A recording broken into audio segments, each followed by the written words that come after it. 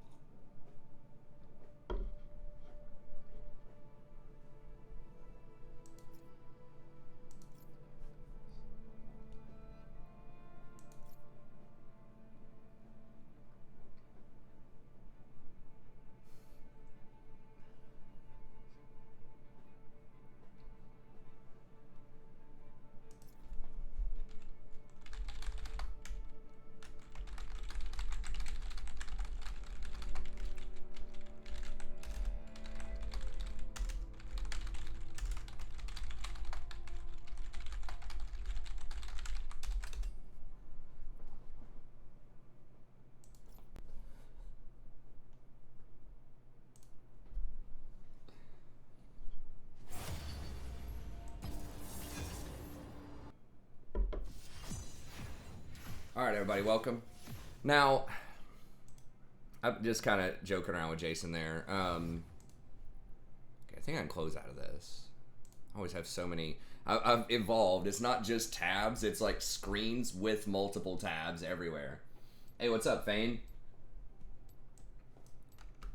So now I got to figure out, okay, which... I've got tabs on tabs here. Okay. Always got to make sure I have my school tabs closed. Okay.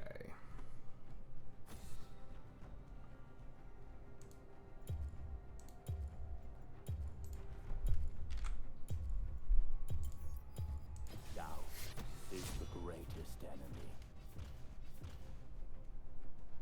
Ha, nice, Wings. Welcome, friend, as always.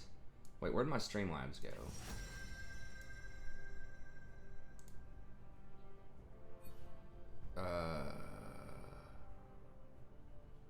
Is that Streamlabs? No. Huh. Against Kali? I kind of want to do like Rakan, but I think I can stun her out of her fog if I play Bard. Or like if I think if I Hourglass her, I mean, when she wakes up from the Hourglass, she'll be fogged again, I believe. But I think her fog only lasts like 3 seconds. I'm not 100% about that. I think it could be good into her. But let me see what we're working with here. Okay, so our mid laner, Coach Kim, doesn't ever play mid. He's got okay Orianna. He plays some different stuff, mostly support. The Graves is pretty good on jungle. Yeah, 62% is pretty good with that many games. Lulu, Malphite, ugh. Subney is okay on Ezreal. I don't know what to think of this top laner. It's got a good win rate, but their team's pretty good, man. That's going to be a free lane for Shen. So they outscale us with Lulu Ashe. The Akali is probably a difficult matchup for Orianna. And he's borderline auto-filled. Like, he's a support main who's playing mid and is okay at Ori, but I think I dodged this. I just have too much power, and, like, how do we win? We just didn't have enough win conditions. We weren't going to be able to punish him in lane, so Ashe Lulu is just going to get a free lane with the Ezreal pick. and Lulu just scales extremely well if you can't get on her, and we just had no reliable way to like dive and get on her unless I alter. Is wasn't gonna work out.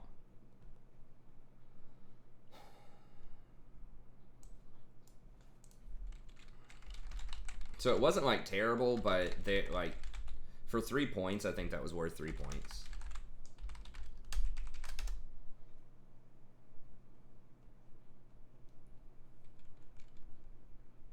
I think her fog might be a little bit bigger than my ult, but it's pretty close. Yeah, it'd be really hard for her to dodge it in the fog.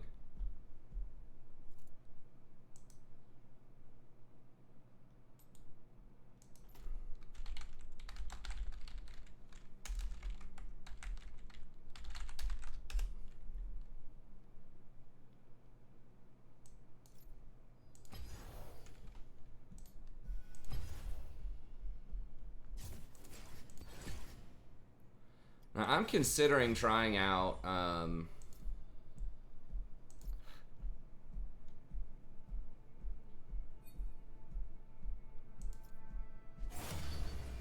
is it viewers night?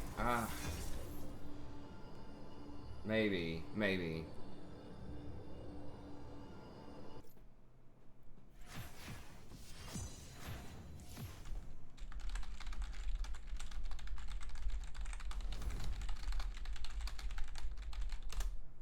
If we get enough people. I'm kind of wanting to try out Ardent Sensor on Bard. Because, like, the attack speed... Because it gives you the attack speed and the on-hit damage, too. So... It feels like that's pretty good. Like, a lot of supports don't get a lot of value out of the extra attack speed and on-hit. But Bard kind of does. At least to some extent.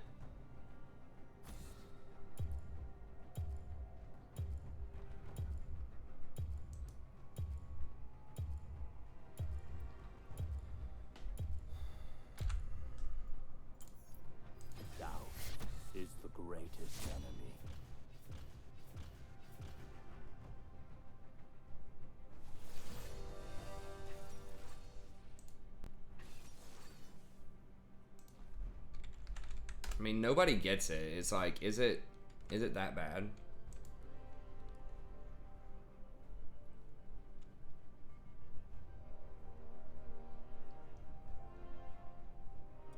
Do people just not realize that Font of Life triggers it?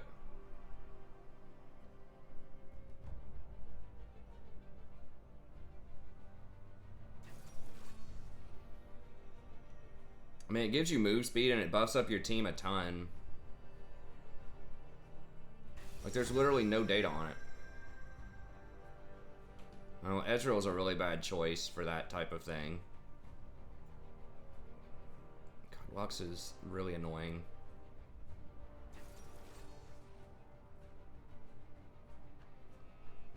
I know you get Samira.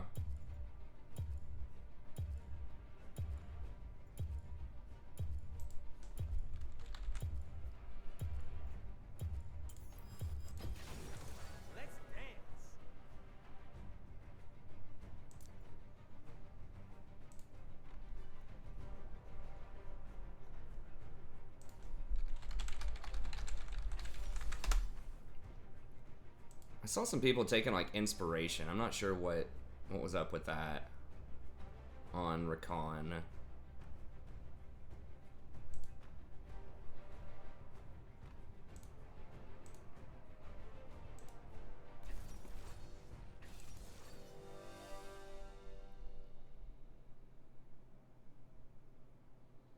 And then people are just kind of all over the place on it. Like, what are these runes? Is it not going to tell me?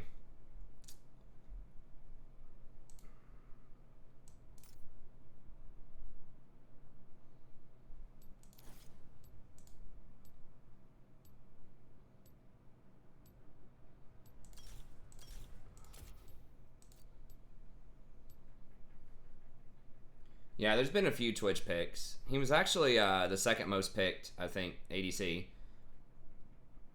Last time I looked.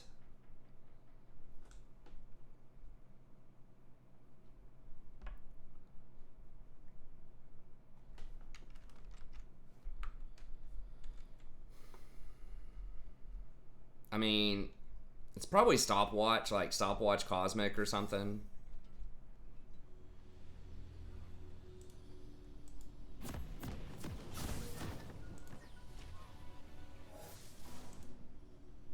Okay, he's fallen down a little bit, but yeah, he was picked 5 times so far.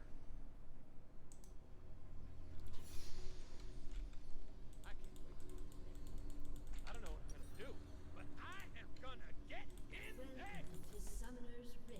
Okay, so we're trying out boots here, so that's gonna slow us down a little bit, but it will allow us to. 30 seconds until minions spawn. They do have a lot of AP, so I think Mikhail's rush might be okay here. Maybe I should have done Ingenious.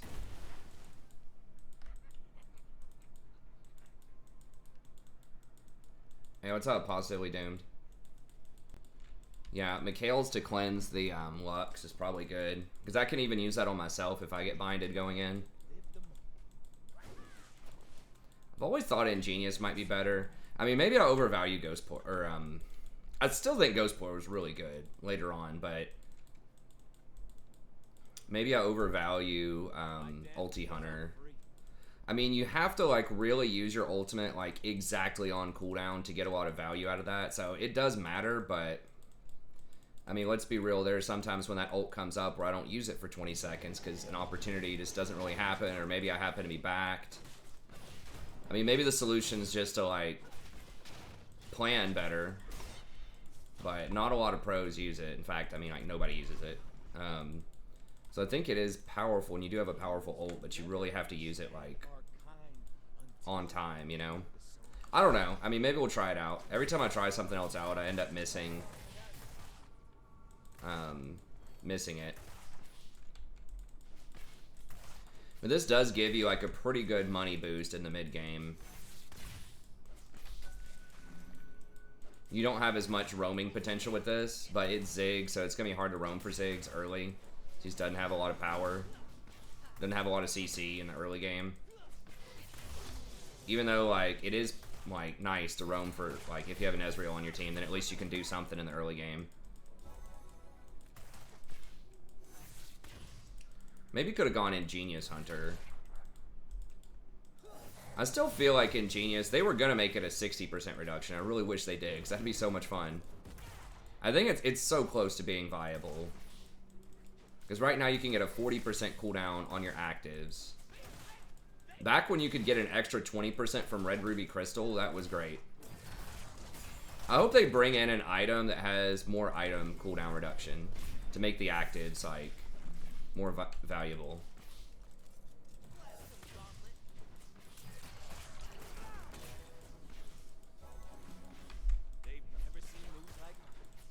I don't know where Eve is. She doesn't appear to be top though.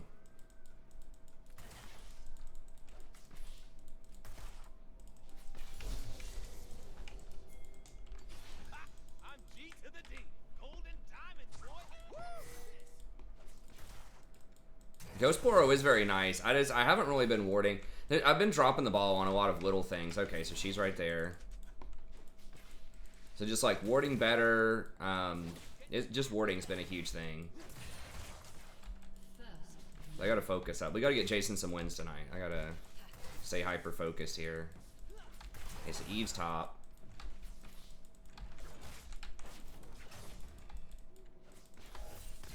Jason's not in this game, but just in general.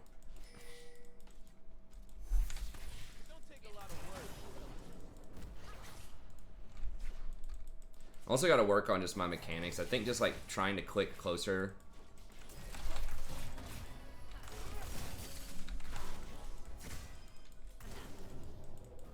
It's just hard to do anything with Ezreal early. I don't know. Maybe the boots weren't the play. Maybe I should be trying to roam middle. Ezreal's just so worthless early on.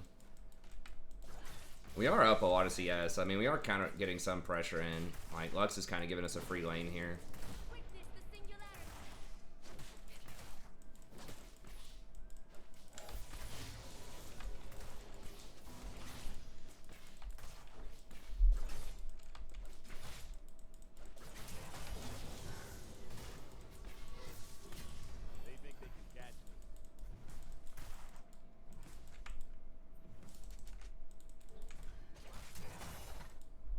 Is she backed yet? She hasn't backed. I mean, we could push. She's gonna back.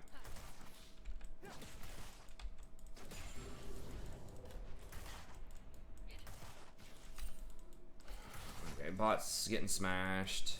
Or, mid's getting smashed, rather.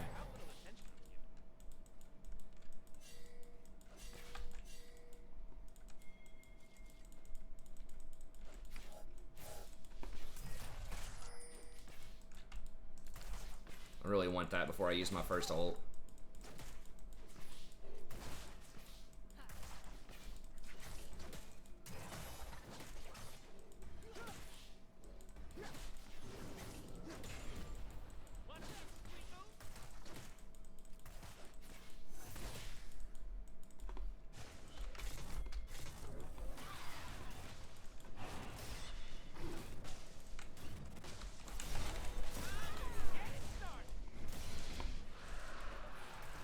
Make sure I get some of that experience too. I think you get experience for helping on Dragon. I don't know if it splits it with her, if I just like shank some experience off of her or not, but it's actually better overall for your team's experience if you split experience because you get 130% of the total value, I believe, unless they change that over the years.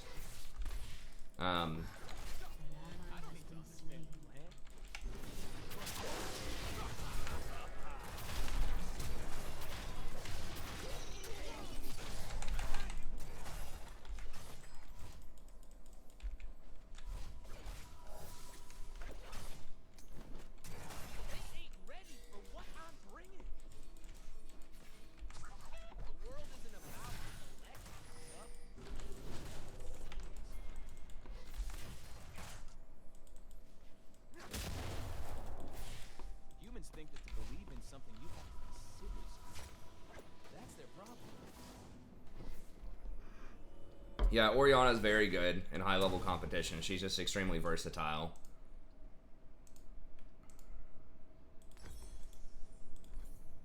The humans call it battle. It's just a dance.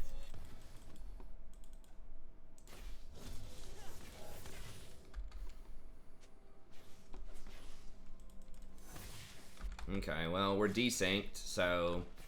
I'm gonna burn this place down. Oh, Lux hasn't backed yet. So I can burn it again. That means I'm gonna have to roam or find something else to do, because Ezreal didn't back. He should have backed on the cannon, but that's fine, I guess. He just back. I dance because I'm free.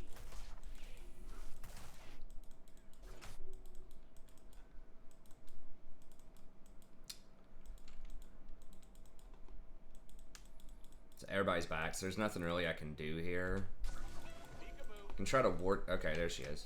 I don't want a world that's safe. Maybe bluff. She ain't buying it. Oh, she smited me though. Okay. I got something, I guess. I don't need anything but the right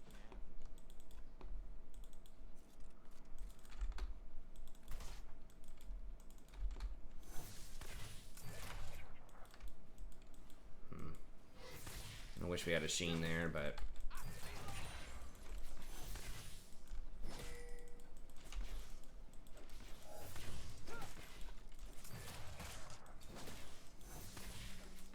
Kind of giving Samira a free pass in the lane too, which is not amazing.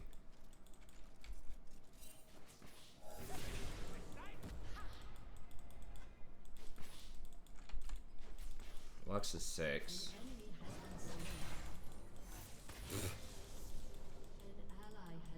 Trying the old, like, let's throw the shield at him and see if they flash. Come on, man. God, it's so obnoxious with Samira.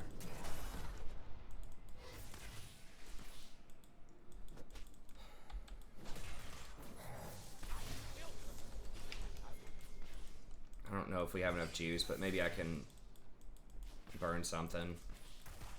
I need to try to roam middle. I am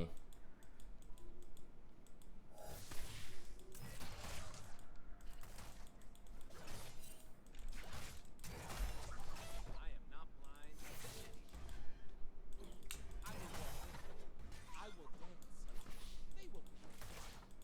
I mean, it's just, it's Ezreal, so we can't do anything. Like, if it was like any other ADC that built a BF sword, we could go for kills right now, easy, but I just don't think we have enough. Damn, I don't have a charge for that cannon either. Should have tracked that better. Okay, I'm just gonna hold on to my ult for the dragon fight.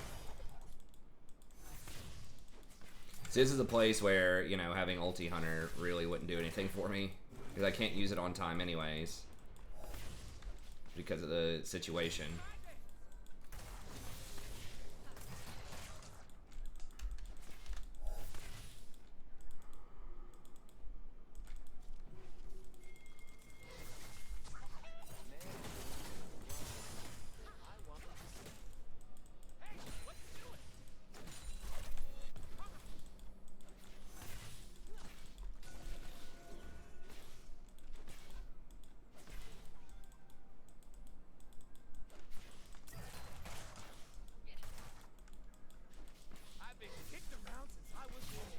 He's here.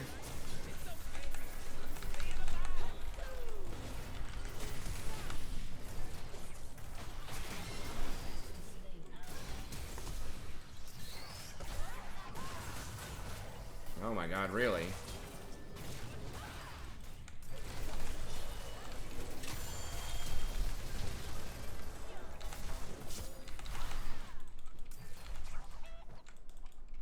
Who was that? That was top lane.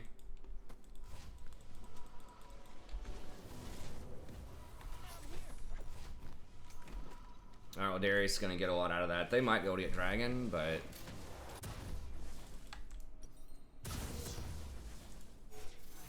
Alright, I'm just gonna go with Mercs, because they have so much magic damage. Maybe that's something I should do with Bard more often, too, is consider the defensive boots. I don't know, like, Swiftness are really good, but if you already have, like, all that other movement speed...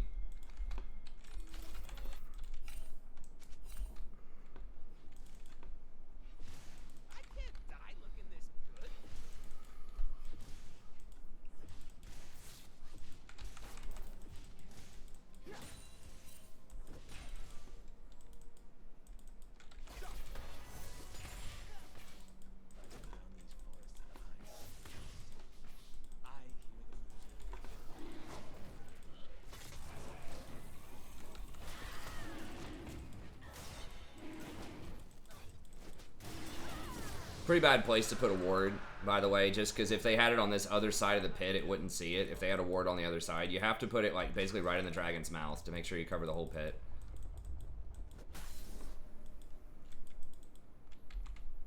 And against Eve, if you can get those deep wards, you really want to try to get...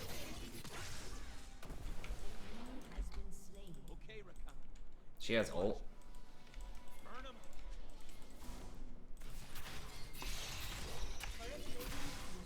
Can we... Really? She's got ult. You can kill her. You can kill Silas. You'd rather get red.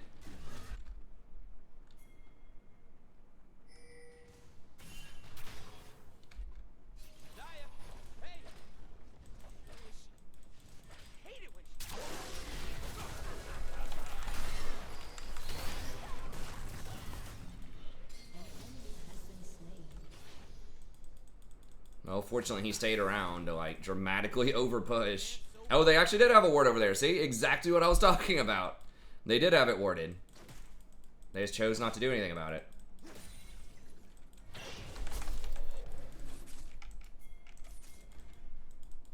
It's all filthy and dangerous. And that's why I love it.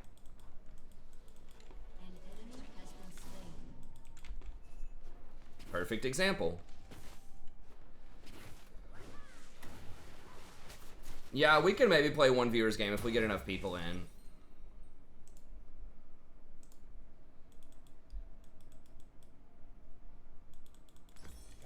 That's just been something that just really hasn't been hasn't been that popular in quite a while, but yeah, I mean, if we get 4 other people, we can play one.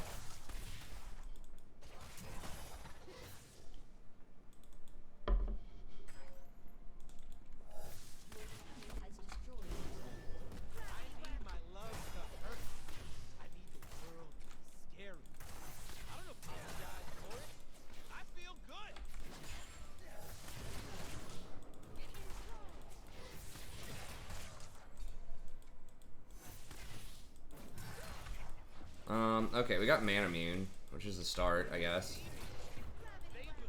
I can't believe we only have Man Immune. Like, it feels like there should be so much more. No, we used to, like, when we first started doing it, we'd legit have, like, 20 or something sometimes. Even, like, a year or two into it, when we used to do the 5-on-5 viewers nights thing, you know, there were people waiting. Like, there'd be sometimes people would wait 3 games. Not for the 5-on-5s, but, like, for normal viewers nights. We had to have a spreadsheet to try to keep track of it. Like, who had gone and when, and that type of stuff. Yeah, you're playing Ezreal, bro. You don't have any damage. I guess we can try. I do have Ignite. I mean, maybe we can kill Lux.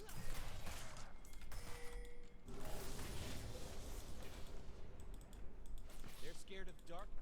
They're scared of magic. Dude, you're playing Ezreal. You can't ever ping anyone for not being aggressive enough. Okay, let's...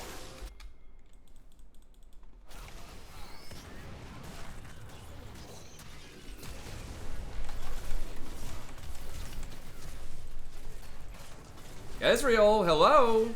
You're pinging one action, here you fucking go. Jesus Christ. Are you fucking kidding me?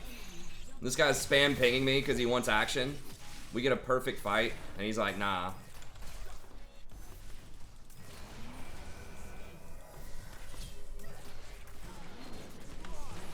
Our top laner literally walked down here from top lane faster than Ezreal could walk from bottom lane to that fight.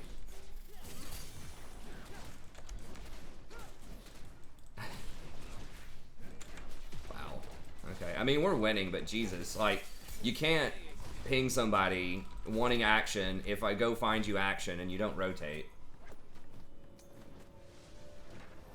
Well, I don't, but I don't want to encourage that, Black Falcon, because... Like, yeah, we could pull random people in, but it's something that the vast majority of viewers historically do not like watching viewers games. Like, it's something that's just supposed to be kind of a perk for people that are helping to support the channel.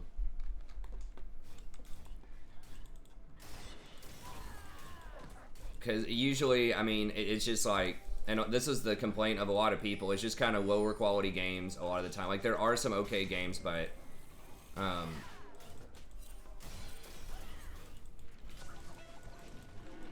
but that's why I don't like pull in random people, because like it's really not like a winning approach in terms of getting viewers, you know what I mean?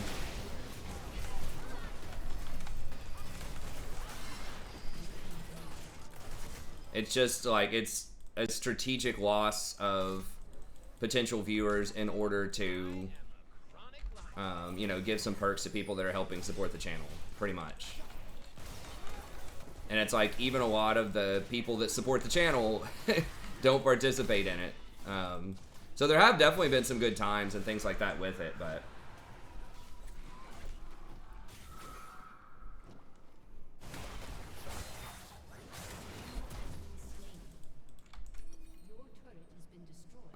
I guess we'll just get a Shrelia's.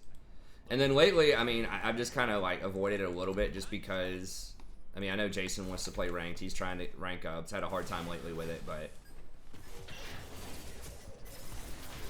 Okay, Bensei asks... Well, it's got to be people that are members of the channel. If you want to become a member and play... I'd love that. I mean, if we can grow the membership back again with Viewers Night, then I would definitely be on board for that. If people wanted to become members, and that was like the main thing that was, you know, could encourage people to join again, that'd be great.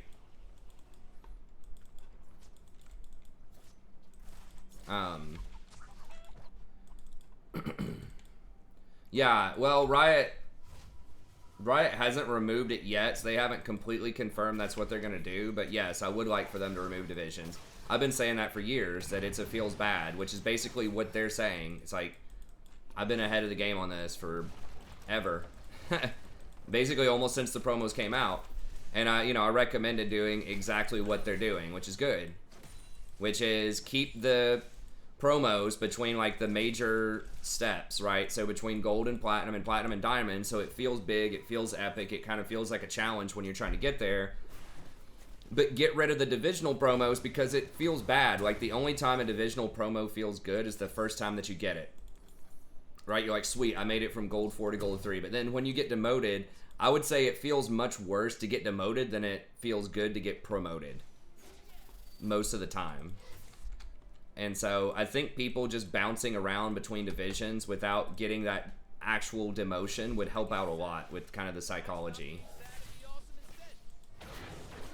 Because, like,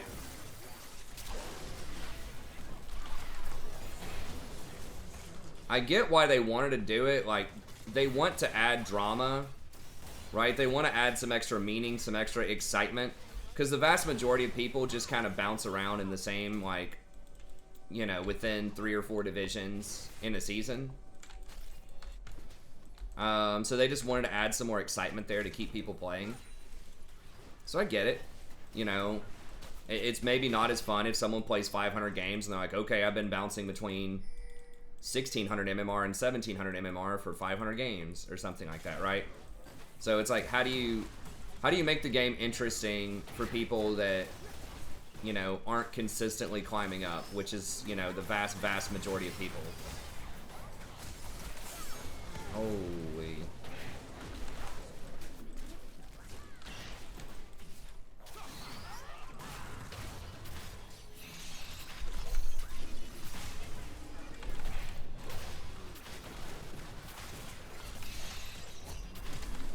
Fuck. God, if I made that jump, I could have saved him, I think.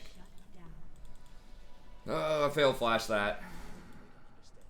Yeah, it's a good idea, but it's bad execution on the idea. And so I think having promos between, like, the fact that there's already divisions adds an extra layer of interest than there used to be with the 4-digit number, which was just like, from gold, like gold was 1550 MMR to 1850, and it was like everything was just called gold, you know. That's a long ass ways, by the way. It used to go like 1250 to 1400, and basically it was almost the same thing now, where you'd gain and lose about 20 per game. A little more, a little less sometimes, and it was like asymmetrical, so it used to have this. I don't even know how they mathematically came up with this curve, but it was basically from 1250 to 1400 was, I think that was bronze. No, bronze was you started at 1250, and bronze was anything below 1400. And then silver was 1400 to 1515. So silver was only 150 MMR. And then gold was between 1515 and 1850. So gold was like 315. And then diamond was 2100. So diamond was like 300.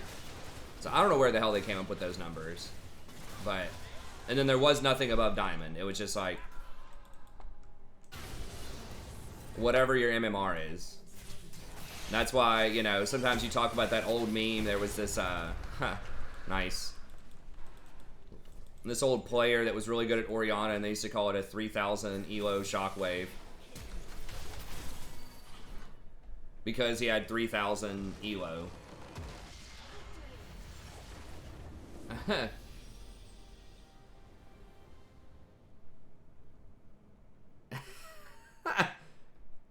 Dad, I thought Ezreal wanted to fight.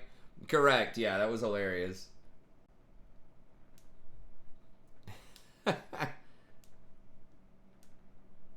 Yeah, exactly. I'm with your son. Who knows? Like, I mean, your son gets it. Your son needs to give this guy some advice. But it's fine. I mean,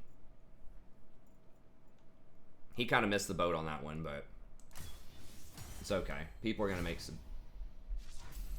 things. Yeah, it's a member thing, not a subscription thing. It's like the $5 a month thing, the join button on YouTube. Because I can't do it just for the subscriber, like just if someone's subscribed, because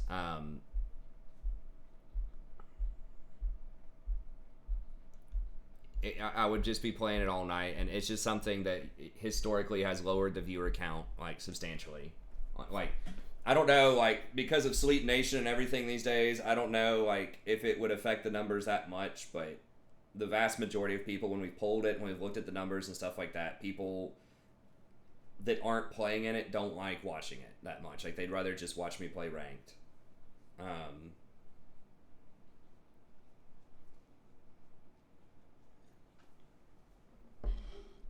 So that's why I don't do it regularly, and that's why it's only like I said before, it's basically sacrificing viewers to add some extra,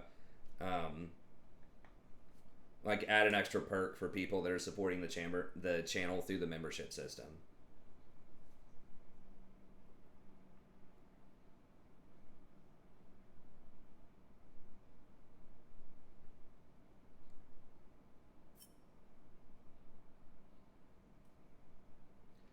There have been some like experiments to hype up kind of more casual play and stuff like that, and there are some channels that are built on that are able to make it work. But in general, that's not a widely popular form of content, I don't think. Unless it's sort of framed as a challenger, you know, going through that elo to get to a higher rank, because then it's framed as like, how can you climb, how can you hard carry in silver or gold and things like that. Now, that type of thing is a little more interesting, I guess, for some people. I don't really watch that kind of stuff a lot, but that is kind of interesting because people see it as a learning opportunity, that type of stuff. But just like observing lower level games for whatever reason, I know that like Trick 2G had a viewers night kind of thing, and I know there are some people that are talking about like Bronze War. I think they're like some Bronze War type of channels and things like that, but it's not an accident that the vast majority of high level content creators are like really popular content creators. A lot of them, there are some exceptions, but a lot of them are at least Diamond, and many of them are Masters Plus. Buy more RP. Any tips on climbing? I do have some tips on climbing. Hold on, I can tell you like a couple of quick things, but especially if you're talking about support. I just looked this up yesterday. I need to turn it into a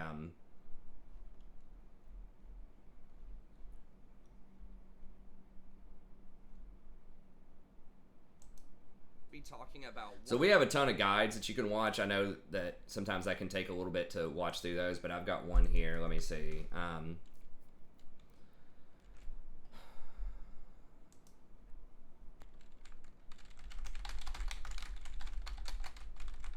So like something that's that broad can be difficult, you know, to pinpoint exactly what it is. I would say the biggest thing to shift in mentality to help you climb a lot more is focus less on mistakes and focus more on taking advantage of opportunities. I think that the biggest thing that holds people back is they aren't aware of all the opportunities they have, and they don't take advantage of those. So like for instance, someone not like making the play, or someone not rotating, or not shot calling, or not managing the wave in a specific way, like all of those things I think ultimately add up much more to hold people back than someone who dives the tower, or someone who misses a skill shot, or does something that's really obviously a mistake. It's just like it's a missed opportunity to gain an advantage that a lot of people aren't aware of. So I talk about that a lot in this video. So I can kind of simplify it, but I think that's the biggest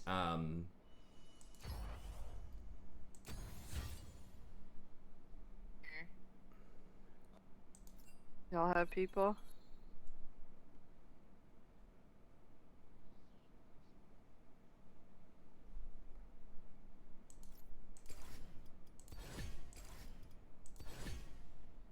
I can do a jungle game, I guess. Let's see, is Fane in here? Did Fane want to play? Is Fane reticent? I think so, yeah. Okay. We just need one more person, if that's okay. Okay, that's sure. Yeah, just grab someone random. That'll be fine. Okay. I guess for this one. I'm gonna mute it real quick so I can keep talking in the chat here. No worries. Okay. Yeah, you can. Okay, so yeah, I guess this once, just so we can get this going for some people, we can play a game here.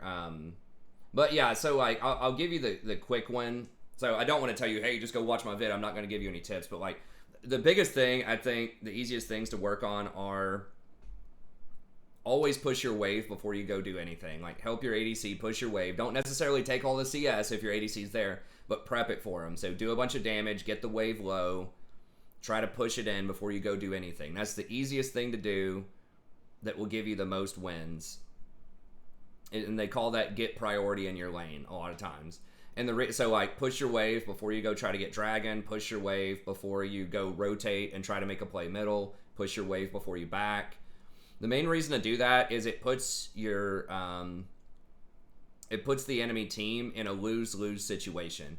So either they can roam and try to match you with whatever you're doing. Either they can try to go to dragon or rotate with you or back at the same time you do.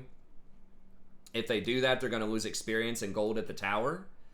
Or they can choose not to go, and then you get to do whatever you want on that roam, and they get the experience and the gold at the tower. So either they're losing an opportunity to match you, or they're losing gold and experience. So either way, they're losing, one way or another.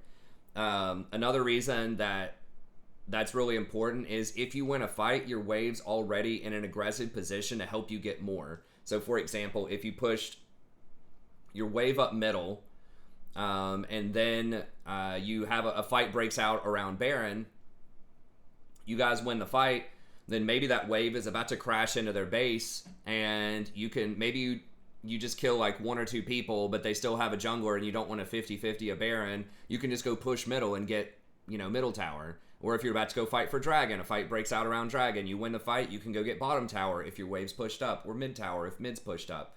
So it just allows you to do something more productive if you win a fight, if a fight breaks out, if your wave's already forward. Conversely, they can't do things as easily. So if you're trying to go for that fight around dragon and your wave is pushed up, they kill you, right? They win the fight, then they probably can't take your tower because the wave's going to be working against them. So it's defensive. It helps protect your towers if the wave's pushed up. And it's offensive. It helps you be more aggressive with their towers if you do happen to win the fight. So once again, it's putting you in a win more type of position if you win the battle. And it's a lose less type of position also. So it's kind of a win-win there as well. And it also gives you extra vision in the situation. So if someone does go and defend that tower, you know where they are on the map. So you know, hey, their ADC stayed bottom to try to catch that wave. We see the rest of them kind of lurking around in the jungle. We know if we engage on that, we can probably get a 5v4 because we know one of their people is not there, right? And just kind of another thing is it can give you, I mean, we can just take a random person also.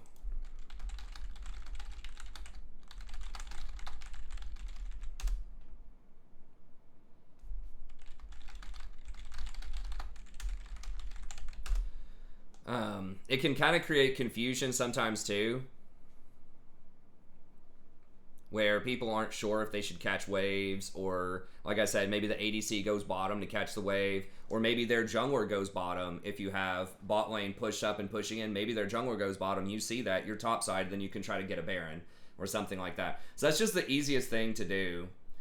Twitch Prime doesn't right now because I haven't been on Twitch enough.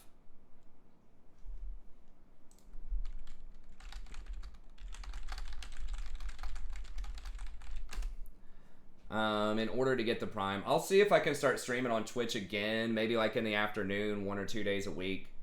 It's really hard for me to do that right now with my schedule, but I might be able to do that in the future, and then Twitch Primes would count, yes. So I do have a Twitch account, I just haven't streamed on it in so long, and I think it knocks off all the Primes.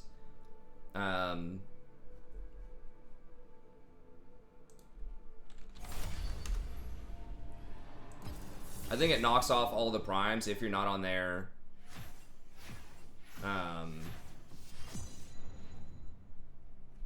for very long. Oh, sorry, Spider. We didn't see it fast enough, man. I mean, I guess I can do voice. That's another thing that's... I don't usually like doing the voice because it's very difficult for me to talk when there's like 4 or 5 other people talking. So I can't really comment on the game.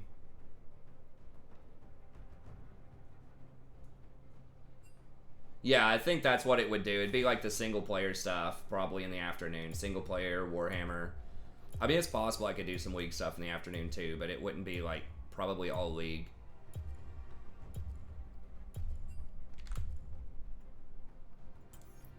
I guess we can do voice, but it's just very difficult for me to talk. Like, comment on anything.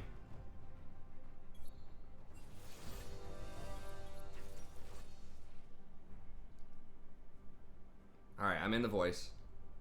Oh, hi. Hi.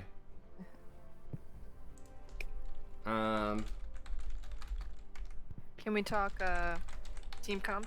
No? Yeah, sure. Is that okay? Yeah. Alright. Just because I don't do mid, and I think a few of us are on our off rolls. Yeah.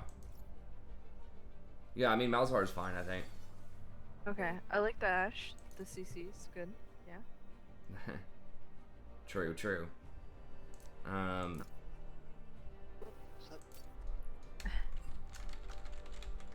can do Malzahar, I can do Nico. I know Nico's strong, you know? She's pretty good, yeah. I'm probably gonna do Siobhan in the jungle. Okay, AP. Probably AP against Vhagar. Hmm.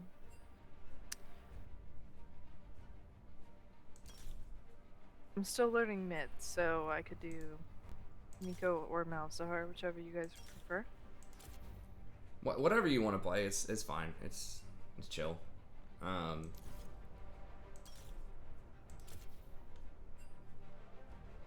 I think this was correct. We're all off-rolled, so let's go.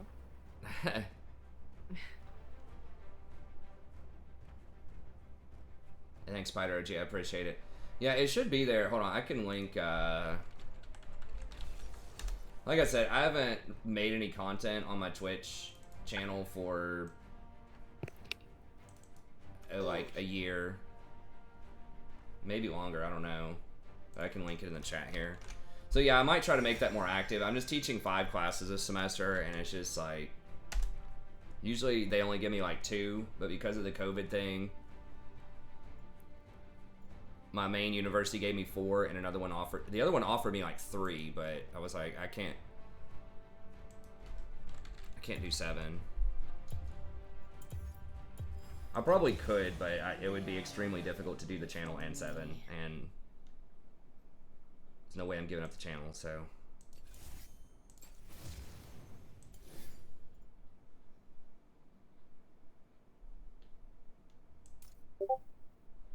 channel's really fun. Channel's also more money than the secondary university also, so. Okay, I think this is good.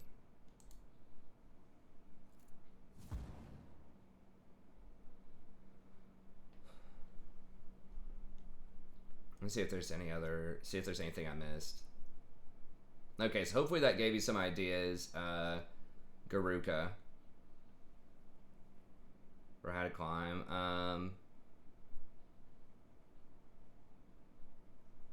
Oh, that's funny, Evan. Sorry, I just saw your comment. Had a weird game. The enemy team gave up because they thought they had a bot on their team. Like someone who's a scripter. Oh, that Psyops Pike looks pretty sweet.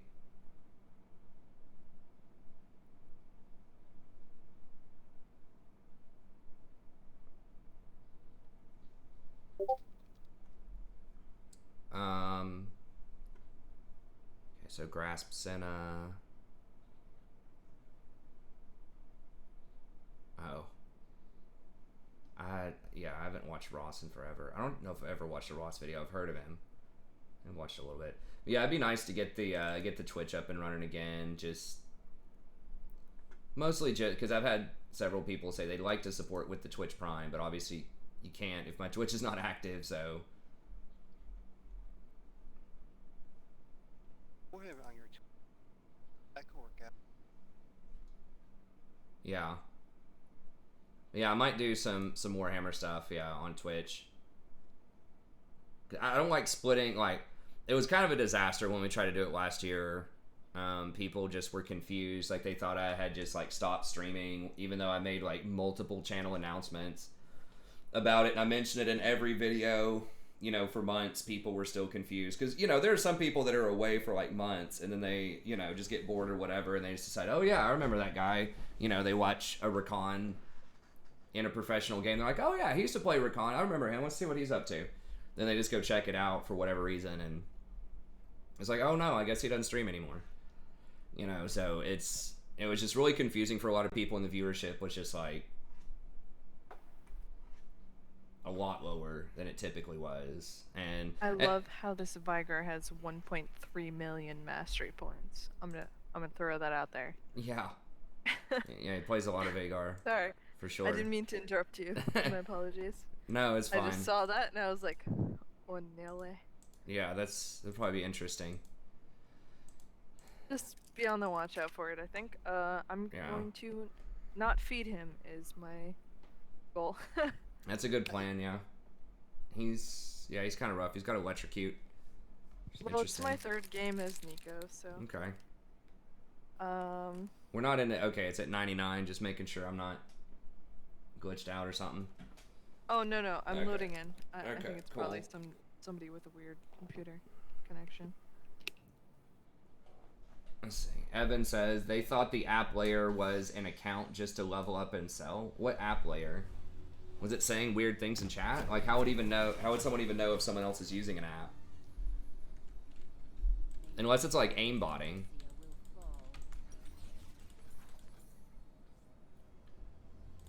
Okay, so I picked AP Shyvana for people. First of all, I like Shyvana a lot. Shyvana's fun.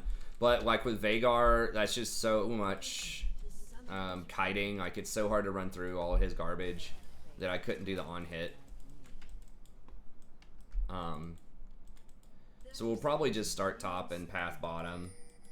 I like top to bottom also Looks because... like they're trying to do stuff. Okay. I like top to bottom also because usually that will give you bottom crab, which helps you control early dragons better. And when you're asymmetrical with them, then it's more likely you're going to be able to get the objectives if they're not paying attention, especially in kind of lower elo brackets. Basically, they're going to have to be offsides to try to disrupt me. Like, if they start bottom and go top, and then all of a sudden, like, on my second clear, they want to disrupt me, then they're going to have to leave some of their camps up to come do it. So it just forces them into, like, a weird positional situation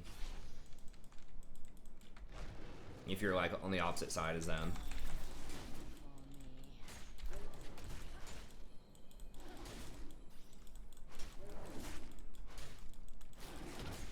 I'm gonna have to snipe red, most likely.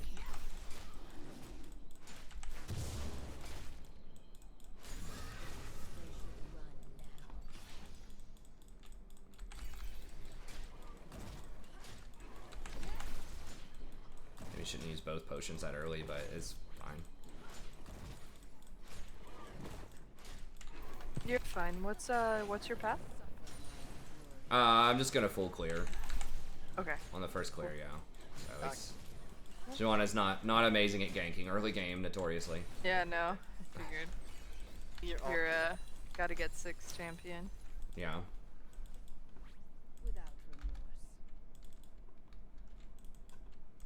I mean, if someone gets really low, like I took Ignite, so I can like show up and counter gank, but I don't have any CC to start it off, so.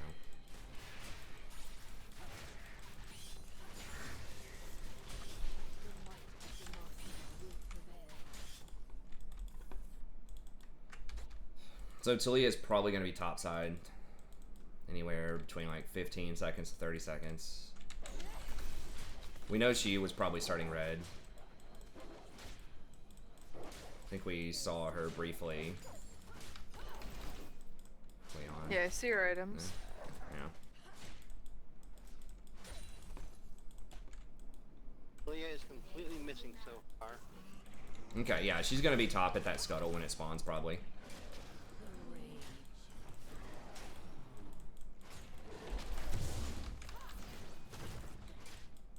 I think I'm not really familiar with what she's capable of early on, as far as like clear.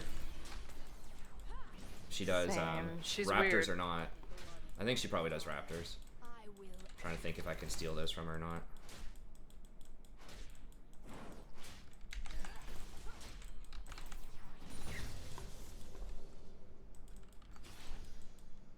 Yeah, she did them. Let me see if she did golems or not. Yeah, she's pretty much full clearing, just like me. Okay, so she's probably like right there. Yeah, there she is. Okay, I'm up 2 camps on her now.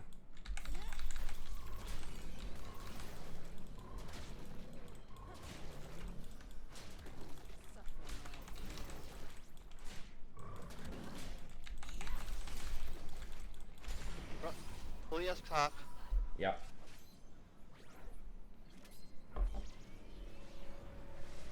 Oh, okay. Oh yeah, we can't buy that, I guess. I think I like a team comp with Maokai and my ult and Ash ult. Yeah, we got a lot of CC. It's good. Yeah. I know why I picked her, to be honest. I was gonna do Mouse, but he's a little squishy. Yeah. He's easy, but he's squishy. Yeah. Yeah, I like Miles a lot. He's one of my favorites, but yeah, he is kind of vulnerable. You don't see him a lot these days. He's balanced. Yeah, you don't want that. I don't want to play any balanced champion. Yeah, balance is like AKA bad. No. I mean, that's Right? how it is.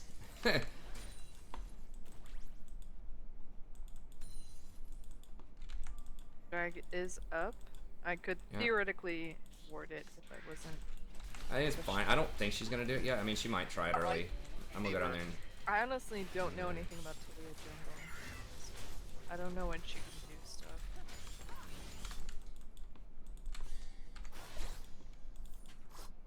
I don't think she's gonna mess with it early. Bot's not move. I mean, she could do it by herself, but I think she'd take a lot of damage. I don't think she's going to. I'm gonna maybe try to do it here in a second. It's not warded. A little dangerous, but like nobody's backed yet, so it's probably not warded. And I've got a pink. Not gonna hit the dust. I don't want to alert him. Executioners. I think I might actually complete it because there's an assist. Okay.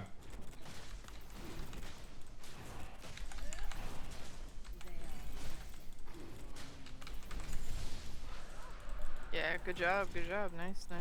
Do you need help? I'm coming. Nah, I'm I coming. think I'm good. As long as I can dodge her. Took a biscuit just in case. No, I'm good. Okay. Alright. Okay, so Nice she's... escape. Yeah, The grand escape. that's right. She's just kind of randomly bottom. Yep, she's just taking a turret shot in my tower. Alright. Nice. Yeah. I like it. Okay, so she's still bot side. She kind of seems like she may not really know where she's going. I'm gonna back. Okay. Just heads up if you need it, Bram. I got lost chapter. Okay.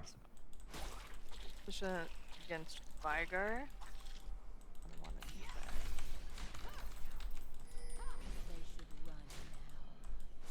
I'll try to keep him busy because I know we Okay. don't want him to roam and do his cage things elsewhere. Mm-hmm.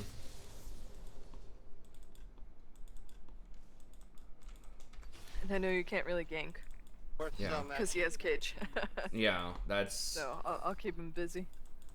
If he ever as gets best I kind of can. low, I might be able to kill him. But yeah, it'll be tough. Because Yeah. I went for a Cage is so version that... dumb. Yeah, that has a lot of... like the fireballs have a lot of range, so... Later on I should be able Yeah. to one-shot him, but Oh, nice, nice. early on it'll be... Oh, he's missing. I don't know if he backed. I just he backed for backed. lost chapter. Yeah, I think he back.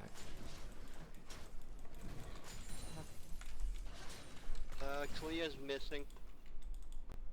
Okay. She's Alright. probably on the top side again, just getting her camps. I guess.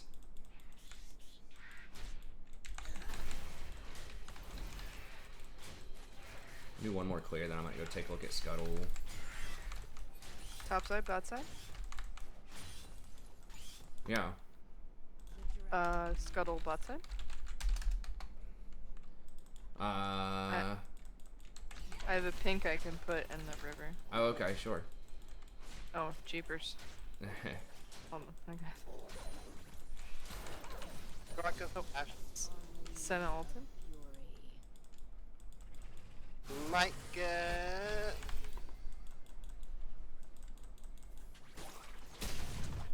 Grab this.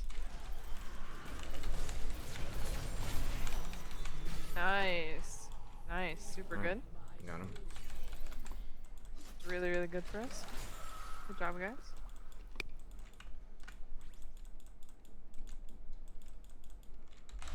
She beheld my true form. Hey, what's up, Ed?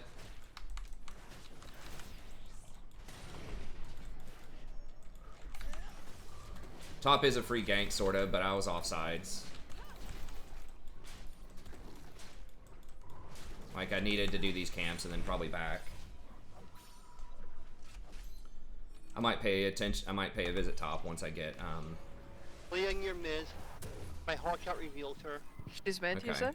Yeah, Talia's near mid. Okay, thank you. Thank you. Alright,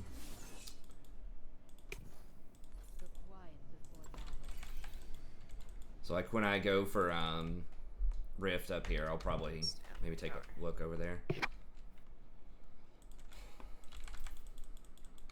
I'm gonna have him push me under. I don't wanna get Talia'd Yeah, with this cage. probably a good idea. Goal is to not feed, so.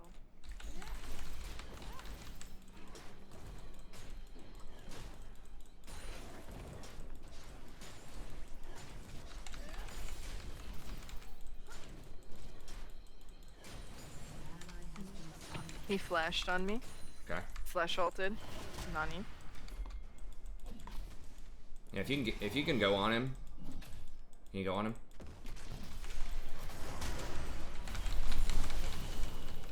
Unfortunate.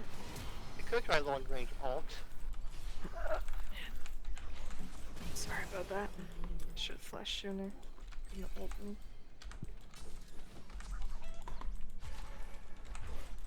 Rakan ulted.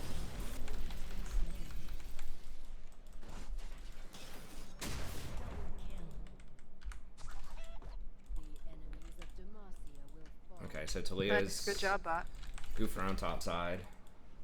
Thank Hell the yeah. putt for standing up. Saria Dirk Gnosis.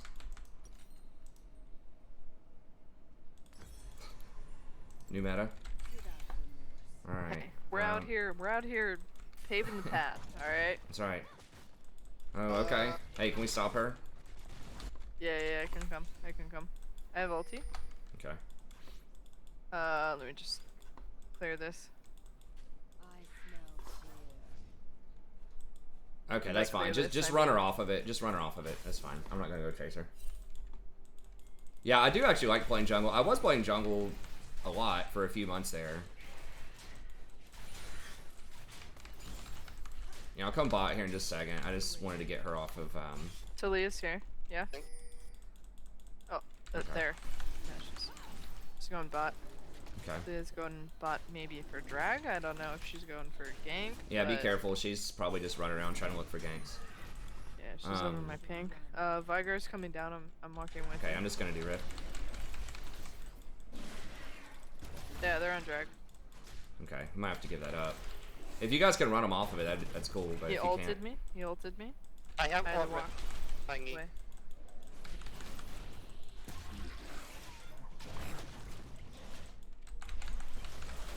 Be probably 4 here.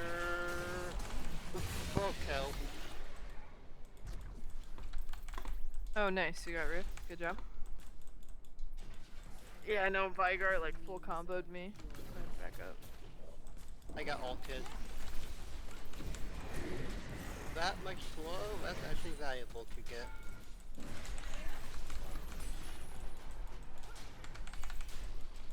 Oh, nice. You're getting plates. yeah. Nice. Trade-offs.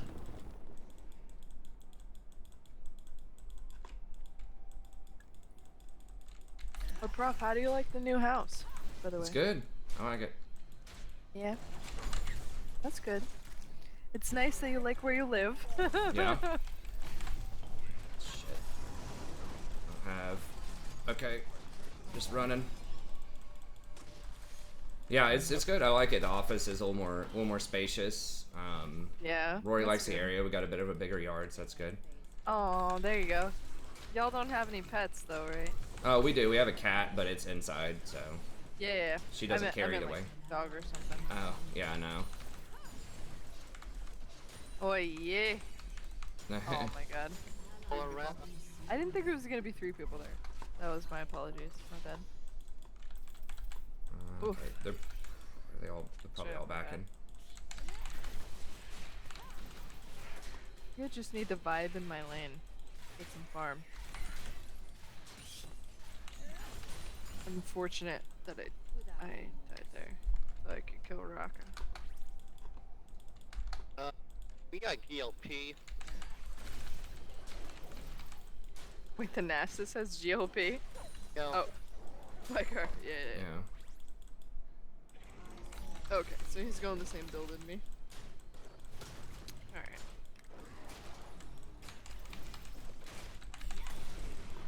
It's just there 100 gold before I am.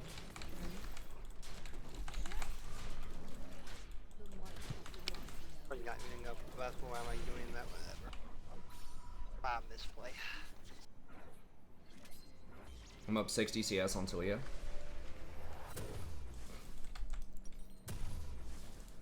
Alright. That. They should run now. Not up for a while.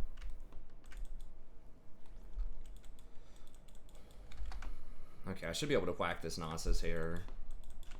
Everyone's missing. Okay. I'm gonna try to pink in a different spot because I took out my last one, so. Okay. They may have this Stand have under this my worded. tower. Don't have it I worded. don't want to mess with Viper. Can you go on him? Let's fight him.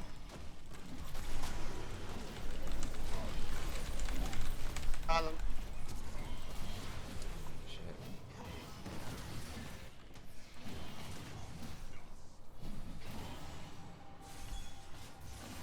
Jesus, he doesn't even have any magic resist.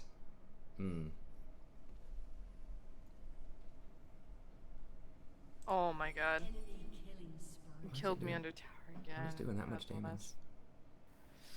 bless. Man. I'm sorry. It's alright. I guess that Dirk is I does more damage than I think it does early. Sorry. He just killed me under tower like 3 times. Hey, thanks Isaac, I appreciate it. He has 1.3 million mastery points on Viper. Yeah. So That's rough. him killing me under tower is theoretically what Thank- happened. But also I don't want to feed him. I'm sorry. It's all good. Your best. We're putting all the effort into it. The struggle is real. I was like, okay, I'll stand under my tower. And then he kills me under my Yeah. tower. He just Qs and ults me. Struggle. And her mirror minute, less than 300. Yeah. I'm not really sure how to kill that Gnosis now. I guess I need more items. I don't know. Maybe I can kill bottom.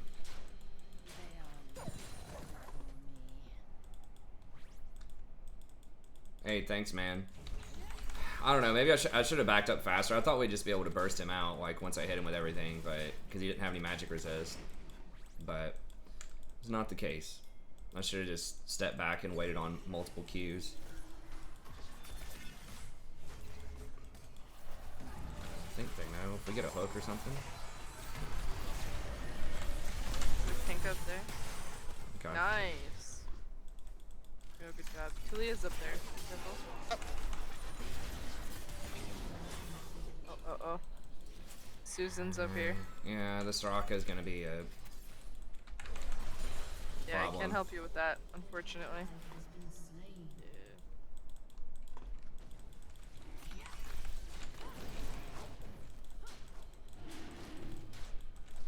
You need help with drag, or are you good?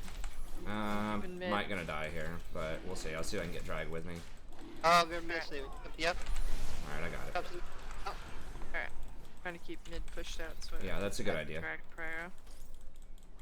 no, I'm. Well, that's Avo. It's so weird having that third auto be like empowered. Mm-hmm. I don't expect it. Alright, Talia's top side. Okay. She's on mute. Alright. Does Talia matter? I don't know. you just blew her up. Alright, carry me, prof. I like it. Hey, I'm getting work pretty soon. Okay. Gnosis might be coming over to try to stop this if he was paying attention. I don't know. That's what I thought was going to happen to Gnosis. That is not what happened to Gnosis, though. Even though I got Triforce. Damn, he's got Triforce at 19 minutes.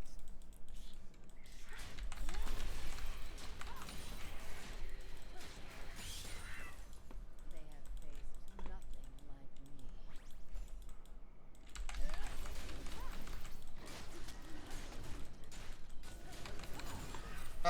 Vigar's missing. Vigar might go bot. Okay. Mm.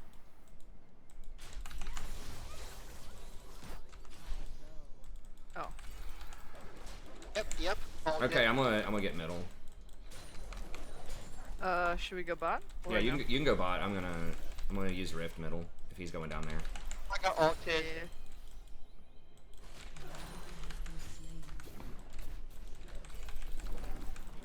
Oh, I can't go there. That would be most highly unfortunate. They're gonna steal your blue, I feel like. It's fine. I'm gonna take blue. It's okay. Can't do a lot about it. He's gonna E me probably. Why is he so freaking fast? Oh, pinche pendejo. Yeah. Alright, back up. On your blue. I tried to get it before they would steal it. I knew they would steal it. Yeah. Hmm. I wish I had wards, but I'm a mid laner. That's just Axe.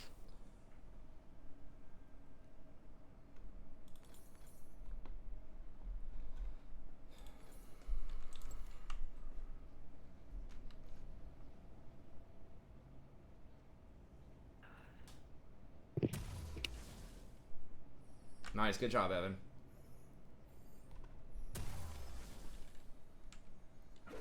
Without remorse. Oh, really? Okay, game.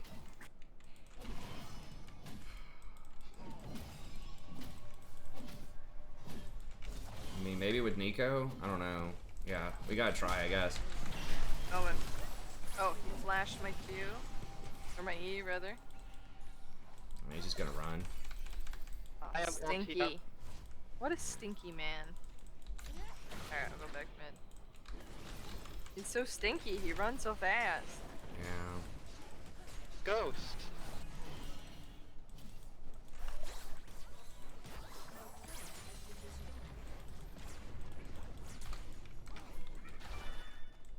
Love how Freaking- the mid didn't die.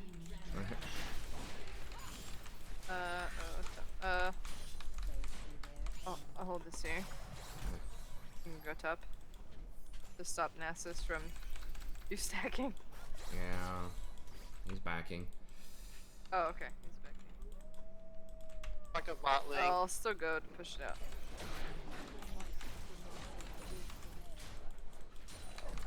My farm is terrible. I have ulti. Okay, can we...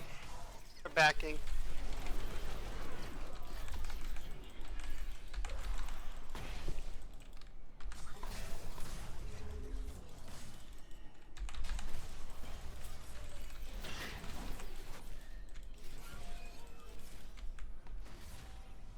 I am black. Yeah, this was our viewer game we were doing for the night.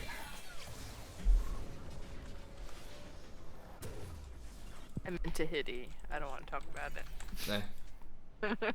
I'm doing backing stuff. I meant to hit E, and I hit R. I don't want to talk about it. The struggle. Alright, maybe if we can get, Dragon. The enemies of Have I tried Shen jungle? I think you need a much more coordinated team than solo queue to really take full advantage of that. Oh, Shen jungle, yeah. I could keep wave control here. Beacon. Nice. Good smite. Good smite. Good smite. You got away? Okay.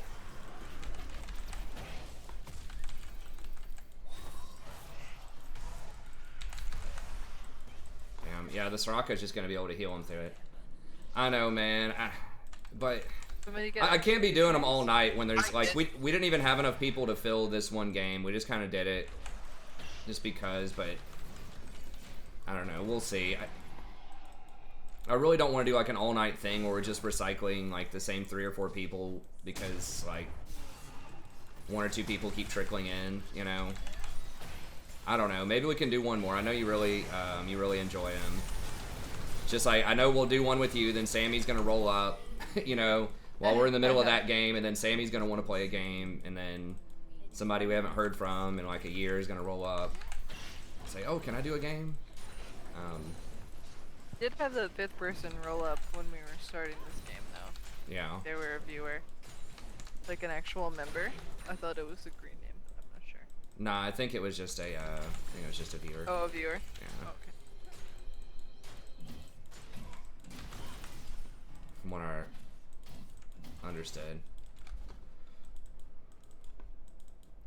But I don't know. Maybe we can do one more. I'll ask. We'll see if Jason wants to get in and try something else out too. But This is top. man, I don't know. Can we kill him? Can we kill Susan? That's a great question. No, we can't. Oh. We just don't have. Yeah, we don't have the damage. Was it one person on him? Well, I was trying to get on him, but then I feel like it might take a 5 stack. Yeah, Ash wasn't really close enough. I guess that kind of weird build does work a little bit. I was kind of making fun of that Dirk earlier, but it does affect his Q, which is physical damage, so it's just like really greedy because it's not tanky, but we just don't have any damage hardly, so you can kind of get away with it. Hollow Bagel says, seems both of their infinitely scaling champions. Or, I mean, you're not wrong.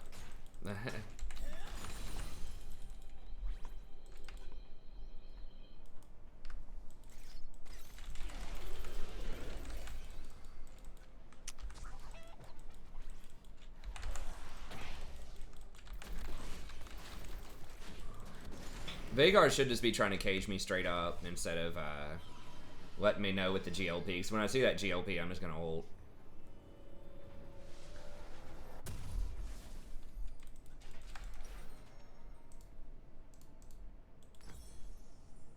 Alright, Nas is probably going to start getting magic resist. So I'm going to have to...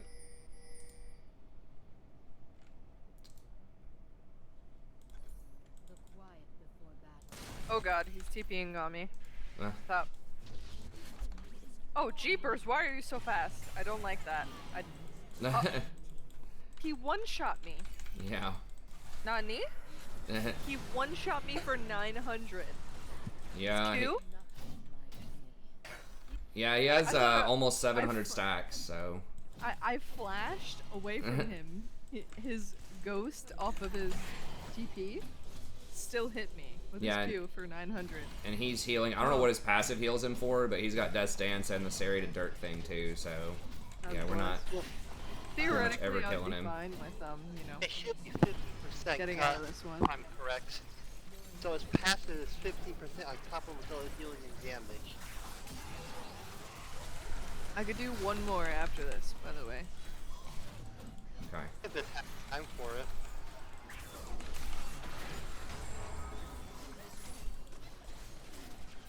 Soraka's just healing through it.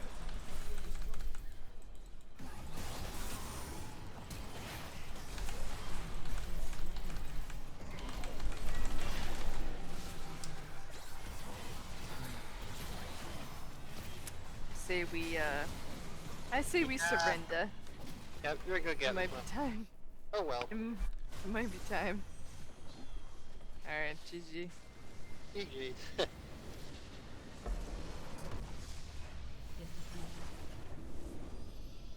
You said you want to see if Jason wants to hop in, Prof?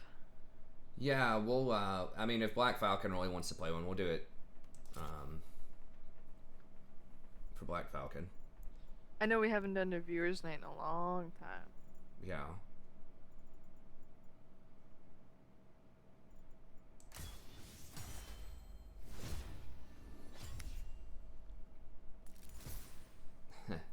Is he Nissan GTR Nismo? No. Did that in chat. Oh, No, okay. let me see. Yeah, I told him to add me. I added him in chat, like at symbol in chat.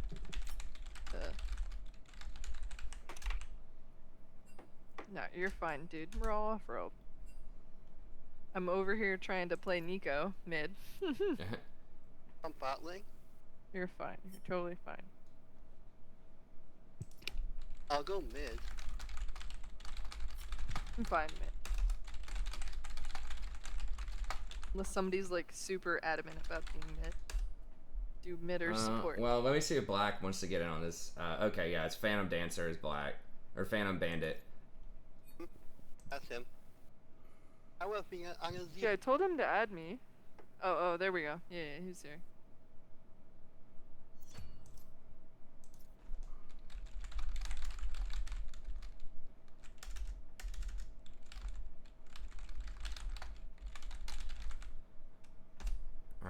Alright, we'll do one more. We'll make sure we get Black in there. Alright. For some reason, well, let me start. Who's Platt? Phantom Bandit. You're Platt. Get on your Smurf. I don't think you messaged me. I don't think you messaged me to add you. Oh, yeah. No, I put Who it is it? in chat. Are you Cosmos? I think I already have you. Yeah, I already have you added. Added you a while ago. Yeah, I do, Isaac. I do know about that. I can talk with you about that here in just 1 Smurf. second. Why are you Platt? It's fine. I mean, his normal MMR is different from his rank, so. Oh, my normal MMR is like bronze 5. Yeah, just like my normal MMR on my diamond account's like pretty low. I have a That's what I master's said friend. earlier, and then I'm on my bronze account and I go against a P3. And I was like, why? Why? I have a I don't know master's you. friend who played ranked, or he played normals back in like season 3 when he started. Never played normal since then. Now when he goes into normals, he's against like bronze and iron players as a masters player. It's kind of a failure of the system in my I opinion. don't understand that because my main is like after my what are they called? Not promos, placements. Placements, yeah. Placements. After my placements, I'm like B2 getting 30 LP a win, right? Yeah. And I go against P4 people, P4 gold 2, and I'm just trying to get out of bronze. Like, yeah, if you win a lot in your placements, it puts your MMR basically up in gold. Because that happened to me. I was like 9-1 on Cassiopeia in my placements, then I was getting placed against like gold ones. Prof, I lost 6 of them because oh people well, I don't quit. know then. I don't know then. They it's kind of messed quit. up with Like, placements. Literally, people quit out of my placement games because they got tilted at 3 minutes because they died once. My placements went like this. We had a game, we won, right? Then we had a game, somebody quit. And then we had a game where it went to, it was just a normal game. We won. I won 4 of them, and then everybody quit after that. Like, it was a 4v5 for 6 out of 10 games. It was rough. That is rough. Super rough. And I said, never again. That's right. But I did it for Clash, because my friends really wanted to play Clash with me, and you have to be ranked for Clash. I was like, okay, whatever. I'll do it. I'll do it for Clash. It's better than in StarCraft. I watched a bronze to diamond StarCraft series. It was like a professional player, and in StarCraft you can have like 100% win rate because it's 1v1. Oh, Well, there you go. he was playing against Who's better diamond against people, but he Ari? was still bronze. Does anybody know, are any of you mid people? Probably someone who can just CC her. Malzahar sounds pretty good. 'Cause I could it's play point and click. Mal's. I could play Nico. I could. She's I'd say playing Ari. Mal's. Yeah, I'd Mal's say is Mal's fine. point and Annie is kind of a classic one, but Malzahar is good I too. could theoretically play Annie as well. I mean, whatever. Just Let's take some. Yes, actually. I think we lack raw damage, so I'd probably go Annie. I think we have enough utility, so just. Annie, I have the open least up. mastery on. Malzahar, I have the most mastery on. Then Nico's play a Mal's. second. That's fine. We can have basically a pick comp if you go But is Malzahar. Annie hard? I feel like Annie's not hard. Do you Annie wanna play is one of the I'll play easiest champs Mal's. in the game. Yeah. Annie is the I'll play easiest Mal's. champ. But just play Mal's. Mal's is fine. Okay. All right. If you say so. I wanted to throw the information out there. You know? Well, the best counter to a highly mobile champion is someone who has an undodgeable CC, right? Yeah. So. Adorable. And we can chain off your ult. Like if you ult someone, we can just chain them down so hard. So yeah. Oh shite. I think I have TP. It's Yeah. I was gonna say the S TP's word. fine. DP's I was fine. gonna say fine. the S word, but Nice. we're not. Well, you know, not too bad. Prof has been Also, I out don't to think it drop a changed. few Yeah. bombs himself. That's right. Oh yeah, the TP's Just not when still. Rory's there. Oh yeah, the TP's still there, bud. That's right. Oh nearly. I messed up on my sums. Wait, Dark Harvest Kaisa. That's gonna be juicy, I guess. Wait, Dark Harvest, nani? That's right. Okay. Hellblades Vi. Yeehaw. It'll be Wait, tasty. Why Three do they Dark all have Dark Harvest. Harvest? Yeah. I was like, wait a minute. Oh, I guess Spirit Kaisa's like Blast an is AP too much. champion now.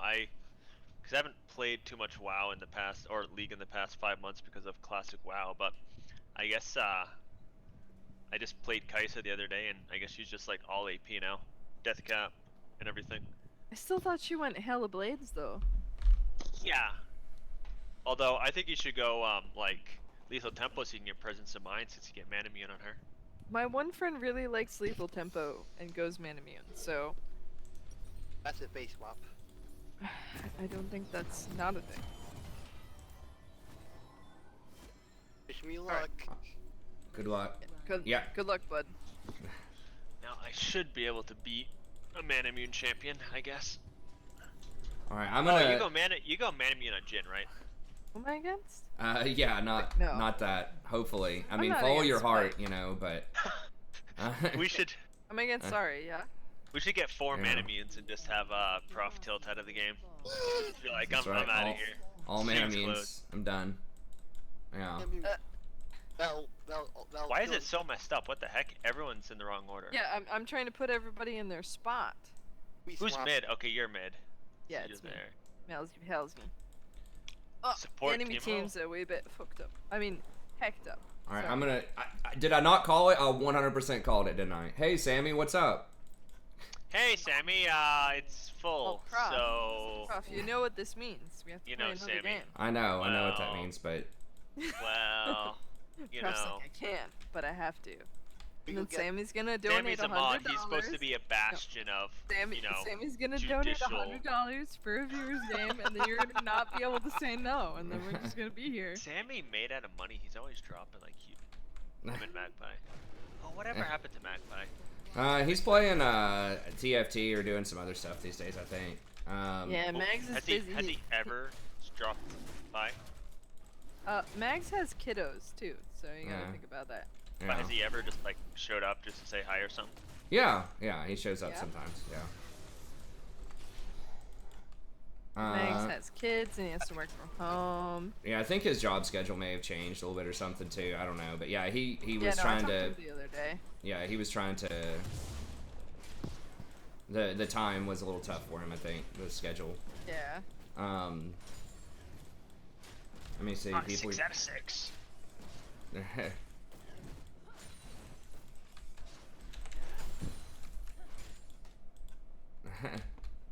Just don't give me really Those well. narcotics. Faced nothing. Okay. Yeah, what is Like, what have I set myself up for? Isaac, what were you wondering about options trading. I could mute the chat if Isaac wants to talk about that, because I told him I'd talk about that. No, don't leave us. You have the rest of the stream to talk about it. Okay. No, it's not ranked, Logan. So this is a viewers' night game. We're gonna play some more ranked here in a little bit. Nice. We do this on You Sundays. got the cannon? Okay. Historically, we'll play a couple of games on Sundays. We haven't done it lately just because there wasn't as much interest in it, but it's basically I play with people that are donating to support the channel is one of the perks.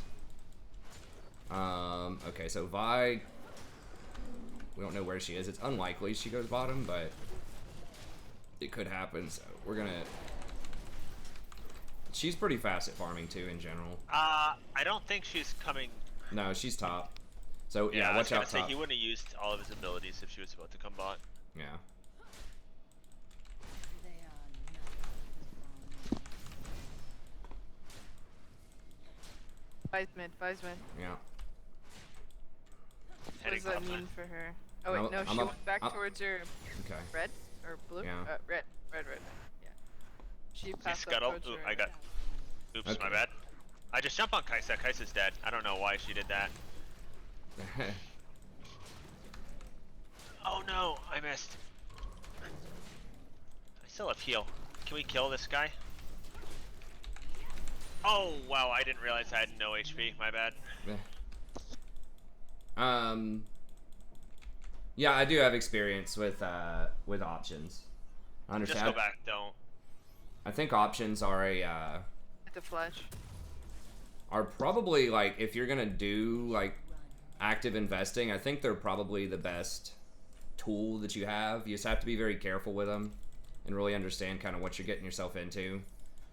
It's because they allow you, like, the way the investment's structured, it allows you so many different for you to express so many different like investment theses, right? So you can kind of choose, because usually it's just you either buy a stock or you know, most people just buy it and hold it or sell it, right? But with options, you can control the time on it as well. And you can, like, control your risk a lot more with different kinds of spreads and things like that. So I think that options, if you get into them, are Flies on dragon right now. the best if you're going to be active. Okay, can you guys just knock her off a bit? I don't really have priority. Okay, if We you can just try, though. yeah, if you just show up, she'll run probably. Yeah. Yeah, I don't have prio. Okay, she left. I'd leave the pink. I'd leave the pink. You're getting collapsed on. Sit for it. So yeah, I do think that it's good. I think that the best overall strategies probably with options are covered calls or She's trying to go back for it now, I think. Can we collapse on her? covered puts. Or like selling puts, cash secured puts. Prof, I think she's taking it right now. Okay. Oh no, she's up here on me. I've got a level on her. Yeah, we should be able to Okay, get her. yeah, I've got right Ignite here, right also. here. She's gonna try to flash this or jump this maybe. Trap slowed. Be busy. I got fourth auto. We can slow her. Perfect. Got a kill. We can fight this. Just collapse on what's his face. Perfect. Oh, I'm dead. Okay. That's fine. Just leave Rakan. Just leave. You're gonna die. Back up. Can you jump to me? Oh, okay. Oh wait, you're not Braum. Jeez. You jumped to me. Sorry, my bad. Yeah, hold on to that. You know, if you're doing stuff that's tripling investments, I mean, right now the market is up like I think I might just go swiftness here. They have faced nothing. The market is up like a historic percentage since March, and some of that might eventually yeah, short-term scalps and stuff like that. I don't do that too much. I don't recommend like the super short, if you're like using it as leverage, if you're like buying calls or buying puts. I much prefer selling them for like smaller profits that like have a, like I would rather have a higher probability trade with less returns. I mean, even with less returns on something like selling calls, selling puts and things like that, you know, you can still you know, dramatically beat the market if you're just very consistent and you have a good strategy. And know the stocks you're investing in. Like, I wouldn't do... I mean, you can do index stuff, but if you're going to be actively investing, like, the big place where you're going to get your edge is knowing the stock. So I would listen in on the company conference calls. Like, you can always get access to those for free if it's a large publicly traded company. And just kind of pay Ari's attention. missing. Pay attention to, like, what's going on. She's bot. Okay. And just try to learn Sorry. as much as you can about the business. Like, what's good, what's bad, like, what's the situation. Wow, she's staying when she knows we have vision. Or, sorry, not the pepperoni. I use Shove it E-Trade. in. This Ari knows what she's doing, unfortunately. I'm pretty sure she's not bronze. Oh, Prof, I did find I one am. interesting thing And bronze. Unfortunate. that I guess is probably quite neat if you're new to investing, which I'm looking to do. Yeah. Called Acorn. Oh, okay. It whenever you use your credit or debit card, it rounds up the purchase to a full $1, and it invests the rest. Oh, that's cool. Yeah. I guess if you're like one of those people who's like knowing you should be investing but you're not. Yeah.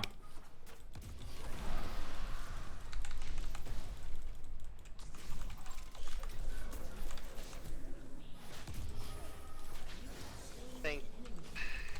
Like, I. Nice job, guys. Seriously, both of them? Pike is sorry. just really desperate to go I'm in. sorry, she's all over the place. I can't keep her here. She's spicy as heck. Yeah. So the two strategies that I think are pretty good are, like, I would sell, like, I like to, I mean, you can do weekly or monthly options, but just pick stuff that, like, the best strategy I think is if you pick something that you think is, like, a good investment, that where you wouldn't mind buying it anyways at the current price, but you want to take a slightly more defensive posture. So if you really like, I don't know, Apple or something like that, just go, like, maybe you'd have to see how much the volatility is priced in at, but if you go like 5% under it, the current price with the option, sell a put there. And then, like, the worst case, like, the best case scenario, and usually, like, try to get, like, 1% or something. If you get 1% a month off of that premium. Maybe more. But then, like, the best case scenario, like, if it goes up or if it goes down a little bit, you still get 1% a month, which is really good, historically. Or the worst case scenario is that you get to buy a stock that you wanted to buy anyways at a lower price. So it's like you get it at a discount. It's like, oh no, the worst thing is I wanted to buy Apple higher and I had to buy it lower. So that's kind of, but the downside of that is you have to have, like, a pretty good chunk. You have to be able to buy the 100 shares to do that, and, you know, if you get called on it, so, or you get placed on it. So that's the thing. Ari is messing me up. She's 4-0. I've only died to her Okay. once, but she has 4 kills. It's fine because we have a lot of tools to shut her down. So. You know, you say it's fine, and I'm dying under my tower. So please, somebody come help Well, I me. mean, once we get to team fights. Okay. Yeah, no, I can't do anything. I don't want to feed her Well, anymore. luckily she hasn't been But- roaming too much. It's extremely hard for me to gank her because she just will fly Yeah. away. Yeah. I tried to keep her here, and then it just didn't work. You can't outroam her. You just need to push as hard as you can when she roams. I'm gonna probably try to get a wit's end here, just because they have so much magic damage. But yeah, I don't know a ton about Thinkorswim, but yeah, that's what I like. But you do have to Just have jump to me. you have to have a lot of ability to buy stuff with that strategy. So Ari's Man, missing? they actually just dived that super hard. Yeah. Oh, seriously? Oh, I think that's you. Okay. We can Oh, fight it. Amber. They're all low. They're all super low. Oh They're my all really. She killed me under tower. I don't have ult or anything. I guess we got the flash, which is good. Yeah, you just probably have to back up. Yeah, I didn't expect them to. Wait, what the heck is she doing? Damn, I should have used Rift Top. She I wouldn't killed paid me attention. under tower. So After we killed that I- team, I should use I'm that Rift okay. Top. Maybe if I Hold on, I think I'm dead. get She's transformed gonna here. try to ult me. She's gonna ult me, I think.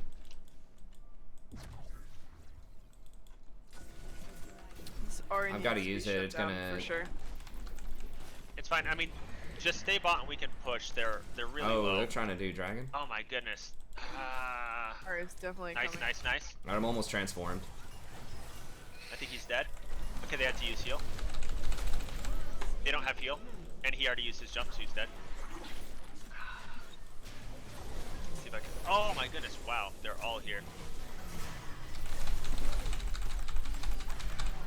Oh, if he can get another kill. Oh, you could probably kill Ari actually. I don't think she has anything up. She used her ult already.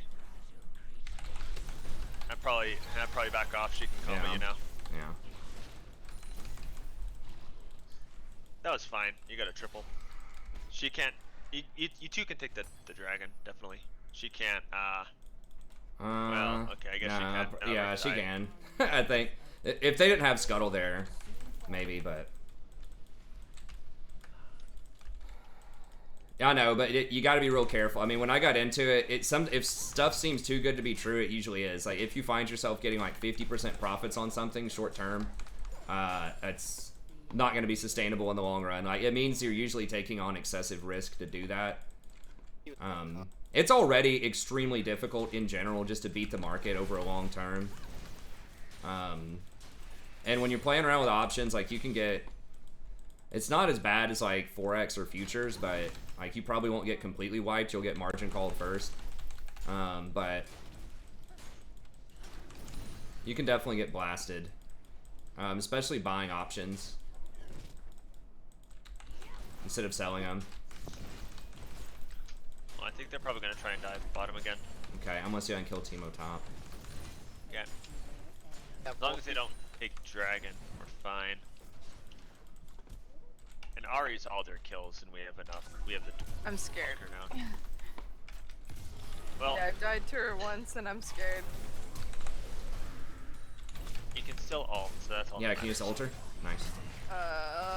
Okay, good. Right now? No, he was talking to top. Yeah, I died under my tower again. Yeah. It's fine. They're going on dragon right now. Yeah, I remember back in 2008 Crash when I was like, which is similar in many ways to like what's going on now as far as the rebound. It's a little more extreme right now, but. Alright, well we said it. Prof, can you come to dragon quick? I don't have form. I'm not gonna be able to do anything. I'm just gonna trade for Rift. I remember I like bought, I'd buy like Morgan Stanley or something one day, and it was up like 20% or something the next day. And some of that stuff, like it can get kind of spooky at times. Like I remember this, like in March, there was like an option on Carnival Cruise that was like, it expired in like 3 days or something. Four bot. Okay. Of course. Oh, nice. I think I might go Death's Dance next. My goodness, seriously. Don't go bot, Malzahar. They'll just dive you and you'll die. Just push mid. Can't go much further. But Already halfway. yeah, it was like I was selling a put on it. So basically, it was at like $12 a share, and I would have to buy it in 3 days if it dropped below $6.50, and I was gonna get a 5% return on that. And I was like, oh, that's easy. There's no way it's dropping 35% in 2 days. Well, it dropped 30. So I got it. I still won the trade, but barely. So it's some of that stuff can seem like it's a really easy deal, or He has a bot push forward, by the way, and Okay. mushrooms. I don't. I really liked Illumina was a company that I really enjoyed, which makes like gene sequencing technologies for like research institutes and things like that. And alright, I'm gonna go try to kill Teemo again. It's kind of like the only guaranteed thing I can do right now. Well, I think we should probably group mid here shortly.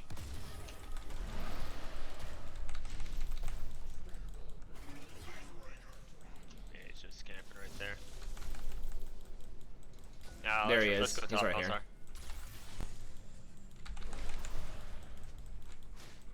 Now, let's see if we can kill, yeah, Malzahar, follow.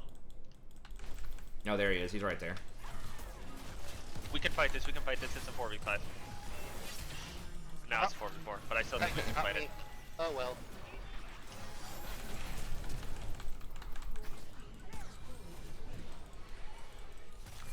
Hello.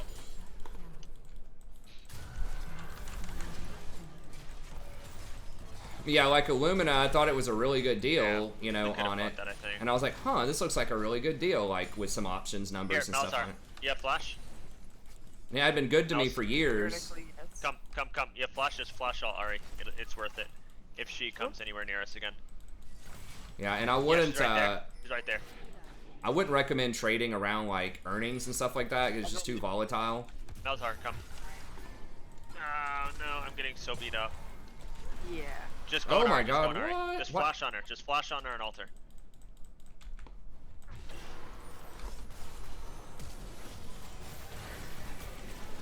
That's worth the shutdown. Thank you for the advice.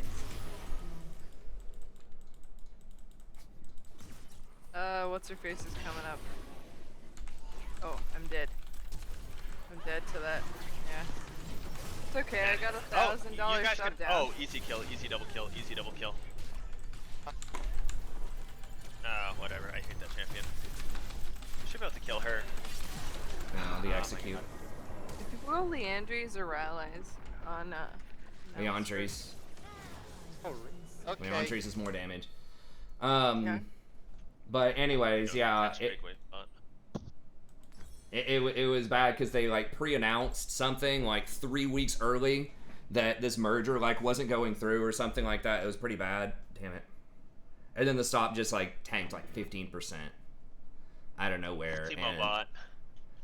I had too much in that. Damn it. I'm gonna lose this rift probably before I can even wake up. It's bad. Oh.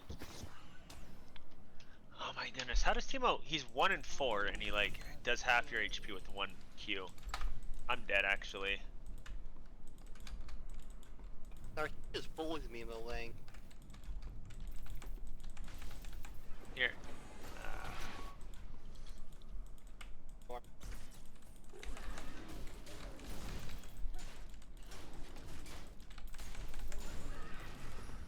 Can't do anything about her. It's probably all warded.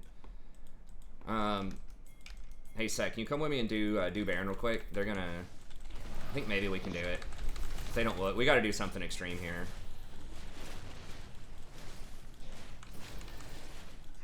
Well, they're all bots, so they're way too thirsty right now. My minions should help, I think, maybe. Oh yeah, you guys got it. They have no idea. They're just so tunnel vision right now.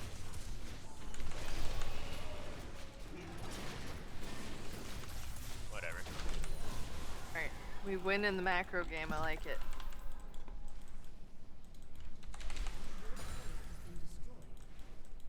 We just need to make sure we get the Elder. Yeah, that's why like a huge thing is being diversified and taking We like can alt one of them. It's a. Oh, are you top? high percentage trades. We need prof, but then we can definitely kill one. Well, you can go back set. If you want to go back, I can just push this. It'll be fine. Because I should be able to 1v1 any of them. And I've got Baron Well, I minions. think we need your help for us to not lose our entire base right now. To be fair. Well, Oh, I trying don't know. to get it. If you guys can just hold it. I've got Baroned up minions here. We literally can't.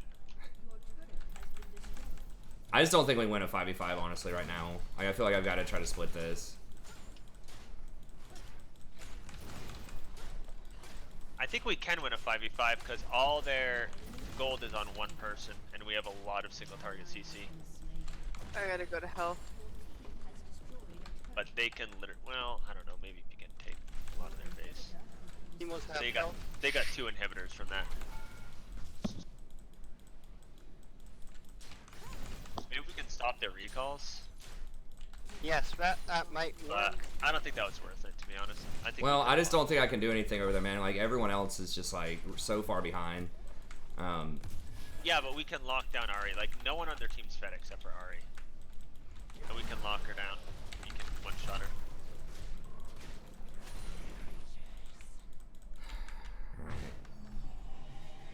Feels bad Save for when you that. don't feed them and then they get fed.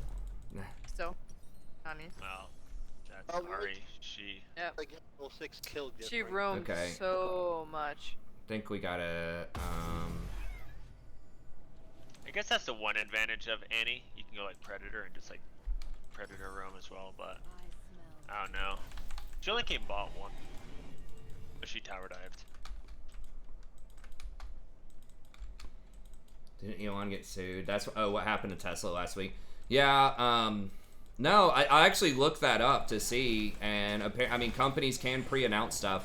In fact, some companies pre-announce stuff because they think they're gonna have a bad quarter, and there's actually, I don't know the legal precedent for all this, but some of them are worried that if they don't say something really bad is gonna happen, even if it's not announcement time, then that could look bad on them. That could look like insider trading, for example, or something of that nature. Yeah, I mean, I don't know what I'm supposed to do into this here.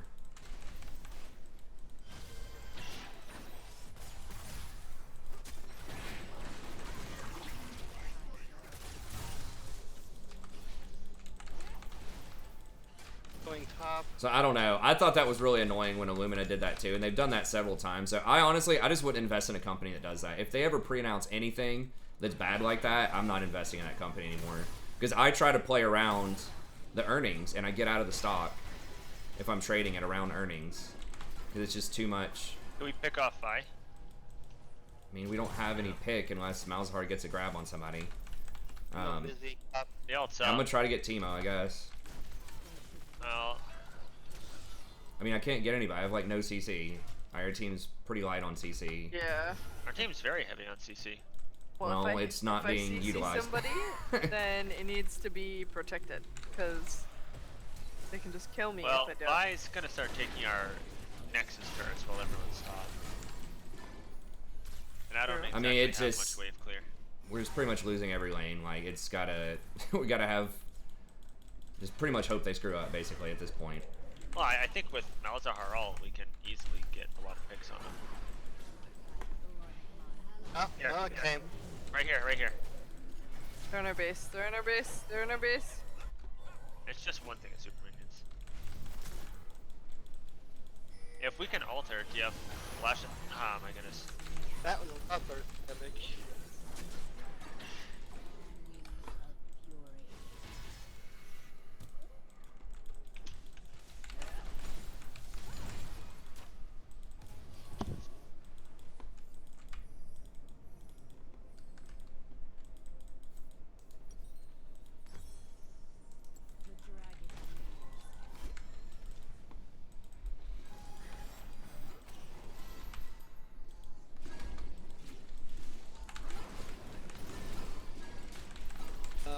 There's top and bot to worry about.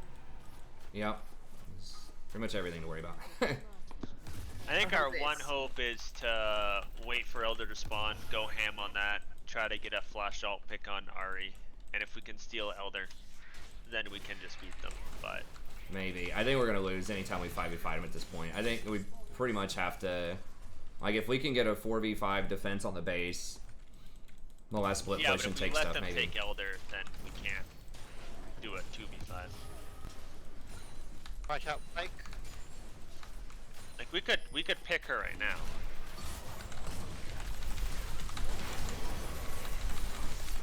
Nice.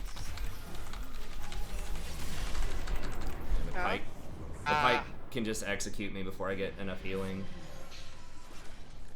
Your inhibitor is respawning soon.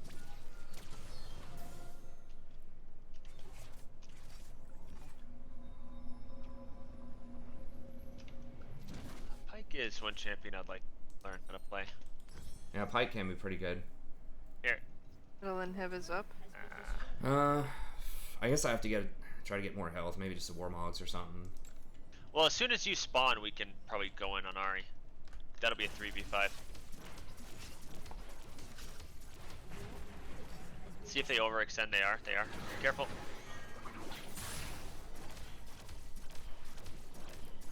Alright, let's go. Hey, what's go, up, go, Jenny?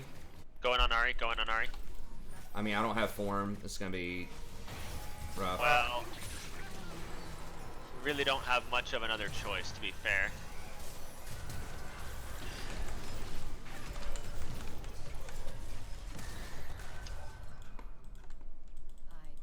Oh my goodness, seriously, that was out of range? Here, just... no. Man, that was like an inch out of range. We can kill Teemo, though.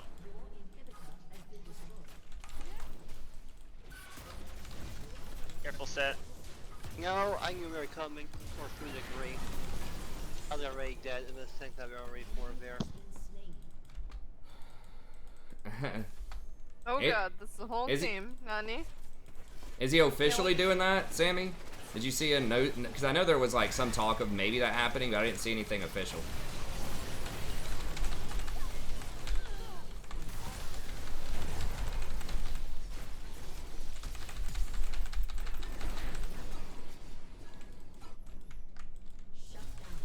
Oh, got 1,000 gold there.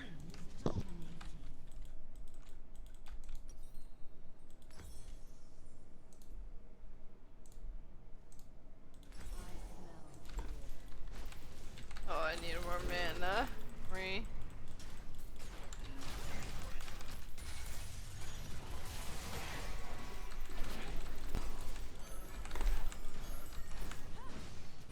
Forgot I didn't have Storm Razors there. I had to flash for her. Oh well.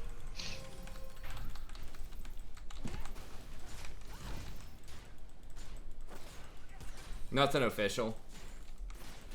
Huh. 230 on Elder. Yeah. Bearing's up, they're probably doing it. Yeah, they're probably doing Baron. Well, let's see. Jin has been known to steal Barons before. Nah. Yeah, I don't think he'll. I don't think Nope, he'll rock not the quite boat yet. before the election. Probably on that.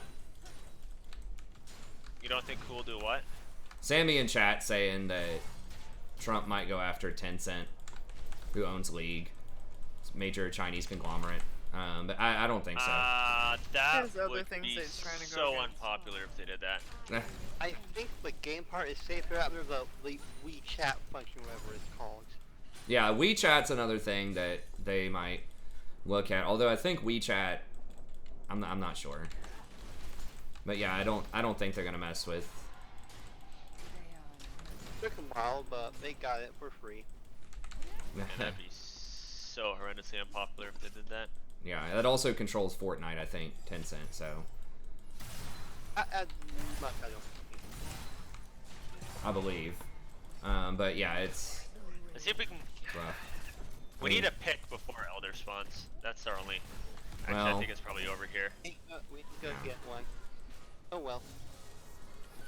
Well, we do have all of our ults up, so we might Yeah. as well just yell. Actually, no, I think with all the minions, it's probably just over.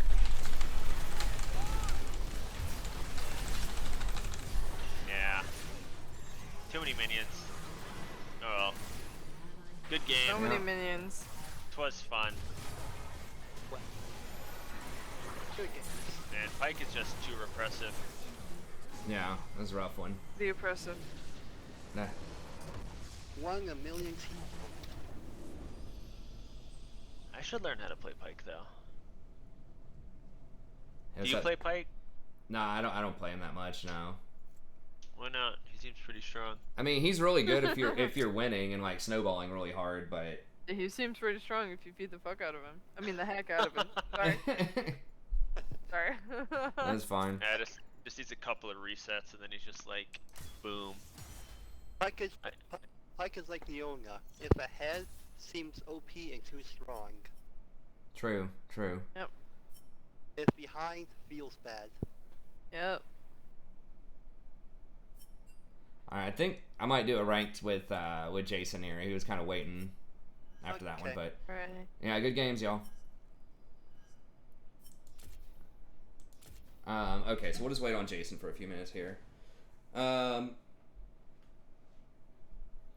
it was all good. Those are just kind of some rough ones. Like, I mean, that's one thing about viewers' nights. Everyone's kind of off-rolled for the most part, and it just usually we're going against other groups of 5 as well. that are probably on their main roles that are just like friends and things like that, but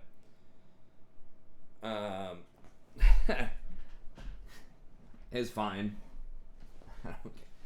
I don't care about the potty mouth that much. Hey, what's up, Jessica? Let's see. Oh yeah, if you get the vaccine, like if you want to play the vaccine sweepstakes and investing, that can work, but a lot of companies are already, like, it's a dangerous game to play because it gets pumped up so quickly.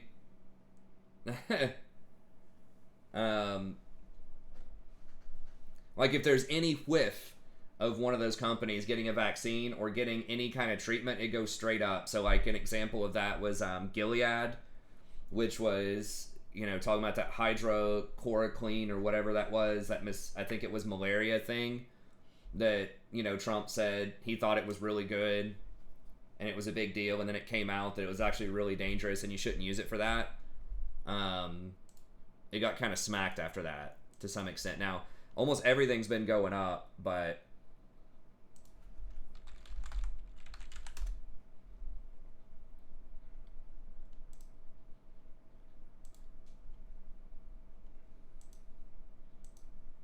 yeah, this is what happens when you try to invest in, when you try to play the vaccine sweepstakes or the treatment sweepstakes. In my mind, that's why I wouldn't do it unless you're investing in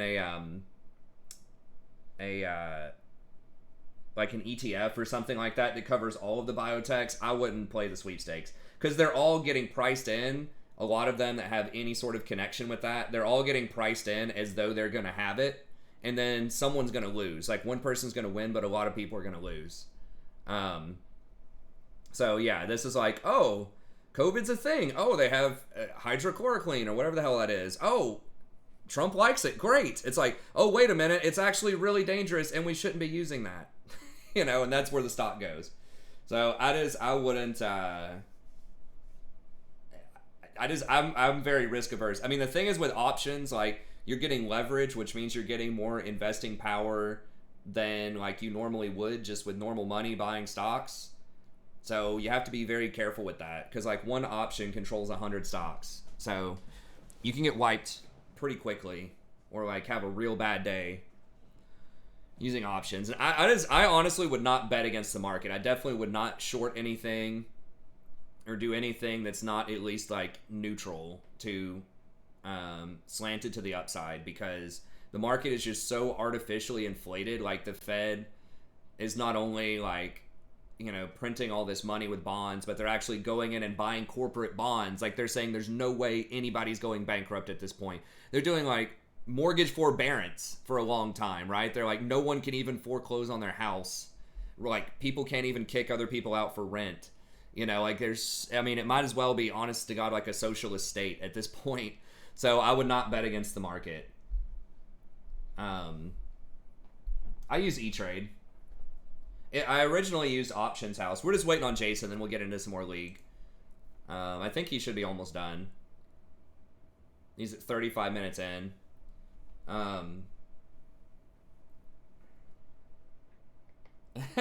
Mattress and box spring, yeah. I mean, you can invest with relatively little money off of options to some extent. Like, you don't have to be like a millionaire to invest. But depending on which strategies you're using. But yeah, when you're talking about options, the good socialist is good. Yeah, I don't know. Well, I guess we're gonna find out. And that's the hilarious thing is, you know, so many Americans are just talking so much crap about like, you know, Bernie and AOC and all these socialists. Not to get political, but I'm just pointing out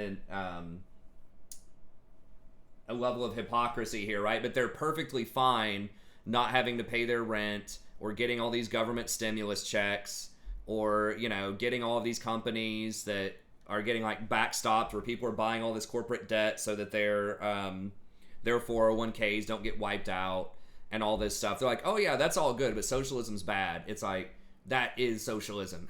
Basically, like they're preventing people from failing in the system who are taking on risk. So either way, whether you're left or right or front and center or whatever, there's just something curious about that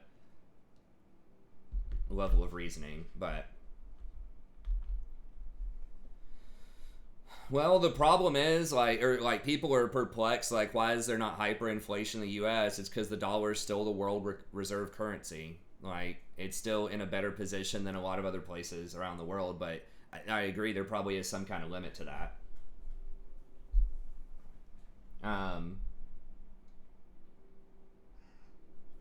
I don't remember how many days it takes for, like on E-Trade. Don't go bankrupt on knee surgery. Well, I'm not talking socialist states. I'm talking about the United States with the mortgage forgiveness program.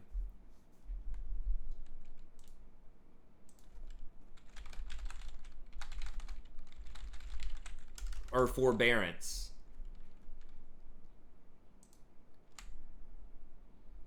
Now, it'll still kill your credit if you take mortgage forbearance, but they can't come and, at least for the last 6 months, I'm pretty sure they haven't been able to, the bank hasn't been able to take your house from you because of that. That's what I was talking about.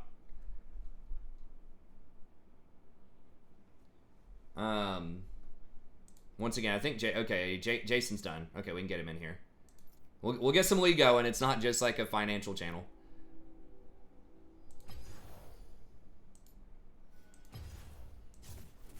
Maybe it'll help put people to sleep better. People like my stream for the sleep aid. Oh, healthcare? Yeah, no, I agree. Healthcare's a thing too.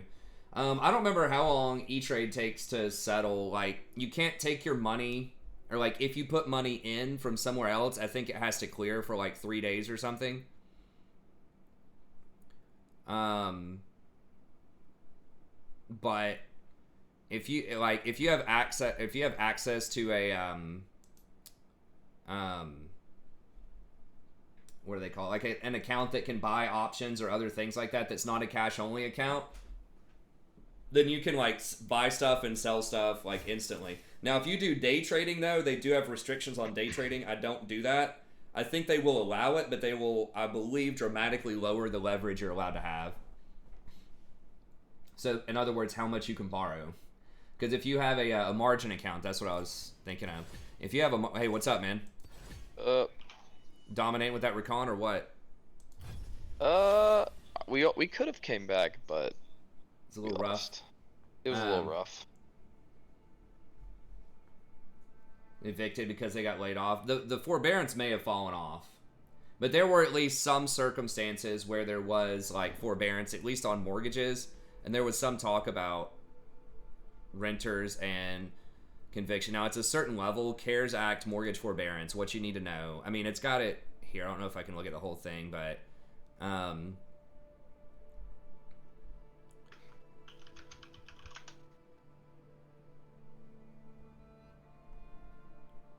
So I don't recommend doing that because it can kill your credit, but there's something in place that has stopped people from, a lot of people from getting evicted or from their houses getting foreclosed on. And that's propping up the market a lot. Because you saw what happened in 2008 when there was a lot of, like, because housing is so intricately tied to banking, because a lot of their capitalization is based on, like, houses. It gets really complicated. I can't go into all that, but it's like a lot of the capitalization for most banks, like how much money they have, is based on the mortgages and the values of the properties. And then once you start, it starts a chain reaction. Once there's a bunch of foreclosures, they have to start dropping prices. That starts dropping the value for the banks. It stops dropping the value for people. And so then people can't sell because then they're underwater and they owe on their mortgage. So, like, if you have a house that's, you know, currently worth $500,000, but there's a ton of different, like, mortgages and other crap going on, and it goes down to, like, $250,000, and you only have 20% of that mortgage paid, right? So maybe you had only paid $100,000 on that house so far. If it drops down to $250,000, you can't sell it unless you pay the bank the $150,000 you owe them for that loan. So that's what happened a lot in 2001, is people actually owed a lot of money. They couldn't get out of their mortgage, so they had to foreclose or short sell. But it is really complicated how that gets into it. But Anyway, stuff like that is propping up the economy a lot. So my main message was do not bet against the market. It might go down. There's a decent chance it does go down again to some extent, but you never know. Maybe they pass something else that says mortgages can't be whatever. Maybe the Fed says, hey, we're going to buy all the houses in the U.S. I mean, you just don't know. Anything's on the table. And I think a lot of institutional investors are really scared of that too. So like no one wants to short this market. A ton of people got burned in March. Because it's like, what the hell? You know, it's like 15% unemployment, you know, all this other crazy crap going around, all these uncertainties around the virus. And it's like stock market just rockets back up. Because the Fed basically said, we'll bail out anything and everything. Don't you dare short this market, pretty much. Was what they told investors. This is an election year, and by God, that market's going to be higher. That wasn't exactly, that's not a literal quote, but.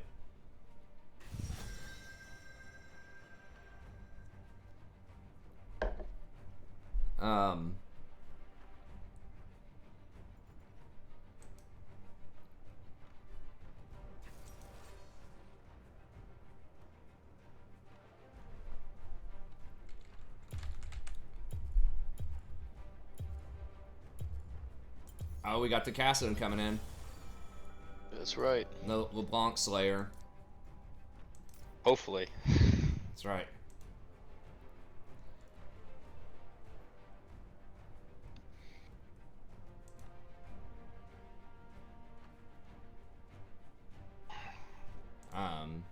But anyways, let's see. Every time I put money into a trade, they hold the money. I put in plus the profit for 5 days to settle. So if I don't have more money in the account, I can't trade. Well, it sounds like you might have, if you have a cash only account, I think they might hold it. Because it takes them that long. It takes them that long to settle it out. But if you have a margin account, it allows you to basically borrow money to a certain extent. And then you can access your money whenever, usually. Like you can sell something and then trade it again on the same day. With some brokerages have different restrictions on day trading, but you could definitely sell something and then buy something the next day.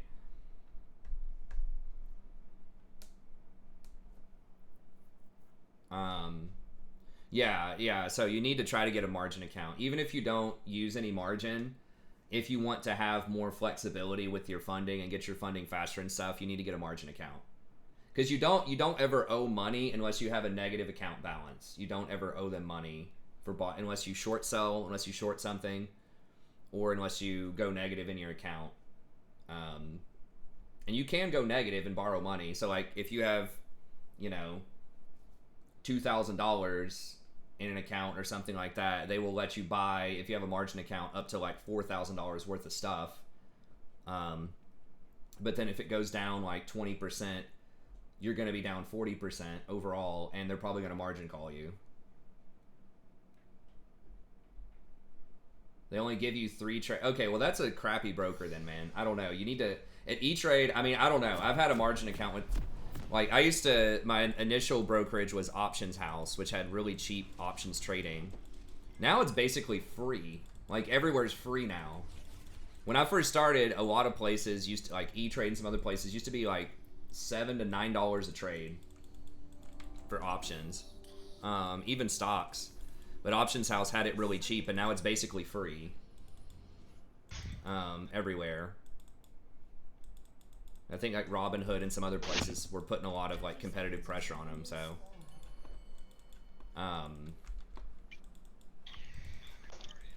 So they just basically take the other side of all of your trades because most people are wrong.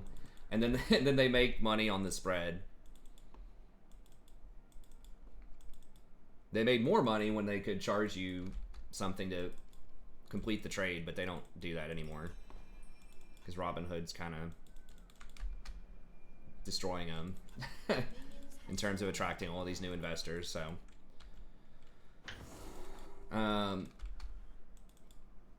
You get more trades with a cash account? That seems weird to me.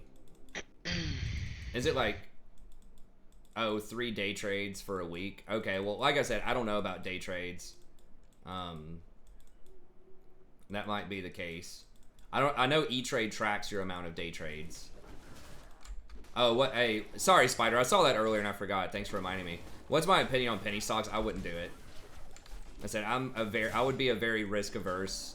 Not like so risk averse that I'm only buying treasuries, but like very calculated risk. And I've still been burned a few times on things, even being like relatively safe, I think. Like just covered calls and selling puts that are way under the strike. Or way under I forgot the term for it, but the current price. The closest strike to the current.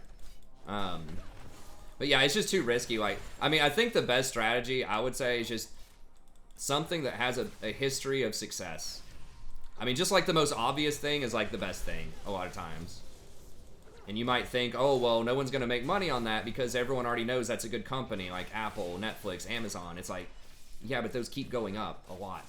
Like, Netflix is probably the most obvious investment choice ever in terms of, like, just look at it and think, hey, that's a good company, and it's up like 1 billion% this year. Maybe not 1 billion, but it's probably up like 40% or something on the year. I would just take safe returns. Just have a certain goal. Like, if you can get 5 to 10% a year off of investing, that's extremely good on average. I think the average stock return over a long historical amount of time is something like 7%, 8% maybe. Now, we live in very, very different times, though, right now than it was like in the 60s. So that's why sometimes I don't like a lot of those historical comparisons. Good job, Saber. Got him. And I'm not talking like cultural stuff. I'm talking like financially with like so much action from the central bank. Isn't Netflix down? I don't think so on the year. I would imagine there's no way for the year it's down. All the really obvious stuff is up. It might be down over the last month because so it might be down 10% over the last month because it was up 30% on the year. My wife told me get Netflix back in like 2008. It was like $30 a share, but it traded at a 300 to 1 PE. That means people were willing to pay $300% more, 300 times more than the company actually made. Company never made any money, and I was like, its PE is way too high. Like, the company doesn't make any money. I can't invest in that. Well, y'all know how that turned out. It was just a good company with a really good product. And it was so obvious. She doesn't even really know anything about investing. She's just like, that's a really good idea. I think that company is going to make a lot of money. And she was right. And there was one other thing that she told me to invest in that I didn't invest in. That was also a really good idea.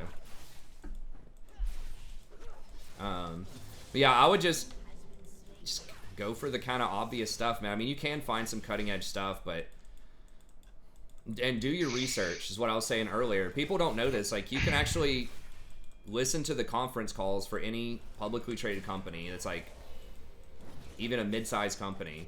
Just look up, just type it in Google, such and such company, Microsoft, you know, conference call, and you can listen in. They're an hour long.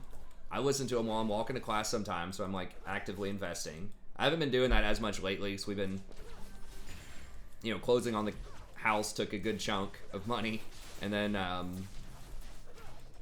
I've just been busy with a bunch of other stuff. But you can listen on those calls. They're like an hour long, and just listen to some of those and just kind of scout the company out. Just watch it for a little while. Just see what happens. How does it react to different kinds of news? You know, get a good sense of what are some of the projects they're working on, who is some of their competition.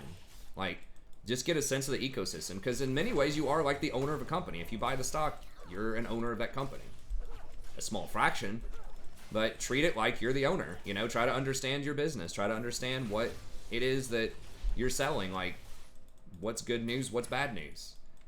Sometimes it's not immediately clear with some companies what's good and what's bad.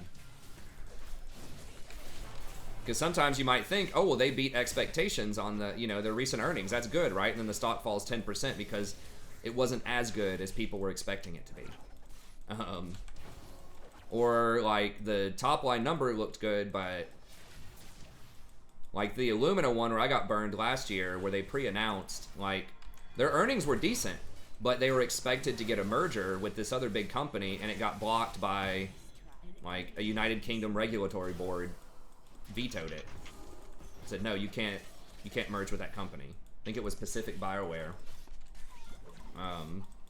So yeah, I think you just, if you're gonna like invest in single stocks, you really need to try to understand the company and its competition. Doesn't mean you have to spend 50 hours a week doing it. Just like 1 hour a month, listen to the conference call and just pick a good company with a good product.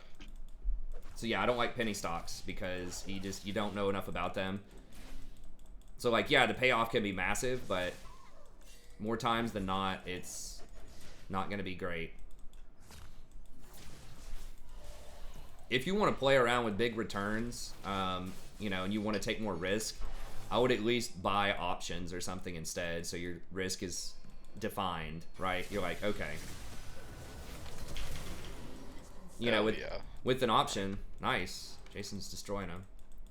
With like, if you're doing, and I don't like that either, buying options. I would rather sell options, but if you're buying them, at least your risk is defined. You're like, you know what? I've got $500 I can play around with. I want to do something risky. I want to buy some lotto tickets. At least make it a worthwhile company and just use the leverage. Just say, hey, if I'm right about what's going to happen on this conference call with Apple, then I'm going to make a 300% profit. But the most I can lose is $500, right? Like, I would do, if you want something risky, then I would do that type of thing.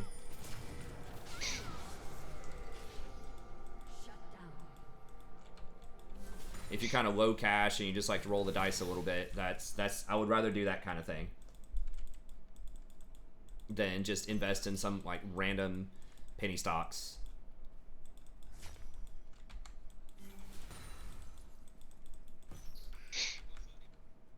If you're wanting the big returns, but I mean it's basically like you're playing at the casino if you do that. So you might get it right sometimes, but the odds are usually stacked against you. That's why I'd much rather sell the options. And that's the cool thing about options, is you can either be the dealer or the person playing the blackjack. You're the dealer if you're the one that's selling options. But that does require you to hold more cash to do that. We might... I'm not sure what I want to do yet. We might do a McHale's just to cleanse away either polymorph or...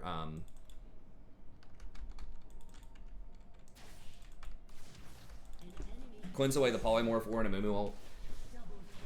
Yeah, the strategy I was mentioning before, I think the best strategy is cash secured puts, because you always want to think, what's your downside, right? Because upside's good, you win if it's upside, but it's like, what's the worst thing that can happen? I think it's the best thing to kind of look at. And just protect your initial capital. Make sure you don't get wiped. But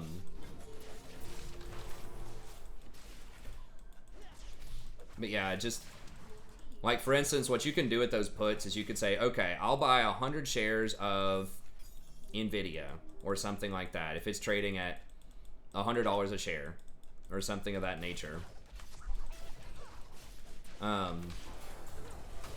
You'll say, yeah, I'll buy 100 shares of that by the end of October, and it's $100 a share, and someone is willing to pay me $5 for that, $5 a share, so you'd make $500. But you would say, it's $100 now, you say, okay, I'll buy it if it drops to $90 a share. And someone will pay you... LeBlanc's coming. Okay, $5 a share to do that. So you're almost like an insurance company if you do that. You're like, yeah, if it drops, I'll buy it for you, sure, bro. Okay. They might be on Dragon. I don't have wards. I think we're gonna try and rip mid here. Okay. I'll hold bottom. So I think like the worst case scenario in that, if you wanted to buy NVIDIA anyways, I'm mentioning a whole bunch of different stocks just so I'm not showing any kind of preference for one company. But if you wanted to buy NVIDIA at 100, but you're not sure, you think the market might go down a little bit, or you just want something safer, the worst case scenario is you buy it for cheaper. You think it's a good company, and you're gonna buy it for $90 a share instead of the $100. Like, that's the absolute worst thing that can happen to you, is that you have to buy a good company at a cheaper price than you were currently gonna buy it at. And yeah, you could still lose money if it drops down to $50 a share. Sure, you're losing a hell of a lot of money, but you would have lost that money anyways, even if you own the stock. But you have a little cushion. So if you get $5 a share to do it, it could drop all the way down to $85 and you would still break even. So, like, you know, the worst case scenario is the stock rockets higher and you miss out on those gains. But that's just like potential money. You still get your $5, you still get your $500, your 5% in 1 month or whatever. And that's pretty damn good. So it's like, yeah, you're capping your upside, but you're creating a position where it's almost like a win-win. And that's rare in investing. Oh God, I just completely wrecked him right there. So that's the kind of stuff I would rather do. Or, if you're slightly more optimistic, covered calls is kind of a more generic one that's really popular.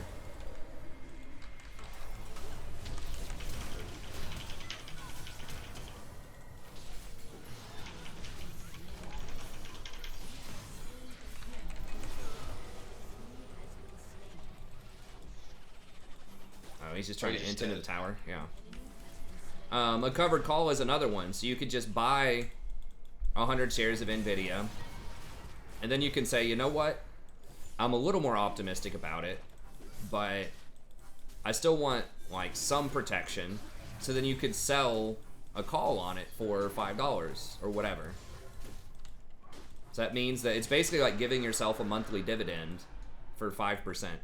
And so if it goes over 105, you don't gain any money off of that. And if it drops, you still lose money, but you don't lose as much money. So the selling a cash secured put and buying a call, a covered call, is very, very similar. It's just the covered call slightly tilts more to the upside. You have a slightly more positive thesis versus selling a put is a little more negative. You have a little more protection, but you don't have as much upside. Yeah, that was nice. I saved her twice, or once. She died the second time, but Cassidon got all these cleanup kills. But yeah, those are the kind of strategies that I think are the best. But you do have to have more money, like, sitting around. Now, if you have a margin account, though, you can be a little more aggressive, but the stuff most people will do is they will buy puts or buy calls because that's a lot cheaper. So the risk is higher, but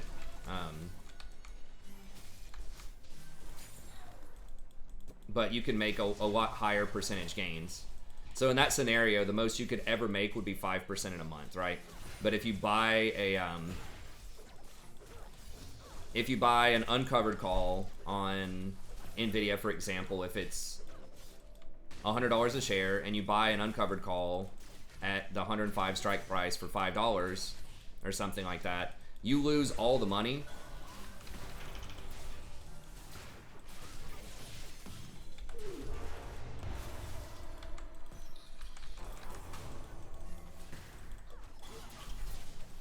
Is Olaf coming or what?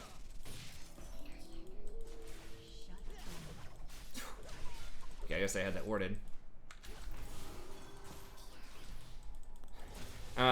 So yeah, you wouldn't make any money until it gets to like 110 a share.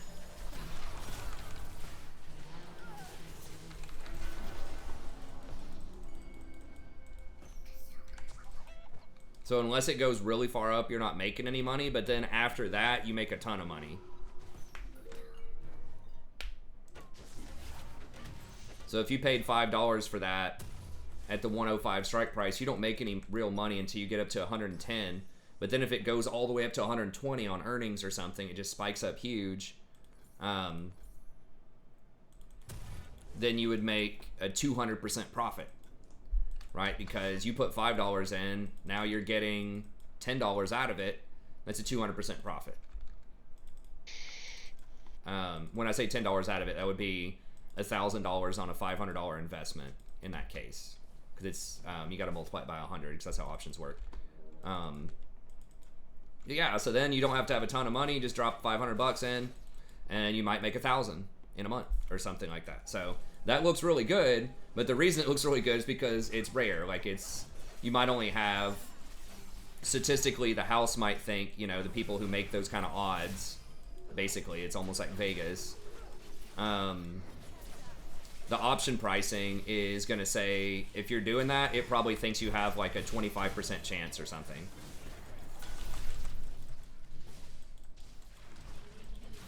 Versus the thing I was just describing, where you're usually trying to get about 1% a month with 5% protection, you're going to have like a 75 or 80% chance of that going off.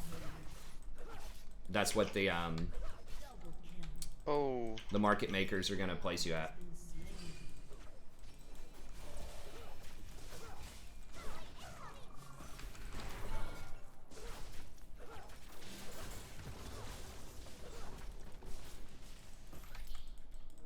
Get a sugar mama. Yeah, that's an even better strategy. Go hit the gym, get you some game,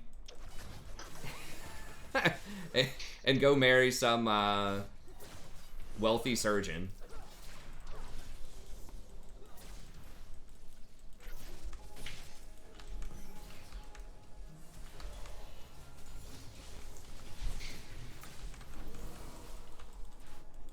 God, our Sivers just getting bodied left, right, and center.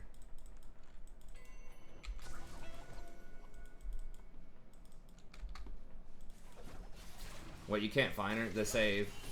Don't have money. How to get money?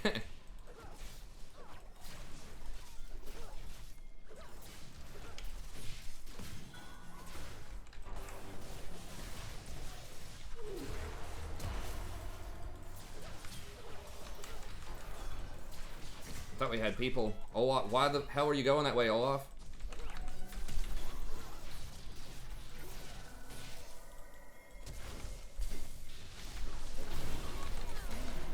Like, where the actual fuck did Olaf go?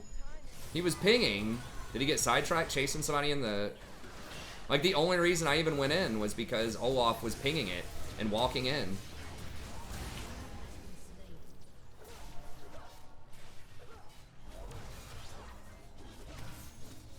Listen to your wife. Yeah. She was right about that. I mean, my wife is a very smart woman. I mean, sometimes the easiest answer is the best answer. Right? I was like overthinking it, you know, trying to get all these,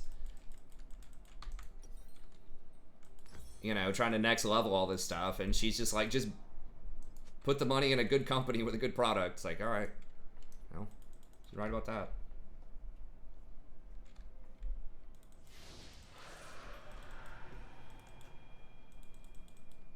You're not going to make as much if you do something like that as investing in a penny stock that goes crazy, but it's just a lot more reliable. Shit, I'm coming. You're not going to have the potential to make as much, I should say.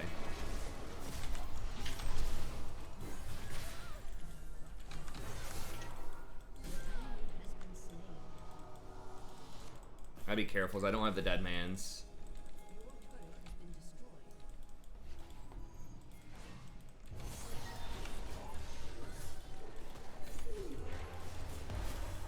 I'm just gonna.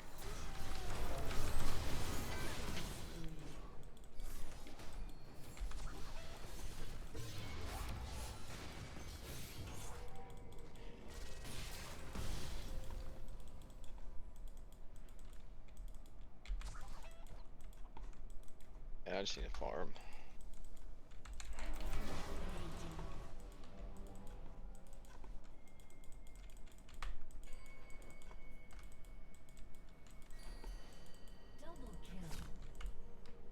Guaranteed. I love having Garens on my team.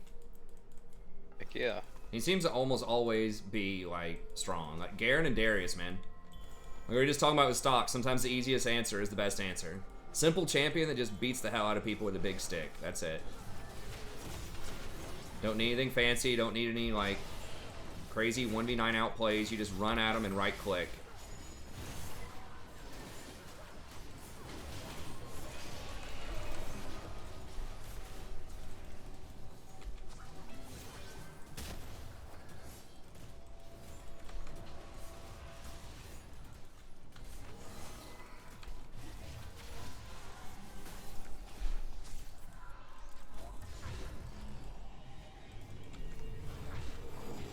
Hey man, yeah, you got a ball on a budget, Sammy. I don't know what the equivalent of Mr. Gaddy's is over there, but we had a pizza place down here. I don't know if I told you the story or not, Jason. But for our wedding, in America, usually it's the wife's family that pays for the wedding, and then the groom pays for like the rehearsal dinner and the ring. It can vary, but that's kind of the baseline scenario. And you know, I was really poor. My family didn't have any money. My mom doesn't have any money, so it was basically going to be me paying for it, and I was just working in a restaurant at the time. And so I went and got a quote from a Mr. Gaddy. It's like a pizza buffet kind of place, which was pretty decent. I liked it. I thought it was pretty good. I ate it a lot growing up. It was a pizza buffet. I asked him, I'm like, hey, how much for like a wedding rehearsal here? And the guy's just like, he didn't know. He's like, nobody's ever asked that. And so he just went back and talked with the manager. He was like, we could do it for like, I think it was like $6 a person. Might have been $5.50 a person or something. I think it was $6 a person because it was 50 people and it was $300. By comparison, like a lot of, you know, proper wedding venues, you know, the rehearsal dinner, a lot of times they'll get you for like $50 a person or something. 30, 40, $50 a person. Sometimes more than that. In big cities, probably $100 a person. So, you know, you could easily spend $3,000 to $5,000 on a rehearsal dinner. But yeah, I did it for $300. So I was definitely balling. But yeah, man, you gotta ball out like that. It takes a special kind of woman to appreciate a rehearsal dinner at Mr. Gaddy's, though.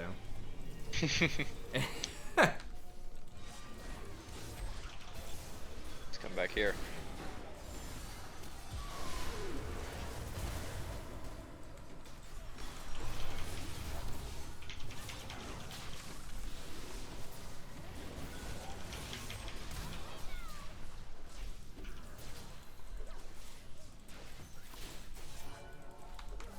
Oh yeah, dude, weddings are huge ripoffs, man. Like, they jack the hell out of everything.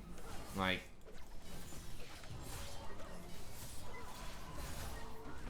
just like venues are multiple thousands of dollars for like 4 hours, and then like a freaking wedding cake can easily be $400 or $500 just for a cake. They're trying to charge drinks. Like, if we wanted drinks at this wedding venue, it was gonna be like, I don't know, like a bottle of wine was gonna be like $30 or something. For a bottle of wine you could get for like $5 at the package store, you know? I mean, it's like a theme park, but even worse, you know, as far as like marking up prices, because they know they got you, you know? This is something that a lot of people do, a lot of people are willing to pay for it, there's huge demand.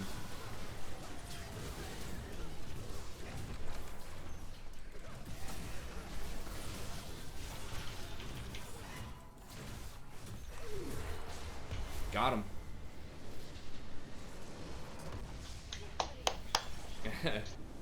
Yeah, that's how my wife was. I mean, she saw that as like, any money that I spent was effectively money she's spending to some extent, right? Because we share finances once we get married, so she didn't want me to spend a bunch of money on that other stuff too. Like, her parents paid for the main wedding, and she tried to keep it pretty chill. But her mom was just like surprised and didn't even want to pay like some of the stuff, and my wife was like, that's as cheap as it gets, Mom, I swear. Like, the kind of thing you're asking for, like, her mom wanted to bring like 350 people there or something. I think my wife, and I got to invite like 50 people. My wife invited like 250. But a lot of it was people that her mom and stuff wanted to invite, like their whole church and stuff like that. It's kind of in a smaller town, but it was still like, I don't know, 75 people from church and all this other stuff. We had 50 for my wedding, and we got married in Anne Marie Island. Nice. Yeah, that sounds, I don't know much about Anne Marie Island, but 50 sounds a lot better than 300 as far as trying to manage all that. It actually wasn't that bad, like, price-wise. Nice. You got a good one. I mean, we were shopping around trying to find, I mean, I think she did a really good job picking out stuff, and she did some of her own flower arrangements and stuff like that. She was even doing some DIY stuff for her wedding. I'll probably end up retiring down there. We've gone on vacation there probably at least 4 to 5 times. Where is that? It's Anne Marie Island. It's like, It's like, I'm trying to figure out where it's by. It's by Sarasota, Siesta Key. Where is that still in Ohio? Oh, it's in Florida. Sorry. Oh, in Florida. Okay, okay. Yeah. I was like, there aren't any islands I know of in Ohio. Okay, so you went down to Florida. I was like, is it off of I know Lake that, yeah. Michigan or something, or what? That's my bad. Yeah, I should have told you it was in Florida first. Okay. Yeah. But yeah, it was awesome. No, it is, Giannis. I mean, that's just as part of the game. That's just one of the things where they know they can jack it up. It's people's like special day. You know, it's just like a theme park. Like, why do people pay? You know, if I want to go to Disney World or something, why is someone going to pay $30 for a little personal pan pizza or something like that? It's like, well, because you're there. You're paying a lot for the experience. They're like, why at the theater are you going to pay for, you know, $10 for probably these days for a thing of popcorn, like a small popcorn, when you could, you know, get a bag at the store, get a whole like box of 6 bags of popcorn at the store that you could pop for like $3, you know? It's just because, you know, they got you there. It's just all part of paying for the experience.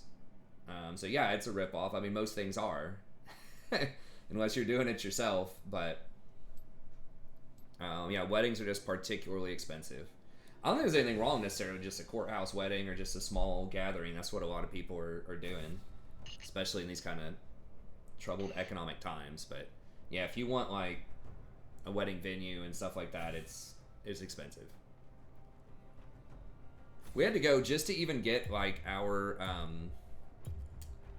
pastor guy or whatever. We like went to this church and we had to take like this personality test or something that he was giving us before he would like sanction the wedding, which is kind of interesting. But yeah, the most, I don't even know. There were just so many aspects of it where she'd tell me like, how much does that cost? And well, that's exactly right, Black Flag. I mean, people got to pay rent and stuff like that, so they do get money off the concessions. I mean, like, theater isn't free either. Like, they have to pay the people to work, they have to pay the rent, got to pay the cleaners, got to pay for the rights to the films. Everything's just super expensive, especially stuff that involves a lot of people.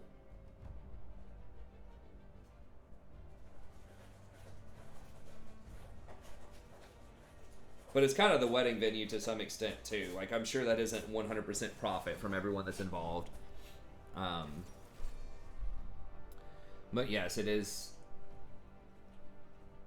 you know, exorbitantly expensive.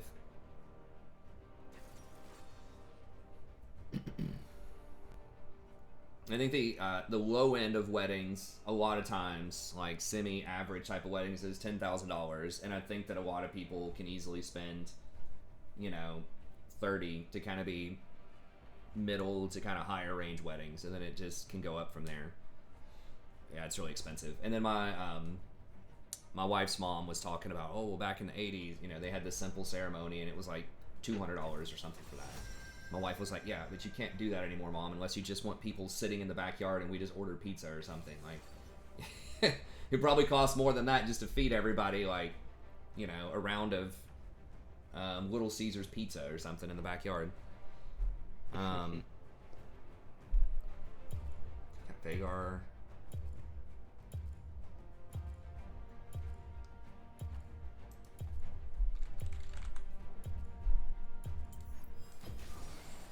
Don't pick poke, don't pick poke.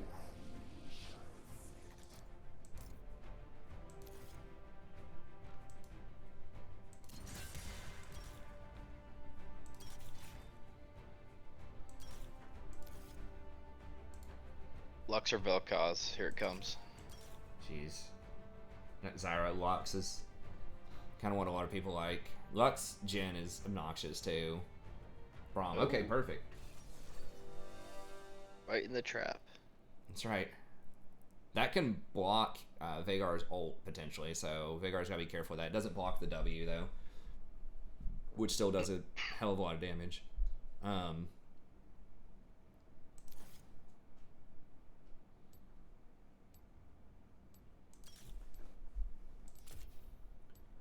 don't know if CDR per level.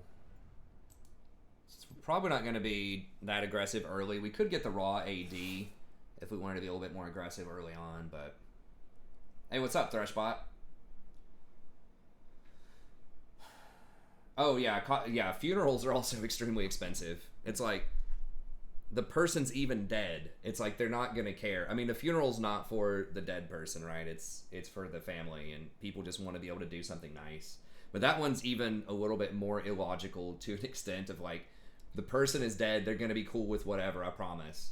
And in fact, a lot of people would probably, their families, not spend a lot of money on a wedding because they just don't want to be an extra financial burden.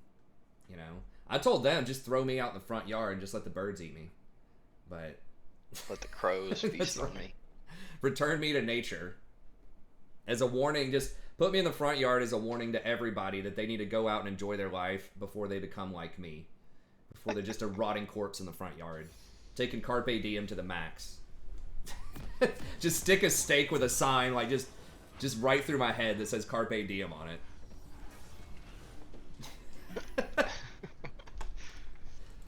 Just let the kids out there know that are sitting around waiting until tomorrow that they might end up like me tomorrow. There's probably some ordinance against that. You're probably not allowed to put a corpse in your front yard. I'm sure there, you know, some people are like, oh, it's an eyesore. There's this corpse rotting in their front yard. You know, just like the people that complain about like someone not mowing their grass. They'd have a field day with a corpse in the yard. That was his dying wish. It's in the will.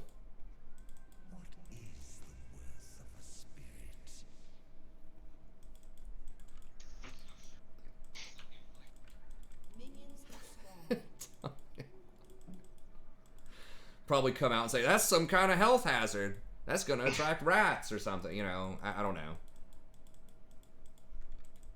You cannot not be buried at a graveyard. Yeah, I mean, that can cause sanitation issues, I think.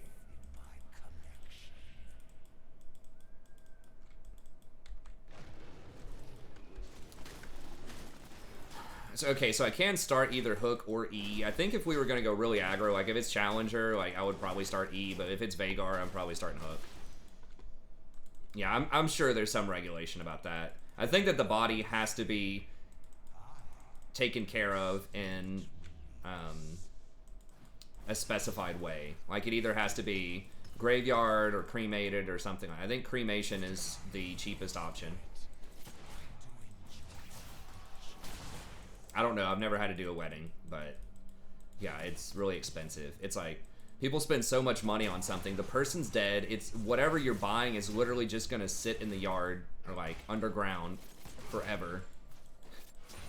So it's like you can't even see it. It's not even like a monument or something. I mean, I guess you have a tombstone.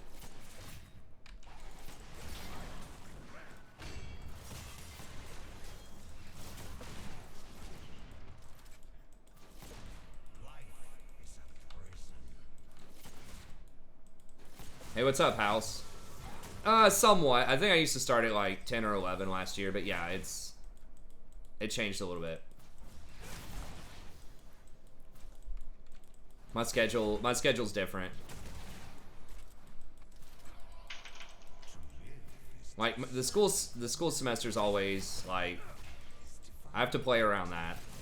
So like I have 8 o'clock class this semester, and I had an 8 o'clock class last semester. So what that usually means is on Mondays and Wednesdays, I just stay up all night. And then I sleep during the afternoon, or like evening. So I sleep until about midnight now, a lot of times. So that's why I can't start earlier, because it just would be a lot harder to manage, because I wouldn't be able to sleep as much in the afternoon.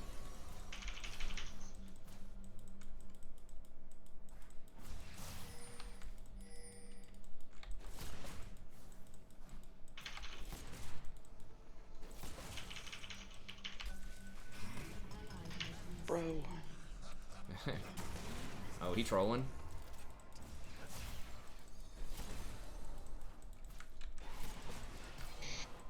Oof, that was close.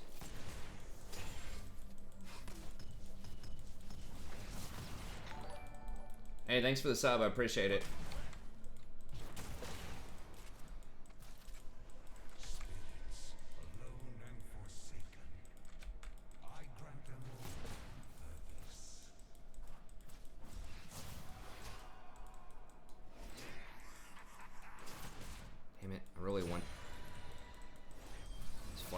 just can't get him.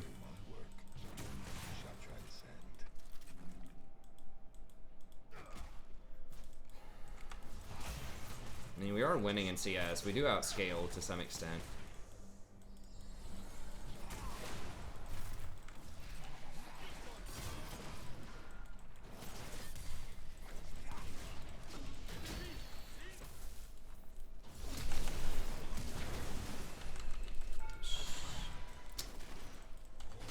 I don't know if an Ignite would have gotten it or not. I think I could have gotten their heal if I got the Ignite off.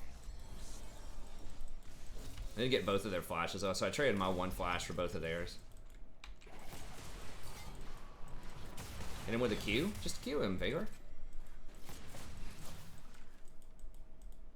Okay, that jungler might be rolling up. They're acting a little sus here. Yeah.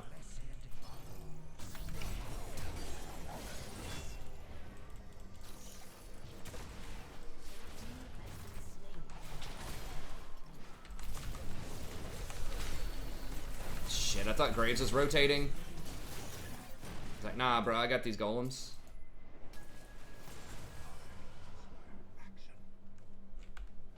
I should have looked better. I thought he was around the tri-bush.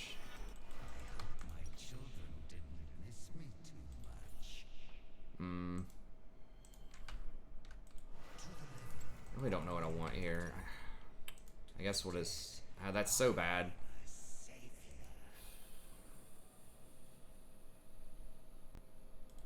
I guess we'll just get health. Because I can't get, like, Zeke's or anything. Maybe just get Australia's. I kind of want Gargoyle, I guess, but it seems kind of bad to rush.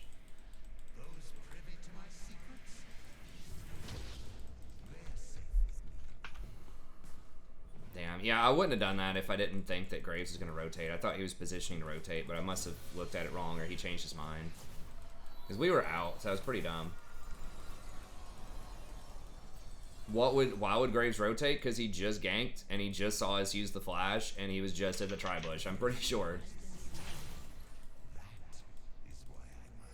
I mean, unless I saw that wrong.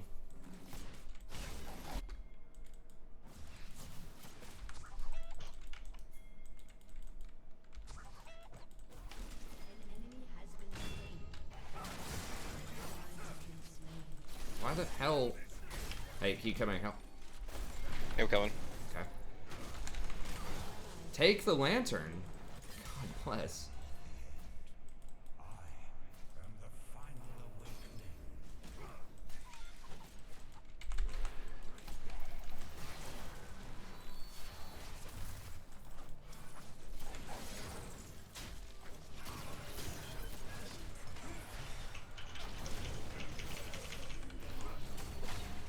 Oh, red lantern! Oh, I almost got it. Damn it.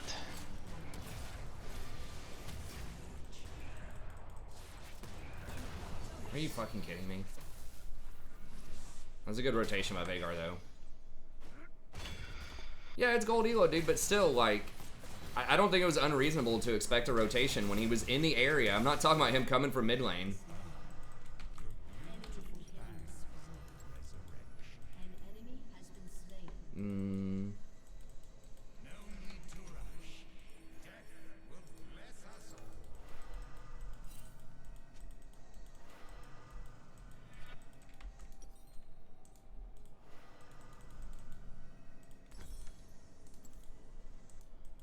I mean, I'd have to go back and look at it. To me, it, like, the fight had been going on for a long time, and it looked like he was positioning to go try. I mean, yeah, you can always have the argument, don't ever trust anybody for anything, but, like, you have to. As a support, you have to. At some point, you literally cannot carry the game by yourself without someone else clicking buttons on their screen. It's just, like, a matter of what's reasonable and what's not. And to me, like, it seemed reasonable. But... I was fine. I misclicked here on this wall, or I could have rotated a Graves. Graves also didn't click on the lantern, which sucks, but... Yeah, but you have to, man. Like... it wasn't like a fancy hook, flash, throw a lantern at him, you know, that type of stuff. It was literally just come to a fight that's been going on for 10 seconds that you just ganked, where you know they don't have sums. Like... And it wasn't even like that risky. Like I still almost got out.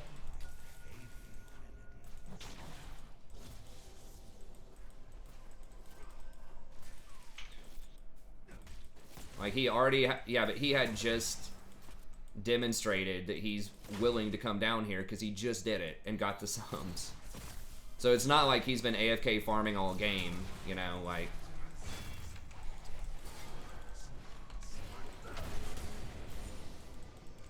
Okay, I got bronze ult. So I don't know. I mean, maybe. Like in hindsight, it looks like a bad idea, but I think there are a lot of gold players that would do that, that would rotate.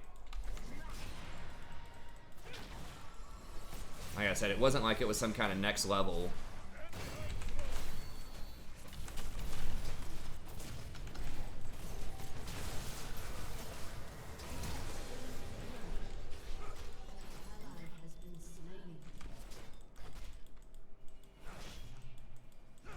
Who got it? Okay, Braum got it. That's actually really good for us, so.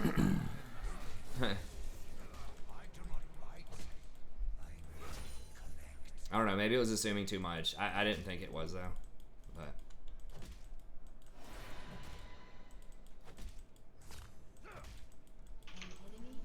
Okay, good. He's, like, really destroying this wave for the gen. Oh, I know. Yeah. Well, it's hard to tell. I mean, there are a lot of people that make the, that make an argument like that. And that is something that I am guilty of, to an extent, right? Is trying to sometimes make plays that are too fancy for the elo I'm in. And it gets me in trouble. If I, like, just played a diamond game and someone, like, does certain rotations or makes certain decisions and then all of a sudden they don't, you know, in the gold game. Not to sound condescending or whatever, but, like, you do have to just... It's my fault. Like, you do have to adjust your playstyle based on sort of what's going on.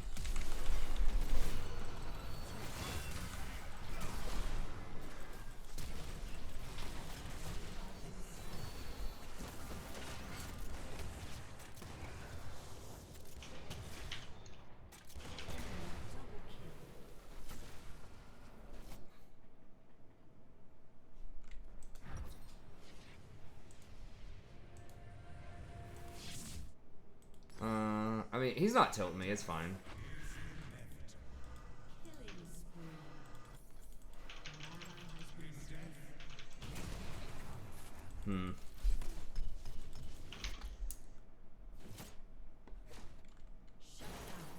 Yeah. I'm not mad or tilts or anything. I was just explaining. I didn't know if like what the deal is.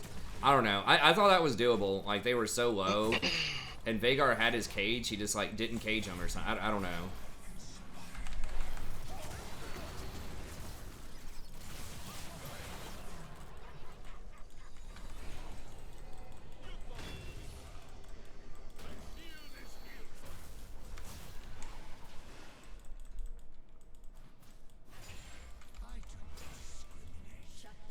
Hey, thanks, Milkman.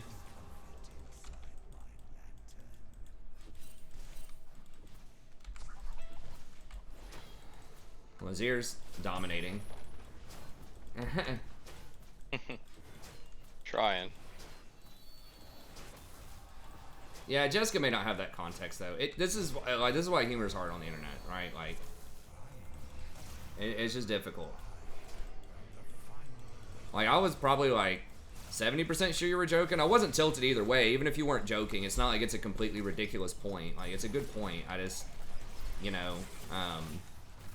didn't think that was an instance of me expecting too much. And then Jessica probably, you know, if she hasn't been here for very long, may not know who you are, and may not necessarily know what the green tags and stuff like that mean. So I think everybody's right to some extent.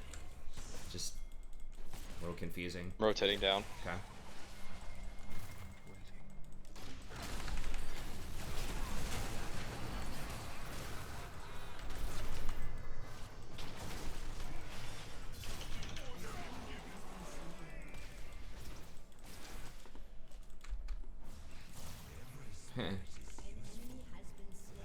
Well, I'm calling him Milkman.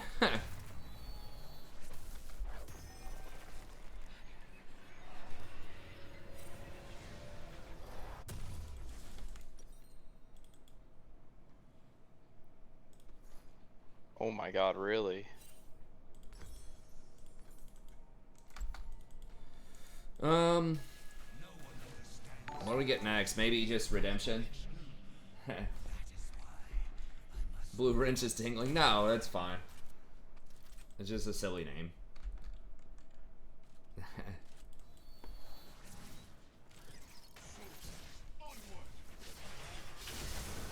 Ooh. That was flash. I think he flashed and healed. I didn't. He did. I know he definitely healed. If he flashed or not, but.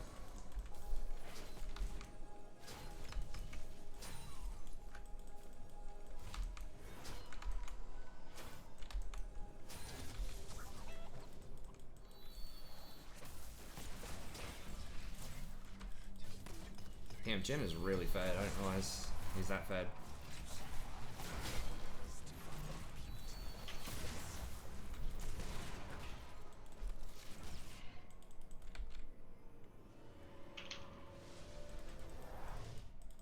So we got 5% CDR at 15 minutes. That's not that bad.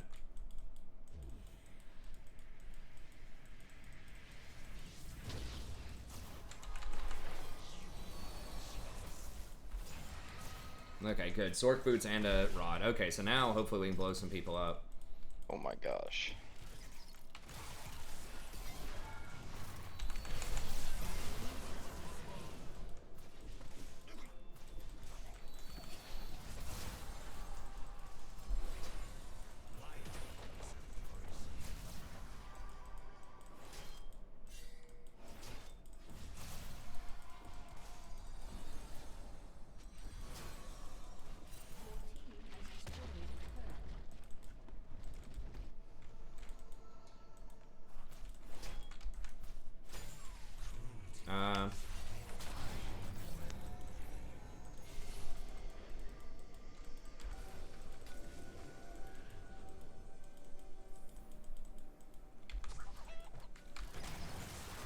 Oof.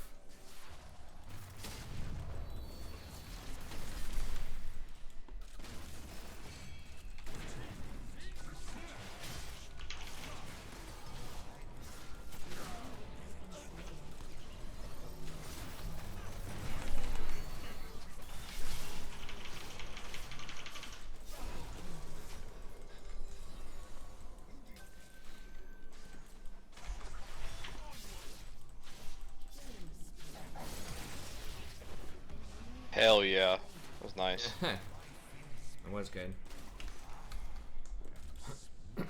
Clean. Clean as a whistle, baby. Clean, baby, I swear.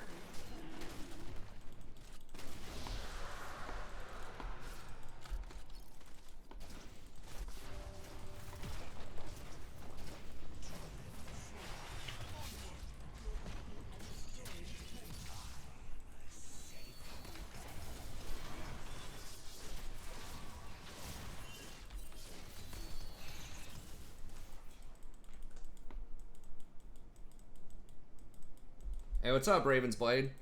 I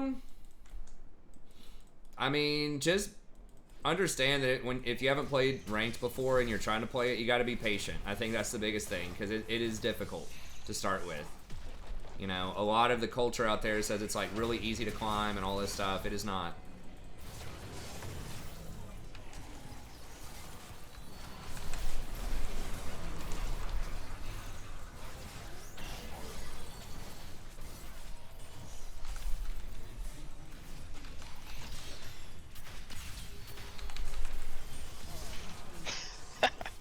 Nice. Oh god.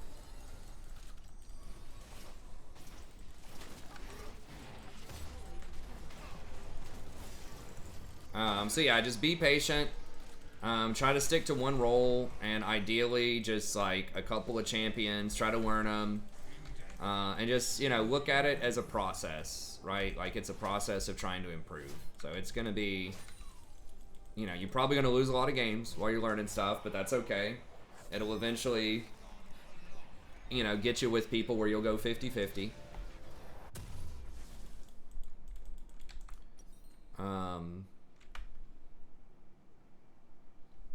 really have that much CC, but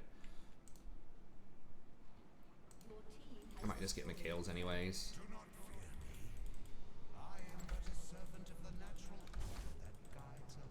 Huh. Jason is doing very well.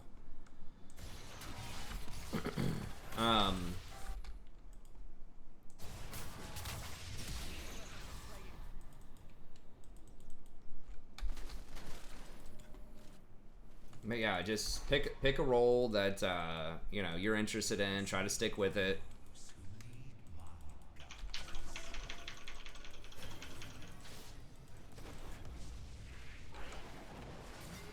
Oh my god. That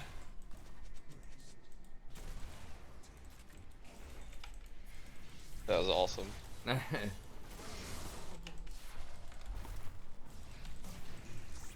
Oops.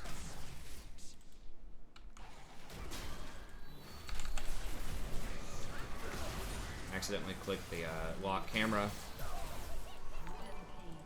Hey, thanks for the sub. I appreciate it. Yeah. I mean, you know what? Do whatever makes you happy. But if, you know, if you're really trying hard to climb, try to focus on just at least one role. And try to eventually find some champions you enjoy learning. That's really the, if you're, like, really serious about climbing, that's the biggest thing. It's just narrowing your champion pool. It's just like anything, really, in life. The more experience you have on something, usually the better you are at it.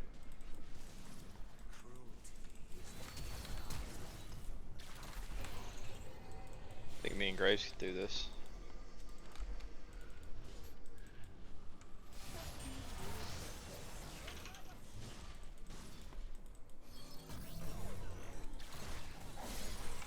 Bruh.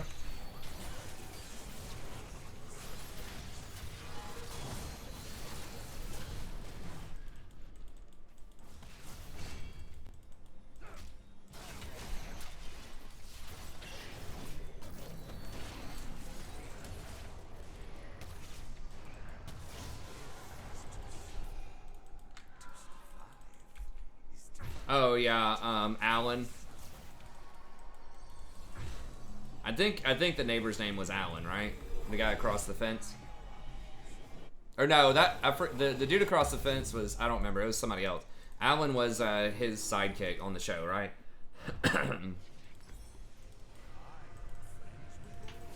Oh no! What the hell? It's just getting interesting. It was. Home Improvement was canceled to right wing? I don't think so. Did they try to reboot it? I don't... Maybe you're thinking of Roseanne. I don't think they rebooted Home Improvement, from what I know. I really don't remember anything that right wing about Home Improvement. It was pretty, like, standard. Wilson, yeah. Tim Allen was the main... I don't remember the name of his assistant. I thought it was Al. Or something. Wilson was the other guy on the other side of the fence. Okay.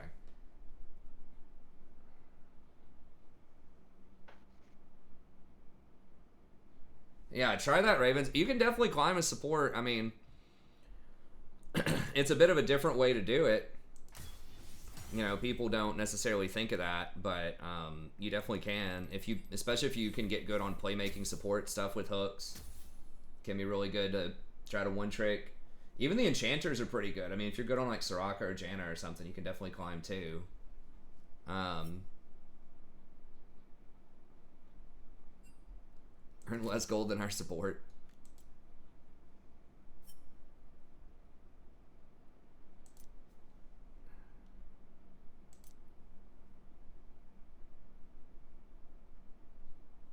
Oh, they're mid with Silas. That is pretty funny.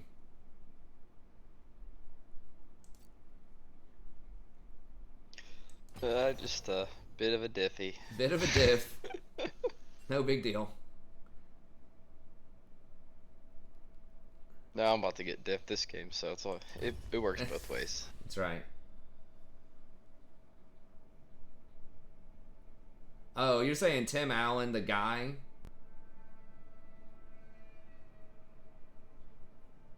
Oh, did he... So Tim Allen maybe got... Is that what you meant? That Tim Allen has said some controversial things? I mean, I don't know. Did a lot of cocaine? Probably. I mean, some of these people were, like, very different than they appeared. I know that, like, Bob Saget, I don't think he was involved in anything, like, really bad that I know of, but I know he was, like, a really raunchy comedian, and he hated the idea of, like, being on Fuller House. He's talked about it, or, like, Full House, but he just needed the money. Basically, as an actor, and they offered him the role, and they told him he had to play this really, like, clean, you know, doctor, and he said it just kind of killed his soul on the inside. He felt like he was selling out the whole time because he was like this underground, like really dirty, you know, kind of comedian, and he felt like he sold his soul. At least that's what I remember hearing about it. So he didn't like hate the people or the cast or anything. He just felt kind of disappointed with himself for doing that, and that's why he's never done anything wholesome like that again. He did America's Funniest Home Videos and basically that just so he could have some money, and now I think he still does comedy stuff from what I remember.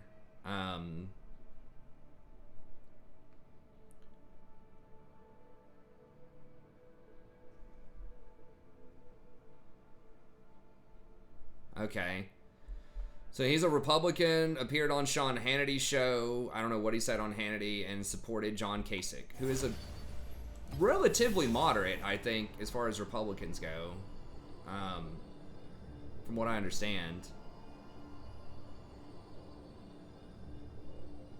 I mean, I don't know. Maybe. I mean, a lot of people have some kind of skeletons in their closet. Al. Okay, his name was Al. So I was right. It was Al. So it was Tim Allen, but then Al something. Yeah, Al Borland. Tim Allen did a lot of I mean, a lot of people did a lot of cocaine in the 80s and 90s, to be fair.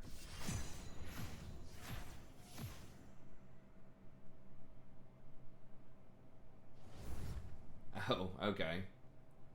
So he was shown sneaking up on what I don't know what the correct term is. Little people, dwarfs. I don't know. At some kind of swim club and throwing them in the deep end. I mean, was that just like a prank, or does he really like hate vertically challenged people?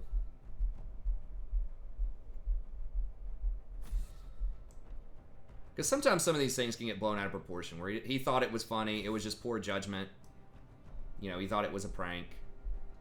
And he doesn't really think of himself as, like, a mean-spirited, like, bigoted person, but it was just humor that wasn't in good taste. I don't know. I mean, who cares, to some extent, right? Hey, what's up, Daniel? I did a lot of 420.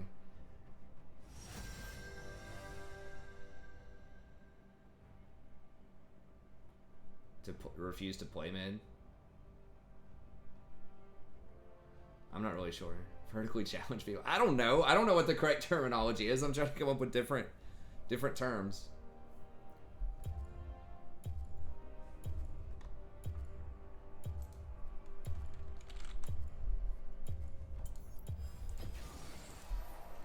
That's what we used to call my friend in high school. He wasn't like he didn't have a medical condition like that, but he was just short. He was like 5 foot nothing for a long time, 4'11", something like that. He used to refer to himself as vertically challenged instead of short. Nobody thinks of themselves as mean-spirited. That's true. I mean, I think some people do. Some people realize what they're doing is wrong, but they think they're justified in it. I think that humor is a lot of times where people kind of go wrong. Because humor is like... Humor is just really weird. Like, a lot of times it's, you know, making fun of something, right? Like, that's the funny part. And it's just like, well, how far can you go with that? And who has a right to make fun of something else, right? So humor is really where stuff gets iffy, I think. But, I mean, I don't know enough about the situation or him. I don't have any E's or any advice for Amy Irelli as E. You just have to get used to the timing. I don't think I've ever played her since her rework.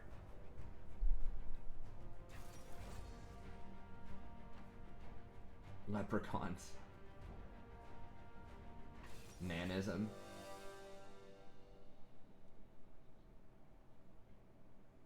So yeah, I mean that seems bad. that seems like a bad thing to do. So I'm saying that, but I'm just saying that I just don't know enough about the situation to judge him, and frankly, it just doesn't even matter. Like, he's been irrelevant. I mean, I guess he's been in like some Christmas movies or something. I don't know. I'm out of the loop. If it's not Education, it's not like League of Legends or some other game I directly cover, I just don't know what it is.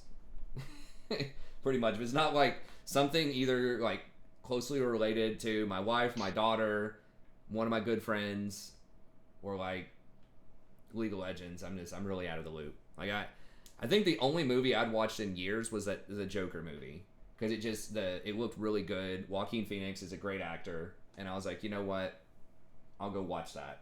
But that's like, I think I went to go see it by myself in theaters. I can't even remember. I think I did though. I went and like saw a matinee. But that was the last movie that I saw like in person. I like never watched TV or movies. I need to watch. I liked the show Lucifer. At least the first 2 seasons were really good. Third season was iffy. Fourth season was good. I still haven't watched the 5th season yet. And then I want to watch Michael Jordan's Last Dance, which I still haven't done yet. Yeah, if I have any free time, it's usually spent doing something related to teaching, the channel, or family, and that's pretty much it. Do you think Swain would be served better as an APC or a support? Since probably APC. I think he needs gold. Like, he does have some innate CC, but he can't get... Like, my opinion is if a champion can't really use the support items that are, like, priced between 2,000 and 2,400. Like, if they can't use the cheap items, I just don't think they're probably that great as a support in this meta. Like, they can be, it can work, but if you need more expensive items, I guess Pike and maybe Senna are the 2 exceptions to that. But in general, if you're not buying cheap stuff, I think you're putting yourself at a disadvantage as a support. That's my opinion. But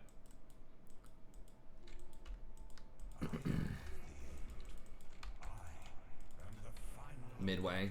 I heard Midway was supposed to be pretty good. I'm not saying there's not a lot of good stuff out there. I'm sure there are good movies. I'm not like, oh, if it's new stuff, it's garbage. You know, I'm not like one of those old guys. I do think that about rap. I'll admit that. But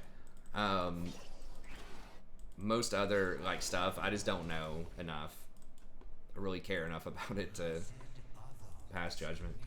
Yeah, I don't think Zyra's in a great place. I love Zyra. She's my 3rd most played champ of all time, I think, still. It's like Rakan, Janna, Zyra, but it's really hard out there right now. I hope they add in some better AP options and find out a way to make it to where it doesn't get poached too much by mid lane. Like, Proto Belt was probably loosely intended for support type of champs based on its price, but it ends up getting abused by a lot of mid laners. That's why they can make cheap enchanter items, because no other role uses them, or it's extremely rare that someone in another role uses them. Really?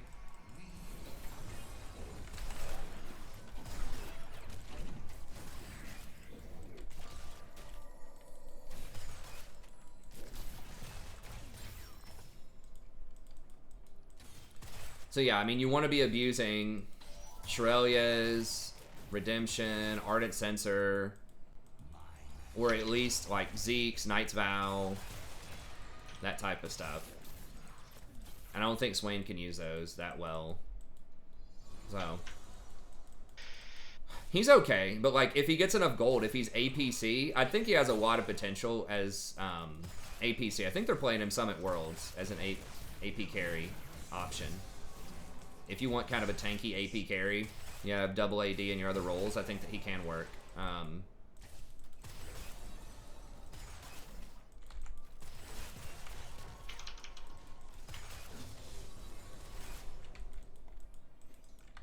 Thresh has 100% wife steal with Lucian. That's interesting.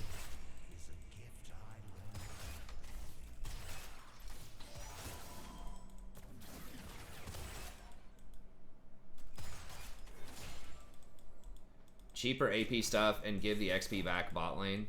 Yeah.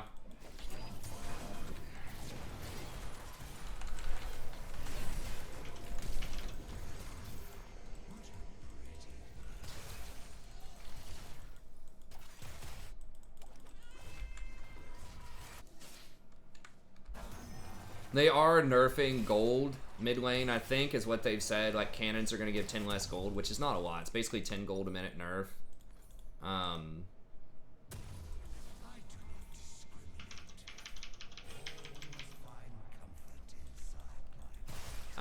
And then cannons are like going to do more damage to towers, so they're trying to nerf mid a little bit, but... Wasn't Zyra a mid laner? Very, very briefly. She was almost immediately slotted in as support. Because she needs less gold than a lot of traditional mid laners. So she needs less than a lot of mid laners because she has really high base damage, but that was in an era before Redemption. Like, the Redemption stuff changed the game forever, kind of in the support role. Because before that, it had largely been, you know, a lot of the meta was, like, tanks, Zyra, and Janna, basically. Because they all had, like, Zyra and Janna had really high baseline effectiveness, and then it was just pretty much tanks. Because all of the support items, like, everybody just get Frozen Heart and Locket every game. That was it for, like, you know, 5 years or something. But once they invented the stat plus healing and shielding, and they made a lot of those items really cheap, then that pretty much was kind of the rise of enchanters or people who can use those items.